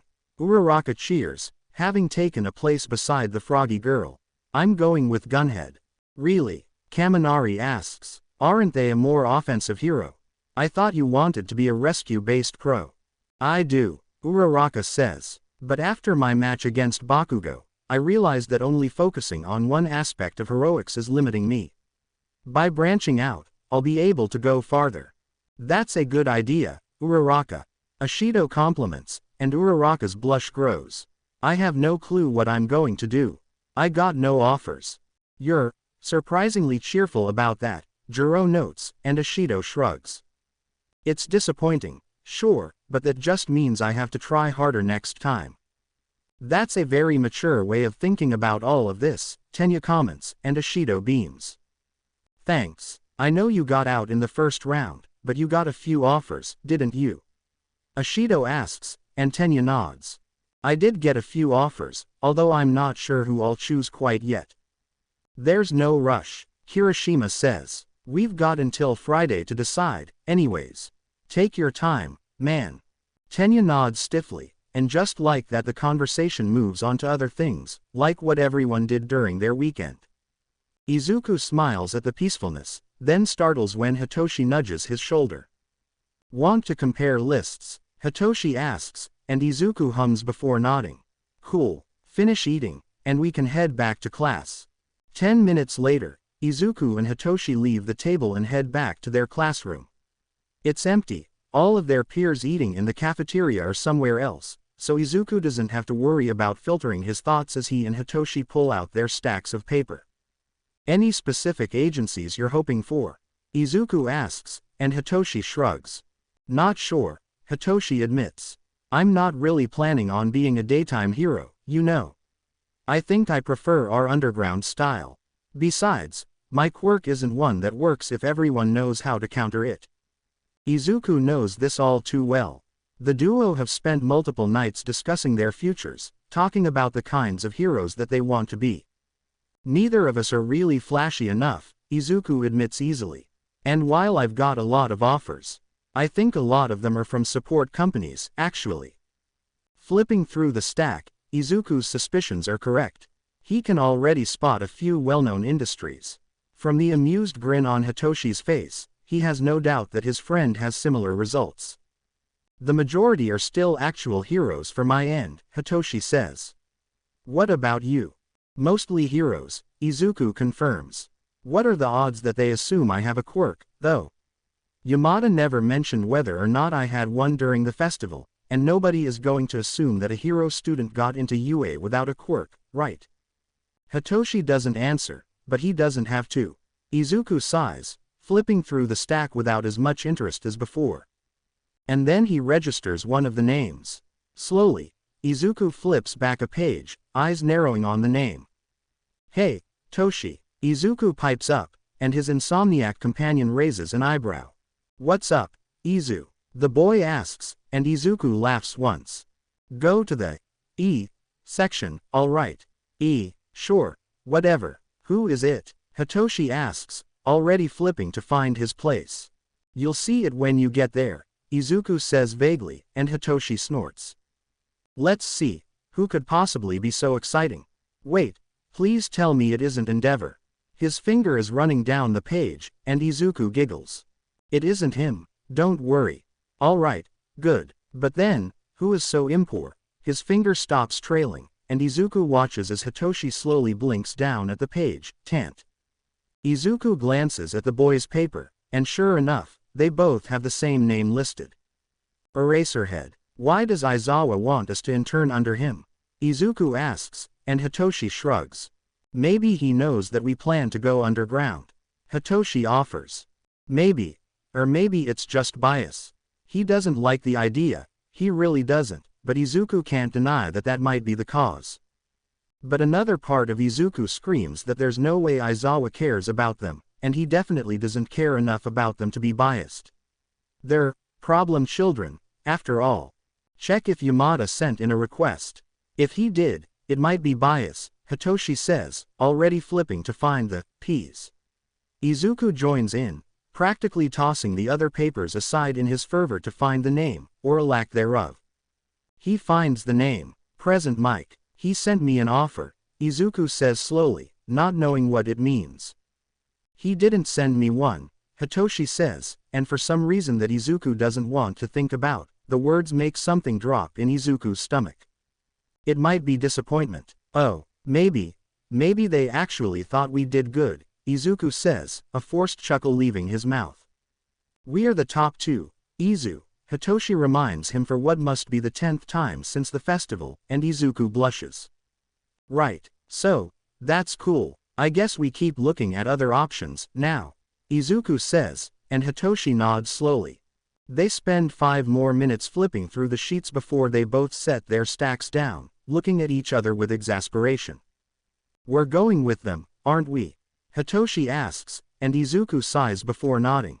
They're our best offers. A racer can teach you underground methods that we couldn't teach ourselves. You're not going with him. Hitoshi cuts in, and Izuku shakes his head. I think I'll go with Mike. He's one of my best sources of inspiration for my inventions. So we divide and conquer? Hitoshi asks, and Izuku nods with a smile. Divide and conquer. We can teach each other what we learned once the week is up. Twice the information in half the time, Hitoshi muses. Sounds good enough for me. And so it's decided that Izuku and Hitoshi will intern with their guardians. Oh, what a week that will be. The week is nearly over, and Tenya is stuck in the middle of a moral dilemma. It feels as though he is walking down a path, and suddenly there are 2 ways he can go. One path seems like the right way in the eyes of society, the other leads him down a road that could put him into very deep water, but will satisfy his desire for justice. His thirst for cold-hearted revenge, a part of Tenya screams, but Tenya dutifully ignores this part. It is Friday afternoon, and Tenya needs to turn in his internship forms. He needs to accept one of his offers before the rapidly approaching deadline, and yet all Tenya can do is stand and ponder. Normally, Tenya would abide by the cries of the law.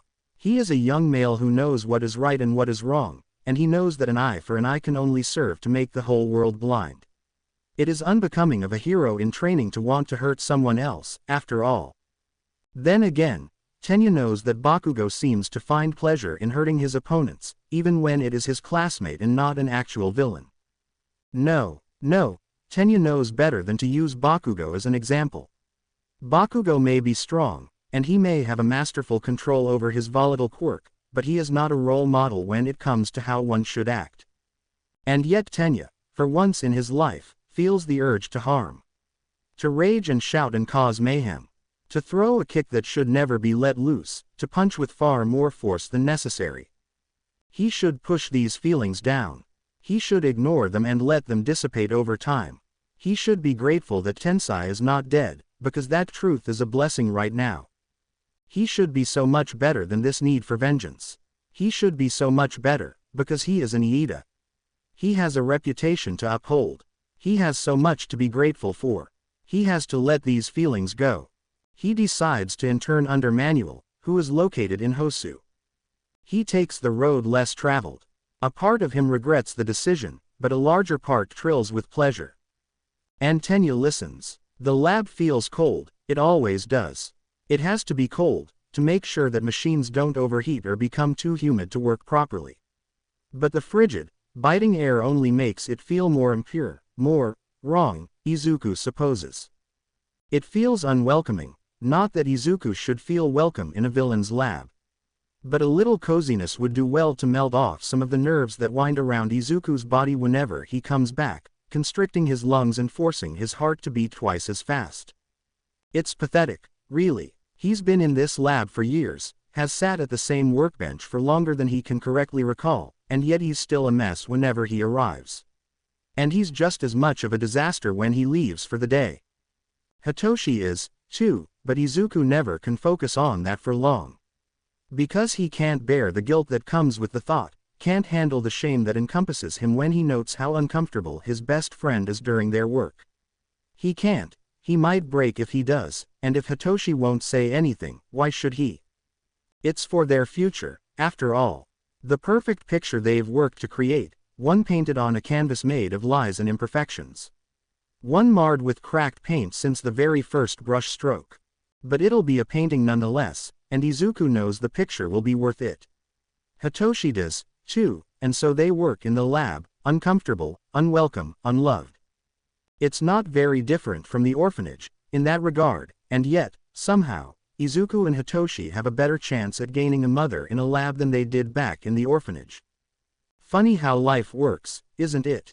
Izuku chuckles himself, the sound bitter and only partially forced as he looks down at the piece he works on. It's the chest and torso, with Izuku making the front half while Hitoshi makes the back. They'll connect it on their next visit, but today is about precision, about double-checking that everything is proportioned correctly and in the proper place, every bolt screwed in tightly, every inch left without a dent. Funny, how Izuku can make his own family, but rather than make a child, he makes his own mother. It's not funny. It really, truly isn't, and Izuku knows this well. And yet he lies to himself, because sometimes one must push past pain with humor. It's still not funny, and it never will be. Internships arrive sooner than Izuku expected. Soon enough, he's waiting at the train station to watch his peers depart, heading off to whatever agency they chose in the end. Hitoshi stands beside Izuku, half leaning on the shorter boy. I still don't see why we had to come to the station, Hitoshi mutters. Aizawa said we're both heading to UA for the first day, anyways.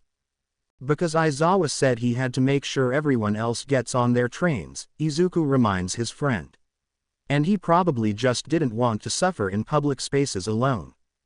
A snort escapes from Hitoshi, and then the violet-haired boy shifts, readjusting the bag on his back. Right, I forgot that we're being housed by an introvert. As if, you're nearly as bad as him, Izuku chides teasingly, voice low in the crowded station. If we had had the money, I bet you never would have left the house before we got taken in. Most likely, Hitoshi admits easily. But you wouldn't have complained about doing the same. The joys of being an ambivert, Izuku says, and earns a half-hearted jab for his teasing tone.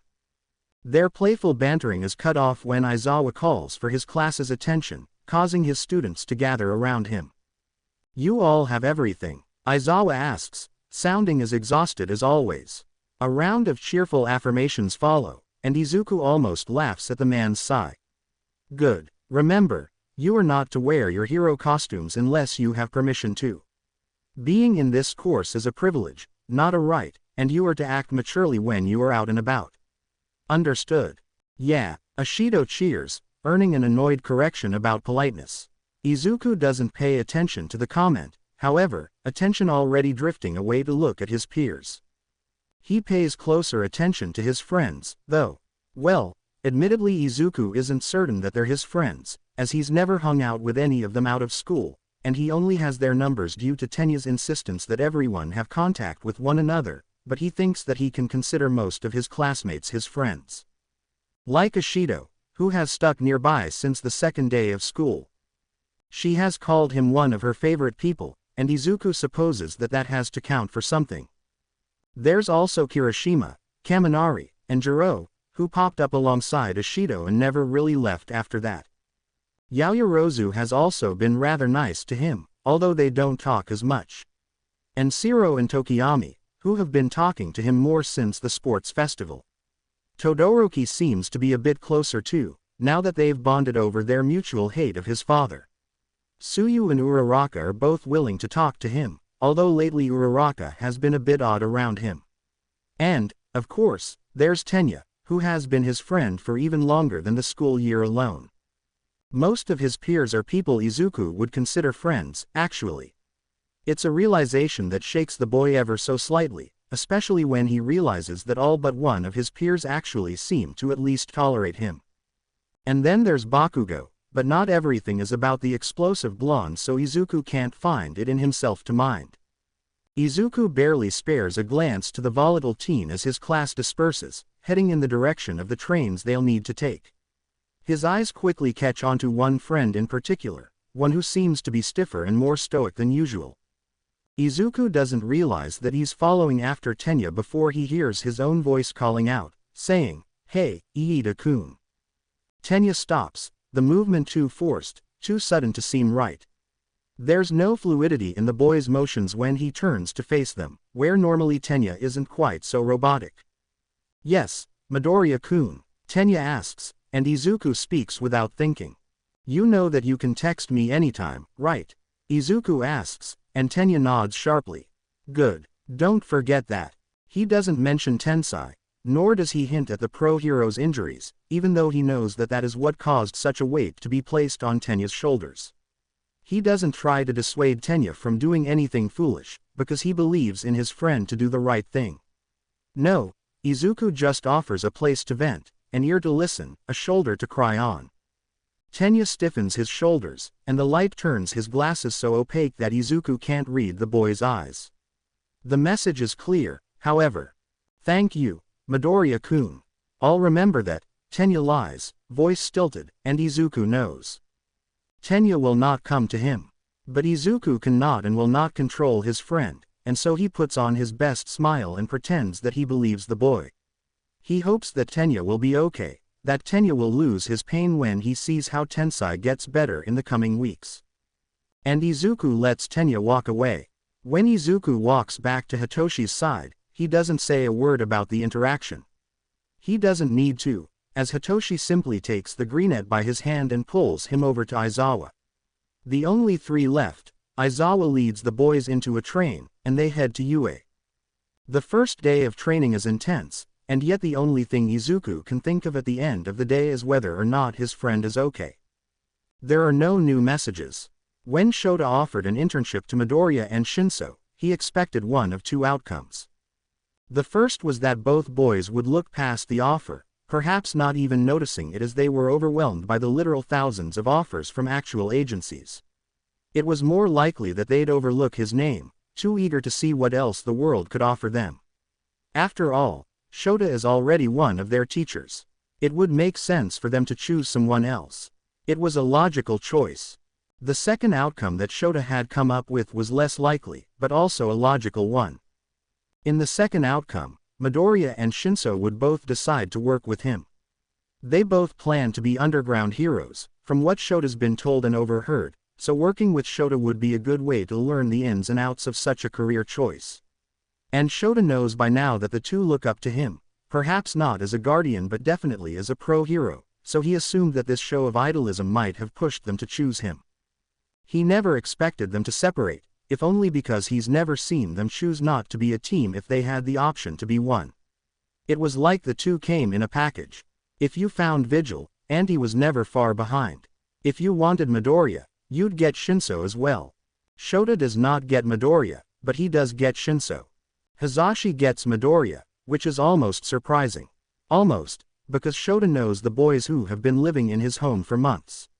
He doesn't know everything, of course, but one thing he does know is their enthusiasm for heroes. He also knows that, while he is Shinso's favorite, a fact that had surprised Shota and, later, pleased him, Midoriya has a top 3, unable to pick just one hero to focus on. And while Shota may take one of those spots due to his quirkless fighting style, and All Might takes another due to his ability to calm crowds with a single smile, Hisashi takes the final place due to his ability to inspire Midoriya. So, really, Shota should have expected this third outcome. It's not a bad one, Shota decides. Working with Shinso one-on-one is easy enough, the boy focusing more now that his friend isn't beside him. The first day, he had worked alongside Hisashi to train the boys. They had taken over a training ground at UA, and had coached the boys on different fighting techniques over the course of the day. By the time they went home, the sun was setting and the boys looked ready to collapse. On the second day, Hisashi had whisked Midoriya away before Shota even woke up, leaving him with Shinso. If Shota remembered correctly, Hisashi had planned on taking Midoriya to his agency. Something about showing off everything from his radio station to their gear room, although Shota had a feeling that Hisashi is more excited about the former than the latter. While the more enthusiastic half of the household was out, the exhausted ones got to work. Shota taught Shinso about stealth and more, working the boy to the bone.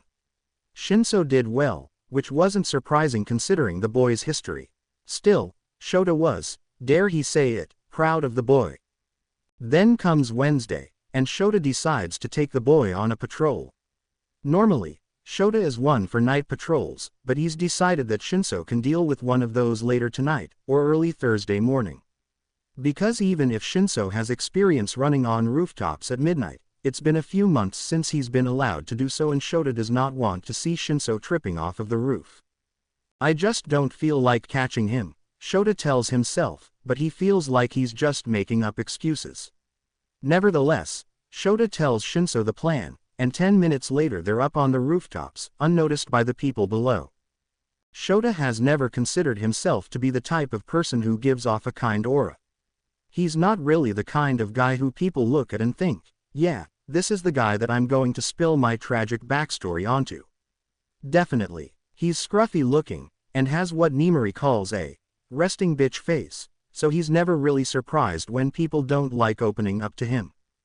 And Shinso has been rather tight-lipped since he arrived back in February. Both he and Midoriya have kept mum about most of their past, details never really coming out. All the boys have told him so far is that they like heroes, they trained a lot to become heroes, and they were vigilantes because they were too young to become heroes. It was all about heroes, to the point where Shota was almost convinced that the boys just didn't know how to enjoy themselves. Or maybe they did, but didn't want to tell Shota anything. But the point is, Shota isn't the best candidate for spilling one's life story to, and Shinso has never made any attempts to seem like the kind of kid who liked to tell people about himself. That's why Shota is surprised when Shinso starts talking, and instead of sarcastic comments coming out of his mouth, it's little recollections of his past. I remember the first time Izu and I went roof hopping, Shinso says idly, completely out of the blue. Shota glances at the boy, and his eyes seem wistful as he uses his capture gear to swing himself onto the next building. We were pretty new to the whole vigilante thing. Probably didn't even have 100 saves under our belts yet, but we needed to get higher ground. A chuckle slips from his throat, and it's one of the fondest noises Shota has heard from his ward. Turns out, the hardest part of rooftop parkour isn't getting up to the top. It's staying there while leaping over alleys. Shota can agree with that sentiment. He remembers the first time he took a patrol by rooftop. If it weren't for his capture weapon, he likely would have landed in a garbage bin or two. We got the hang of it pretty fast, though, Shinso continues, and Shota wonders if Shinso is even aware that he's talking, or if the boy has picked up a muttering habit similar to Midoriya. The two tend to replicate one another, and Shota has seen the green-haired problem child adopting Shinso's drier tone, so it wouldn't be surprising to see the reverse happen. Either way, it seems that the patrol has turned from a trip through the nearby cities into a trip down memory lane. Shota won't complain. It's nice to see one of his kids' wards being so open for once, and with him of all people. Shota won't admit it, but it makes him feel like less of a guardian and more of a father, and he likes the feeling. Izu has always been good at picking up new things, Shinso says, voice filling with pride. He says that I do, too, but Izu takes it to a whole new level. If he hadn't told me about the X-rays, I would have sworn that the boy has an intelligence quirk to match Nedzu's. X-rays. I'm not the only one who's thought that. That Izu has a mental quirk, almost like me. Here, Shota pays attention as Shinso's voice takes on a saddened tone, the boy keeping his eyes more focused on the directions that don't involve looking Shota's way. I've seen some of the reports on the sports festival. Because you and Yamada never specified that Izu is quirkless, most people have assumed that he has an intelligence-based quirk, or one related to his gadgets. Something that helps him create things and overwhelm opponents with strategy alone. That's why he got so many offers. I hate that I know that. I hate that, if you guys hadn't left things so vague, Izu would have been lucky to get half of the offers he did, if any. I hate that Izu's hard work is being passed off as a quirk, and I hate that Izu knows that everyone views him this way. They've stopped moving by now, and Shota really looks at Shinso. He sees how the boy's shoulders shake, how his fists are clenching into his capture weapon, how his jaw is set. And when Shinso finally looks at him, Shota can see how his eyes are tearing up. Sometimes, Shota forgets how young these boys are. But here Shinso looks like the 15-year-old he is, one who risked his life for 5 years to protect people he never knew and would likely never see again, one who was thrown into an orphanage because his parents didn't want him, one who has more problems than he will even say. One who is admitting one of his problems, or at least one of his closest friends' problems that involves him heavily. One who is looking up to him for some answer to a question he isn't asking out loud, but is screaming inside. Can Midoriya succeed without a quirk? Single quote. Can my partner stay by my side, even if the world finds out the truth? Single quote. Shota isn't one to lie. He isn't one to say pretty words for the sake of appeasing kids with big dreams. Luckily, he has no reason to lie. He'll make it far, kid, Shota says. The two of you will. Just keep your heads out of trouble, and you'll be able to do it. It doesn't matter if you have a good quirk, bad quirk, or no quirk at all. As long as you two keep trying, I have no doubts that you'll succeed. Shota isn't one to sing the praises of his students, but he's glad that he said all of that because it seems to be the right thing to have done. Shinso smiles up at him, and it isn't the beaming grin that Midoriya tends to give, but it's genuine and open and makes Shota feel the urge to smile back. So, of course, the hopeful, happy moment is thrown to shit when villains attack the city. Including multiple Numu. Fun. Izuku has enjoyed his internship so far. He's pretty sure that he would have been just as eager to learn no matter who he chose, but working with Yamada is nice. And it never hurts to be familiar with the person who's guiding you, so Izuku supposes that picking his teacher and guardian was a good decision. At the very least, he didn't have to risk being taught by someone whose personality would clash with his own. Somewhere in Japan, Bakugo sneezes as Best Jeanist forcefully fixes his hairdo for the third time that day. Yamada is a good teacher. Izuku has known this for a while, especially once he joined 1A and, subsequently, Yamada's overly enthusiastic English classes, but the man stays in his element even when he switches from schoolteacher to pro hero and radio host. It's been fun. On Monday, Izuku and Hitoshi went to UA, where they trained together for the entire day. On Tuesday, Yamada took him to his agency, giving him a tour and showing off his radio booth before sparring with him. That had been exhilarating, as Izuku had never really gotten the chance to fight Present Mike in the past, too focused on escaping the voice hero. Afterwards, Yamada showed off his gear, and let Izuku grill him for details on his quirk while jotting everything down in a small notebook that he had brought with him. They fought some more, and then they went back to the house. Now it's Wednesday, and Izuku is practically vibrating in place because Yamada promised him that they'd be patrolling. Patrolling. Izuku hasn't gone on a patrol since February. He's eager to get back to the streets, without even getting in trouble for it. The morning flies by, Yamada running Izuku through some confidence exercises. They're valuable for hero work, trust me little listener, and then they're slipping into their hero gear and heading out. They walk through the streets side by side, keeping an eye out for anything suspicious. They don't find anything out of the ordinary, which Yamada seems to be thrilled by.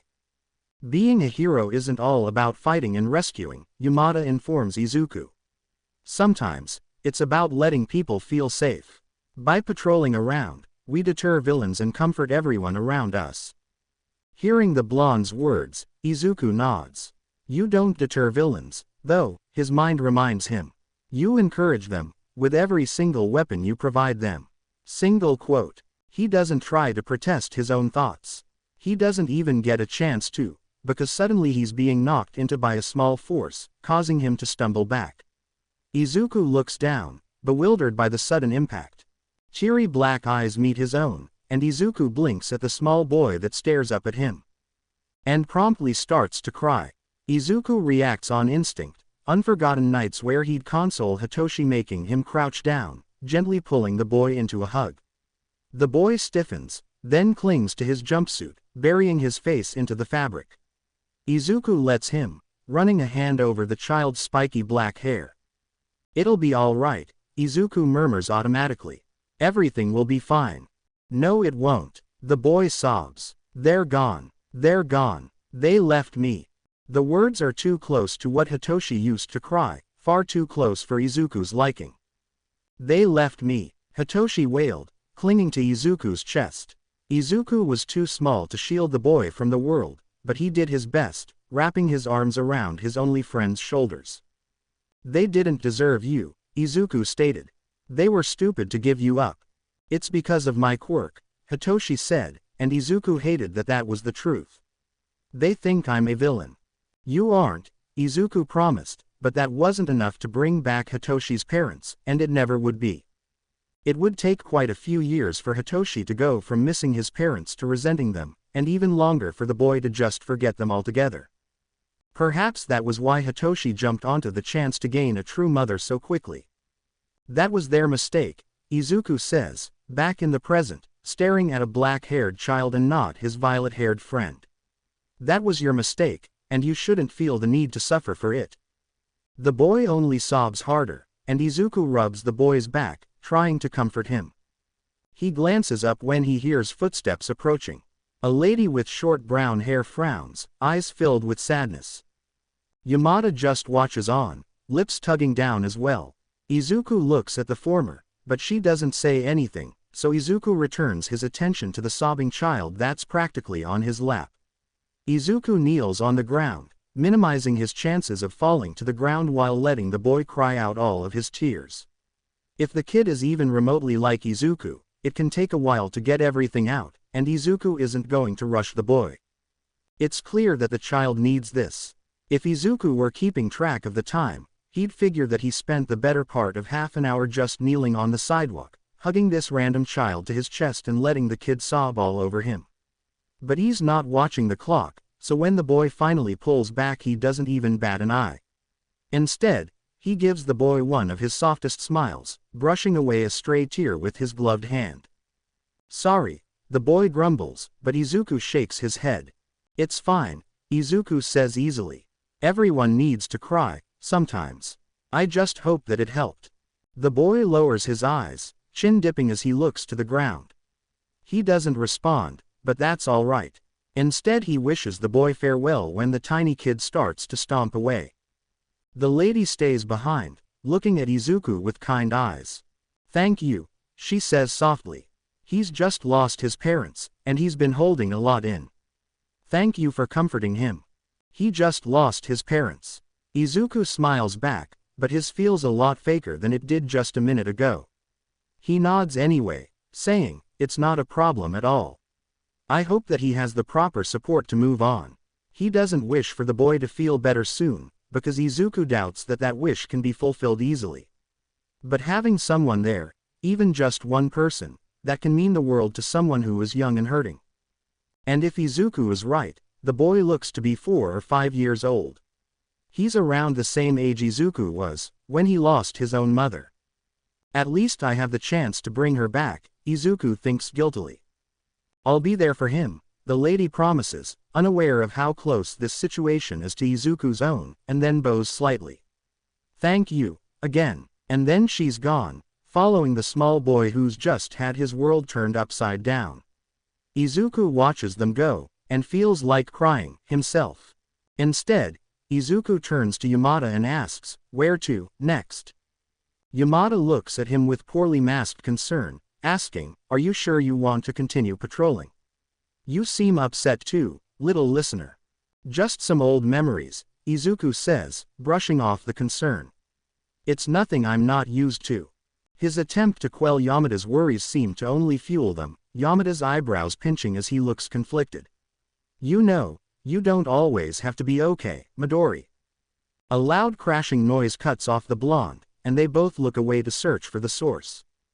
In the distance, Izuku sees smoke rising from a building. Above the building, a horrific mutation of a monster flies in the sky. Anumu, Izuku whispers. His feet start moving before he can even think, dragging the greenette further into Hosu. Come on, present Mike. Izuku shouts when the man doesn't immediately follow, kicking the pro hero into gear. Ready to see how a pro fights?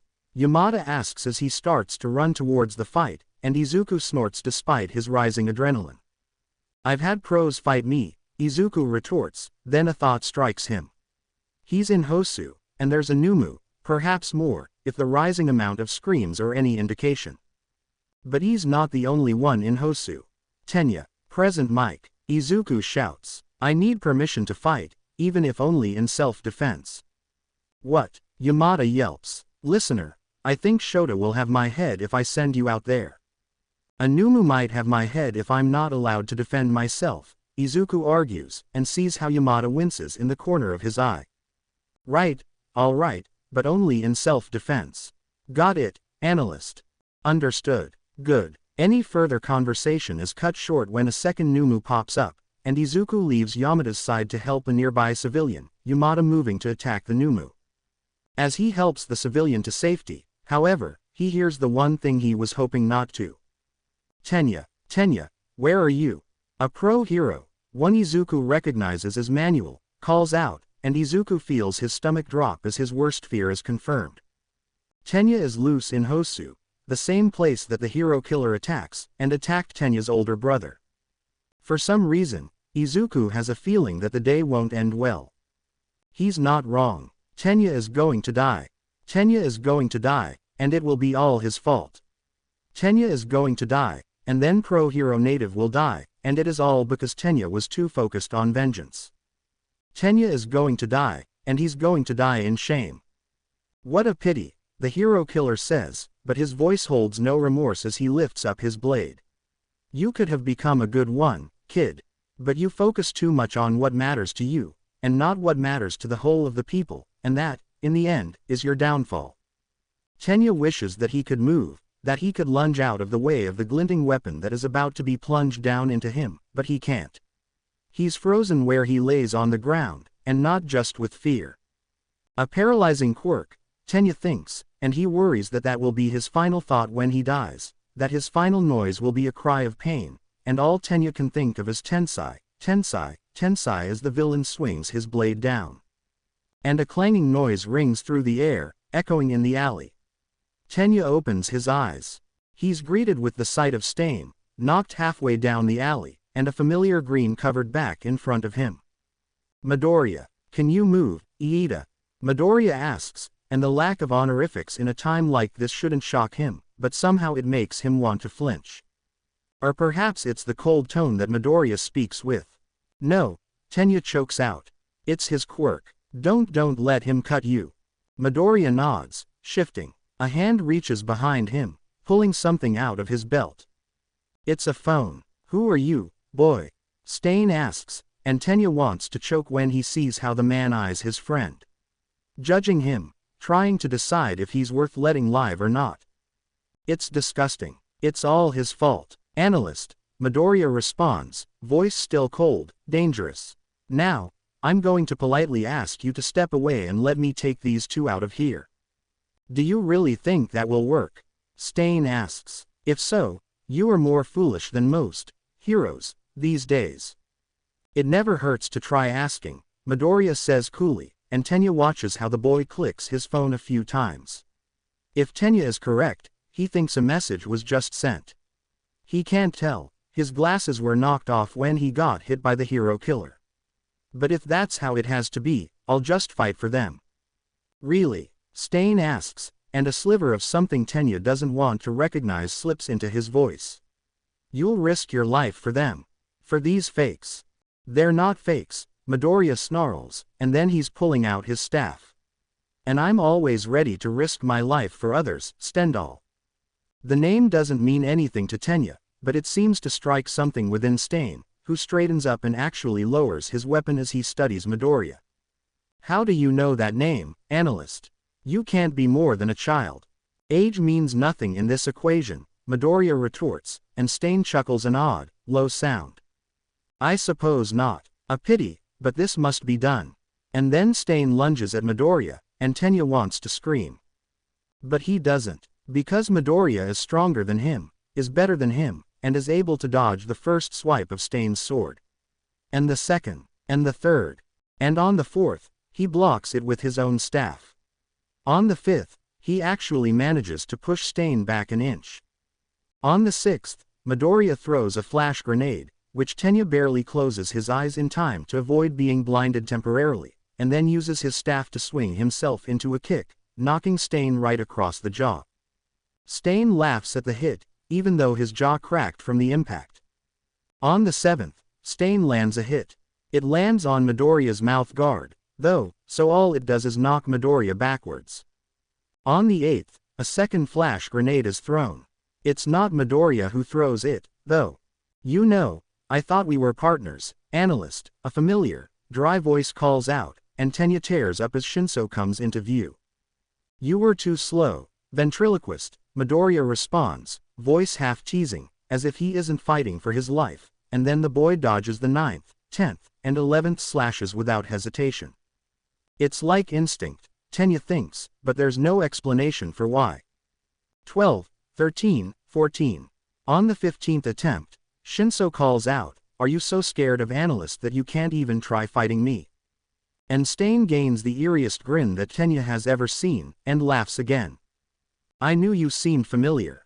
Stain cries out, and isn't that a terrifying thing for a serial killer to proclaim? When I stopped hearing reports, I assumed they'd captured you. It's such a shame that I have to fight you, Vigilante.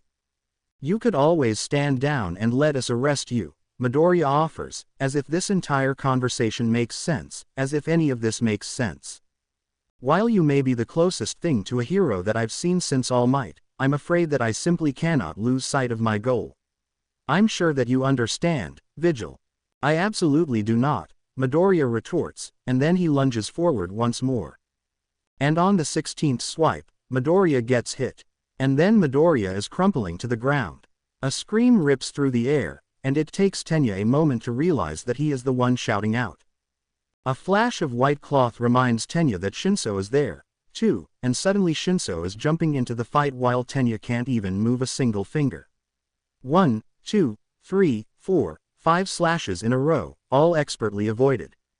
Please, stop, Tenya cries, as Shinso lunges and dodges and weaves around the killer, taking his own staff and trying to hit the villain.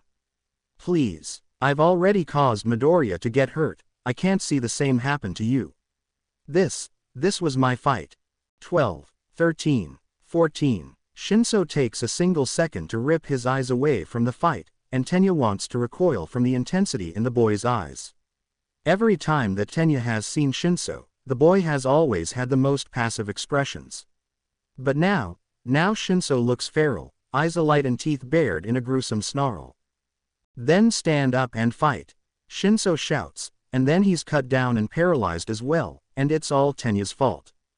You didn't last long, Auntie, Stain reproaches, as if disappointed in Shinso. But that's to be expected, isn't it? After all, you were never the one to risk your life, were you? No, that was Vigil's job, being a true hero. Don't talk shit about Ventriloquist. Midoriya hisses, and Stain laughs. Always ready to defend another, aren't you? Sadly, you are in no place to do so right now. Stain lifts up his sword, then swings it at Shinso. A burst of flame intercepts the weapon, and Stain leaps out of the way.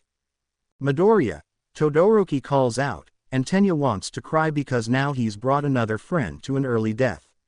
Your directions were awful, be more precise in the future, please. Couldn't exactly see my phone, Midoriya mutters. Don't let him lick your blood, he paralyzes you. I see, Todoroki says, and then forms a barrier of ice when a dagger is thrown his way. I alerted the pro-heroes, they should arrive soon. Thanks, Midoriya mutters, and the fight continues, blurring before Tenya's eyes. 1 second Stain is across the alley, the next he's lunging at Todoroki, only to be knocked back by another round of fire. When Stain tries to approach again, Midoriya leaps into action, throwing himself onto Stain and ripping the man's katana out of his hand, throwing it across the alley. He's knocked off of the man's back in an instant, but Midoriya is quick and rolls out of the way without hesitation. It's a blur of red and black and green and Tenya is just watching, helpless as his friends fight for their lives and he can't do anything. Just like he couldn't do anything for Tensai. Please, Tenya chokes out, and tears run down his face as he pleads with them. Please, just go, grab Shinso and save yourselves. This is my fight, not yours. You shouldn't suffer for my decisions. Just shut up, Todoroki snaps, just as he shoots another wave of ice out at the villain. You're making a fool out of yourself.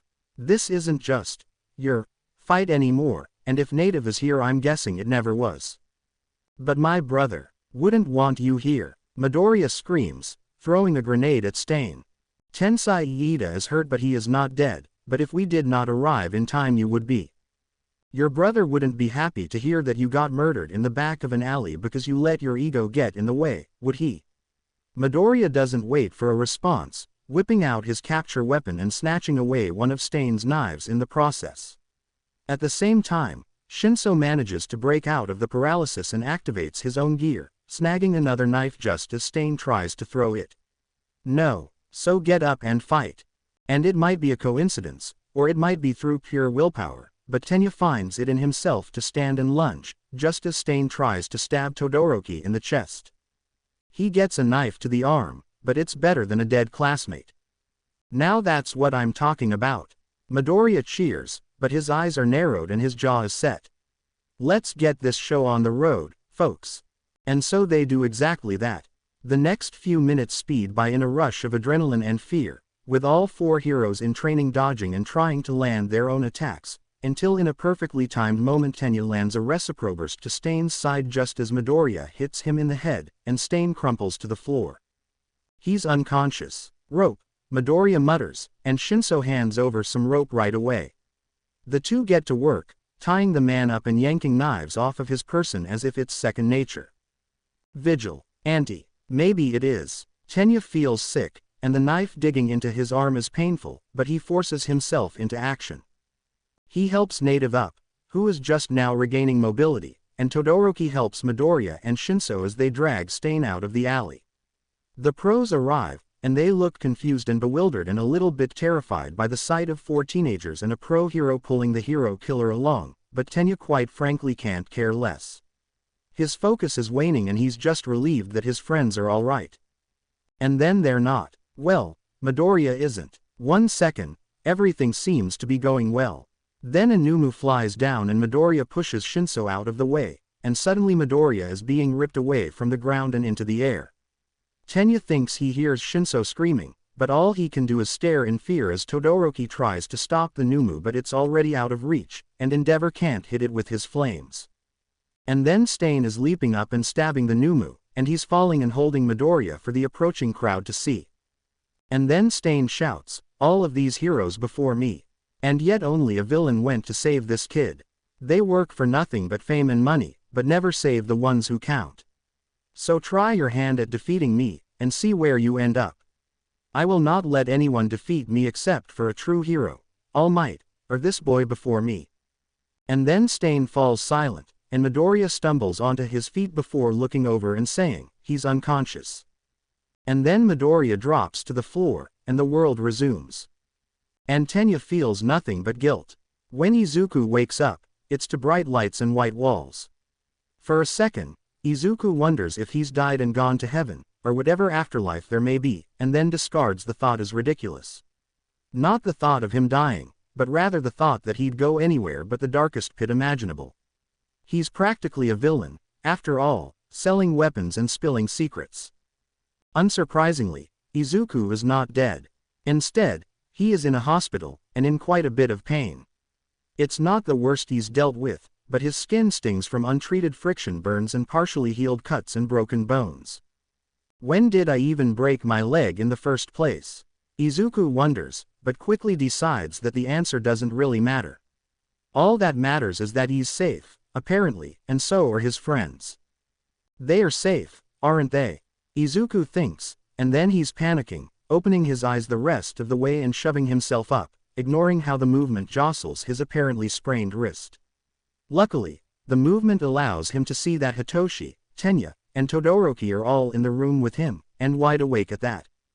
Unfortunately, his reckless movement causes all three to glare at him, and Hitoshi is the one to chide him with a strict, "Lay down, Izu, you're putting too much weight on your injuries." Izuku does not lay back down, but he does lean against the pillows. This, apparently, is enough to successfully appease his best friend, who nods once before smiling lightly. "How?" Izuku winces, clearing his throat. "How are you guys?" "We're fine," Todoroki says. Hitoshi snorts. "Todoroki just has a few light stab wounds and cuts. Iida may be facing permanent nerve damage from the stabbing his arm took, and I've got a broken arm. As it turns out, taking too much force while trying to stop a blow can cause you to break a bone or two." "Oh," Izuku says, nodding as calmly as he can. Well, that's about as well as we can get it, huh? He kindly ignores Tenya's disbelieving stare, because if he focuses on Tenya too much he might slap the boy for his foolishness if Hitoshi will let him get out of bed long enough to reach his pier. Instead, Izuku keeps his eyes on Todoroki, who nods along with Izuku in agreement. The room falls silent after that, not that Izuku can really say anything about that. It's not like he has anything exciting to say, everything feels dull when compared to a recent fight that could have been to the death. The quiet manages to last for roughly 17 minutes before the door to the room is pushed open, and 3 people walk in. The first is Manuel, who seems to keep his eyes focused on Tenya from the moment he enters the room. The second is a man who looks like a dog, who wears a police uniform. The third is Aizawa, who just looks at Izuku and Hitoshi with barely concealed exasperation. Well, this will be fun, Izuku thinks, and promptly puts on his most innocent smile. In the corner of his eye, he can see Hitoshi doing the same. Good morning, boys, the policeman police dog. That may be Quirkless starts, and that's the only thing that lets Izuku realize, oh, it's morning. It's Thursday now. Single quote. While Izuku focuses on what day of the week it is, the other 3 focus on trying to stand up and bow in respect. Izuku blinks, wondering if he should do the same, since his leg is broken, but the policeman waves off the formality with a somewhat gentle woof. Do animal-related quirks lead to the user acting like the animal they represent? Izuku wonders. It would explain why both this policeman and Suyu have a habit of making animal noises. I'm sure that you are wondering why I am here. Woof, the dog man starts, and receives complete silence as an answer. The man makes a soft noise, somewhere between a whine and a sigh, and Aizawa clears his throat. This is Kenji Suragame, Aizawa informs. The chief of the police. He's here because of your involvement with the hero killer. What about it? Todoroki asks, voice guarded, and Suragame woofs before responding. I am here to talk about the consequences of your actions, Suragame states. You 4 fought against the hero killer last night, yes? Yes, Tenya says, even though the question was most likely rhetorical. Yes, you did, Suragame repeats. And by doing so, you've broken the law. What? Hitoshi asks, and Izuku wants to snort because Hitoshi has the glint in his eyes that they both seem to get whenever they're being treated unfairly. How can you say that? We did nothing wrong. You illegally used your quirks to apprehend Stain, Suragame says, and Izuku feels the urge to stand up and say, I didn't, and Hitoshi never got the chance to use his. Doing such a thing without licenses could mean getting expelled and ruining any chance you lot may have of becoming proper heroes. But we saved Native's life. And Ida's. We took down a villain, you mutt, so don't you dare. Todoroki. Izuku shouts. Perhaps we should let the chief finish speaking, before saying anything unwise. He said. Could. After all. Precisely, Suragame says, sending what Izuku interprets as a grateful look his way. All of these repercussions will only happen if it comes out that you 4 are the ones who took down Stain.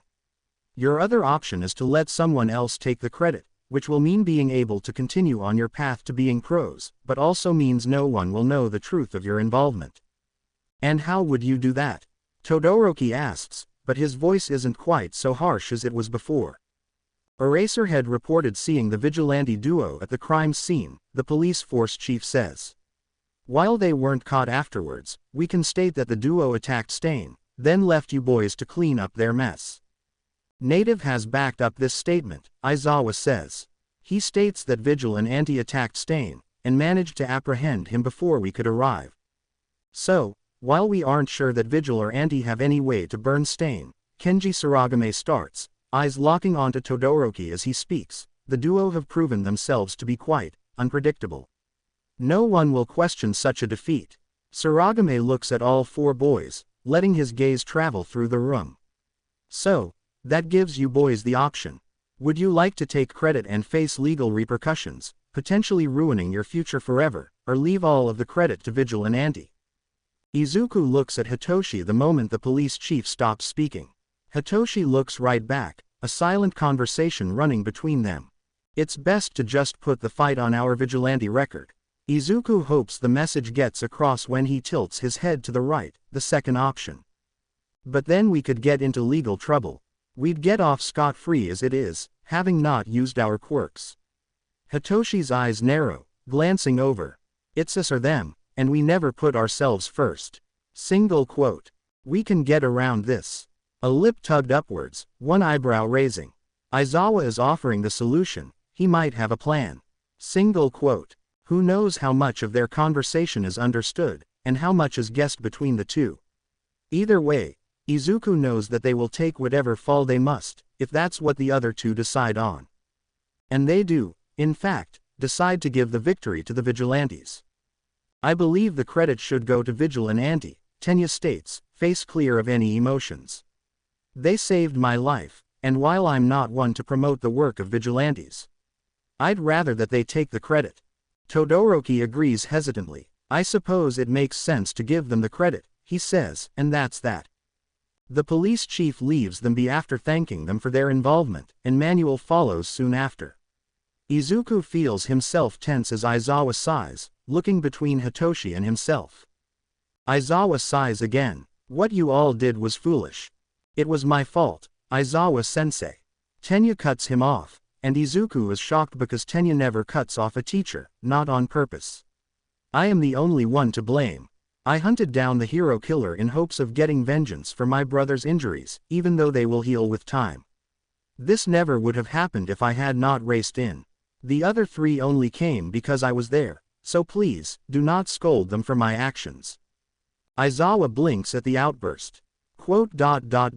I see, he shrugs. All right, Iida, I'm sure you've learned your lesson, but you're still getting detention for a week when you come back, for doing this. Tenya nods. Shinso, you at least asked for permission, so I can't get on your case too much, although you're usually not reckless enough to get broken bones. Izuku got paralyzed, Hitoshi states calmly. I got a little mad. Izuku laughs, but shuts up when Aizawa's glare reaches him. Midoriya, please tell me you have a good excuse. I was already in Hosu when the attack started, as Present Mike and I were on a patrol. I got his permission to defend myself, should I feel the need to. Then I saw Iida, and it all went downhill from there. Aizawa nods, and he looks proud. At the very least, he doesn't look quite so exasperated. And Todoroki, why? Midoriya sent his location. I figured he was in danger. So I came to help. Todoroki shrugs. Midoriya wouldn't have asked for help unless it was a crisis. Fair point, Aizawa admits, then sighs, rolling his shoulders as he turns away. All right, I have to go talk to Detective Tsukauchi about this, and inform him that the Vigilantes weren't breaking any rules that we've implemented for them. Aizawa shoots a not-so-subtle glare in Izuku and Hitoshi's direction, and the boys smile sheepishly. Rest up, boys, and then he's gone. The room goes silent for a moment, all four unsure of what to say. Todoroki opens his mouth first. When were the Vigilantes there? He asks, and Izuku laughs. The whole time, Izuku admits easily, causing the dual-colored boy to frown. I never saw them. Todoroki looks to Tenya, whose expression is unnaturally blank. Did you, Iida? Tenya blanches. Well, we're the Vigilantes, Hitoshi says at last. Stain kind of outed us in front of Tenya, Izuku admits when Todoroki looks baffled. We're trusting you two to keep quiet about this, all right. All right, Todoroki agrees easily, despite being the later of the two to know. Tenya is the one to be confused. You're admitting it that easily? He asks. Why? We trust you guys, Shinso says. Besides, we can't really do any vigilantism anymore. I'd noticed that Vigil and Andy had disappeared all of a sudden. What's stopping you? Tenya asks, eyes full of more questions to come. Long story short, Izuku starts. Well, Aizawa-sensei caught us. We had a good 5 years before he finally snagged us. We were really close to our apartment, but whatever. We were tired of running. Anyways, Hitoshi says casually. Yeah, running. We could have run forever. We're still sprinting. We just don't let them know it. Don't let them know how we're racing every day without taking a breather. Single quote. So he caught you. Todoroki asks. Then what? Nedzu gave us an ultimatum, since we're kids and all. We could go to jail, or we could enroll in UA as a sort of reformation program. So when you said you got in on recommendations, Tenya starts. We were recommended to join for our own good, Izuku finishes. Nedzu thought we could become real heroes, and that was the goal, you know. We only became vigilantes so we could help people. We never caused issues, if you don't count selling weapons to criminals, or working as a part-time informant for the League itself, and they saw that. So we're here to become heroes, so we can help without causing legal issues. I see, Tenya says. Is that why Aizawa-sensei always calls you two problem children? I always assumed it was for your penchant for getting lost in the school. It's a big school, and it only happened a few times. Izuku interrupts, face heating up. Or your ability to get hurt for the sake of helping others. Okay, that one was valid, Hitoshi admits. But it's also because of the vigilantism. And the fact that we're his kids, Izuku adds with a smirk, and this causes Tenya and Todoroki to start coughing. Wait, what? Todoroki chokes out. I figured you were All Might's kid. I told you that wasn't true, Izuku points out calmly. But no, Aizawa is our legal guardian. May I ask why you couldn't be left with your own parents? Tenya asks hesitantly, and Izuku can feel the mood drop the moment he frowns and looks down. Hitoshi and we met each other in the orphanage. My mom died when I was 4, and my father had disowned me. My parents didn't want me. They thought my quirk was too villainous, Hitoshi adds. So we only had each other, Izuku continues. But that was fine, really. He ignores how his voice wavers, how he's still not looking them in the eyes. And we were like that until a few months ago, when Aizawa finally brought us in and found out that we're just kids. We're just two kids who didn't know what to do, but we wanted to help, and here we are, folks. He laughs. It's choked and maybe he's choking on his own tears, but he won't admit it. And he won't admit that he collapses into Hitoshi's side when the boy moves to his bed, wrapping his arms around the one constant in his life. And he won't admit that he cries himself to sleep, and that he's ruined the mood and now he feels guilty for it, because he's dropped so much on poor Tenya and Todoroki and they never asked for it. And he won't admit that guilt wraps around his heart, tugging tighter and tighter as consciousness drifts away, because when they get out of the hospital he knows he'll have to work on another gun for another client. He won't admit a lot. Not like he can, anyways, when he's passed out on Hitoshi's shoulder. Tensai Iida is a 30-year-old man who has seen a lot in his life. He's lived a life full of excitement and terror, working as the pro-hero Ingenium. He's a man who knows how to live life on the fast lane, and one who nearly lost his career just as quickly. If your partner had been 20 seconds away, you likely would be facing permanent paralysis, the doctor explained. Luckily, you'll be able to make a full recovery, but it will take months.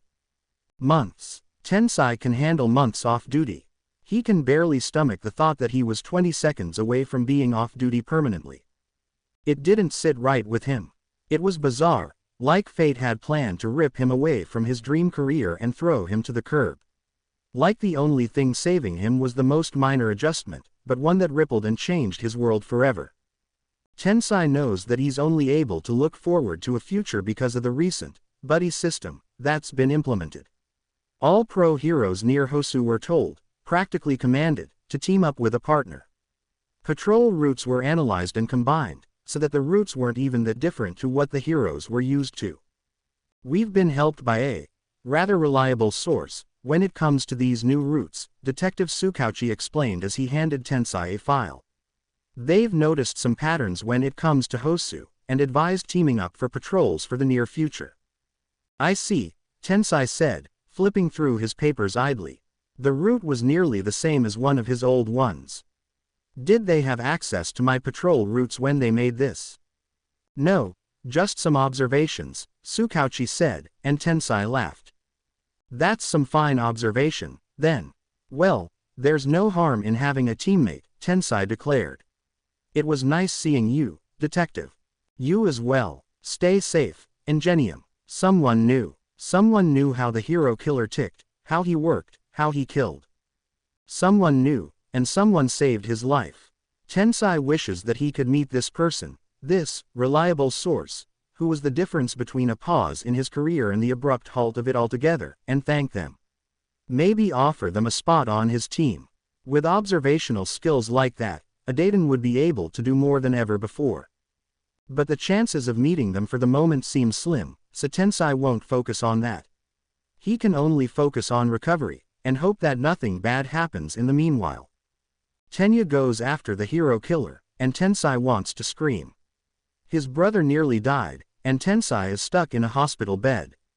No, Tenya nearly died because Tensai is stuck in a hospital bed. Tensai doesn't know if he wants to yell at his brother for his foolishness, or hold him close and sob.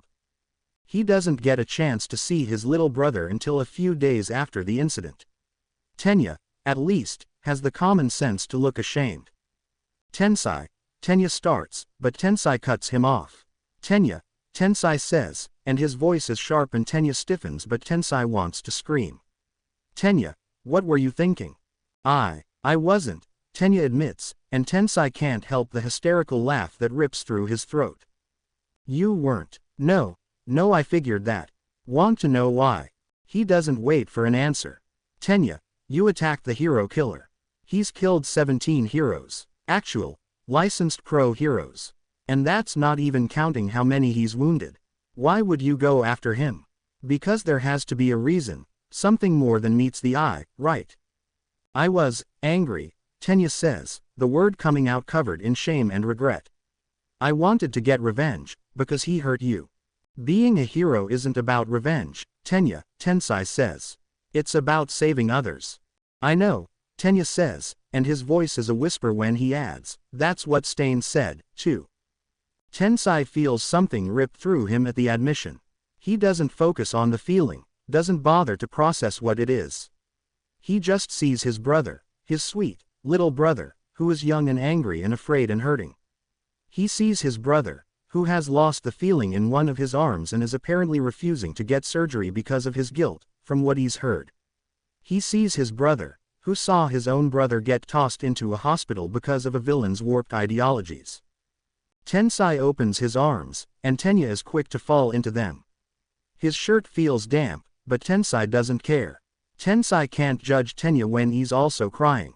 It's all right, Tensai promises. I'm all right. I'm going to be a hero again before a year is up. You're learning. You're going to succeed, and when you graduate we can work side by side. But to graduate, you have to focus on school. Not revenge, not hunting down villains. School. Tenya nods into his shoulder, and pulls back. He wipes his face, the movement stiff in that Tenya way that Tensai has always loved, then nods again. They sit in silence for a while, wiping away their tears. Tensai watches his little brother, and a thought comes to mind. He was saved by the Vigilante duo, but they haven't been spotted for months. Single quote. Tenya looks at him, and there must be something odd with his expression because his little brother clears his throat and asks, Tensai. Are you all right? And all Tensai can say is, it's a miracle that they found you in time. What? The Vigilante duo? They haven't been around for months. I figured they were caught up and locked away, if they had been a few seconds later. Tenya, you could have died. Tenya's face goes somber as he nods. I know. I'm lucky that they appeared when they did. He is. Tenya is only here beside him because of a few seconds. Like an error was hastily corrected. Just like Tensai, something clicks. I need to find them, Tensai says, voice firm. I need to speak with them. Tenya's eyes shine with an emotion Tensai can't quite comprehend, and he nods. I see, Tenya says, and then he stands up. I'll see what I can do, brother. The words don't make sense, but Tensai decides that they don't have to. So he just smiles and says, thanks. He didn't think anything would come out of the conversation, and decided that he'd find the duo once he was out, and thank them. Tensai doesn't quite understand why Tenya asks to bring 2 of his classmates on Monday afternoon, the first day back after internships ended, but he agrees anyways. That's how he finds himself sitting in a hospital bed, with Tenya introducing his peers who stand awkwardly by his side. Or reintroducing, to be more precise. Tensai, you might remember Izuku-kun and Hitoshi-kun from the grocery story boys. Tensai interrupts, letting a smile pull up his lips. And here I thought you two could only be found in the produce section. The little green one. Tensai thinks this one is Izuku, giggles. Sometimes you can even find us in the dairy aisle, Izuku jokes, and wow, Tensai likes this one. Hitoshi looks vaguely exasperated, but that's fine because Tenya does, too. I'm glad to hear that Tenya has you two in his class, Tensai says. He was so upset when he couldn't find you guys anymore. Tensai, Tenya shouts, but Izuku just nods calmly. Yeah, our timing was awful. But now we're here, so it's all fine. Something flickers in Izuku's eyes when he says the word, fine, but it's gone before Tensai can process it. That's a good view to have, little buddy. Tensai can appreciate someone who looks on the bright side. But speaking of being here, Tenya, any specific reason you wanted me to meet your buds? Not that I mind, I'm just surprised that it's right now. He had hoped that Tenya would maybe bring some of his friends over sooner, to be honest. It's nice, getting to see the details of Tenya's day. But the timing seems odd, if Tensai is being honest. Well, Tenya says slowly, eyes darting to Izuku and Hitoshi. The boys nod ever so slightly, and it's so synchronized that it's almost a little creepy. But those nods seem to help, because Tenya flashes Tensai a wry grin and continues.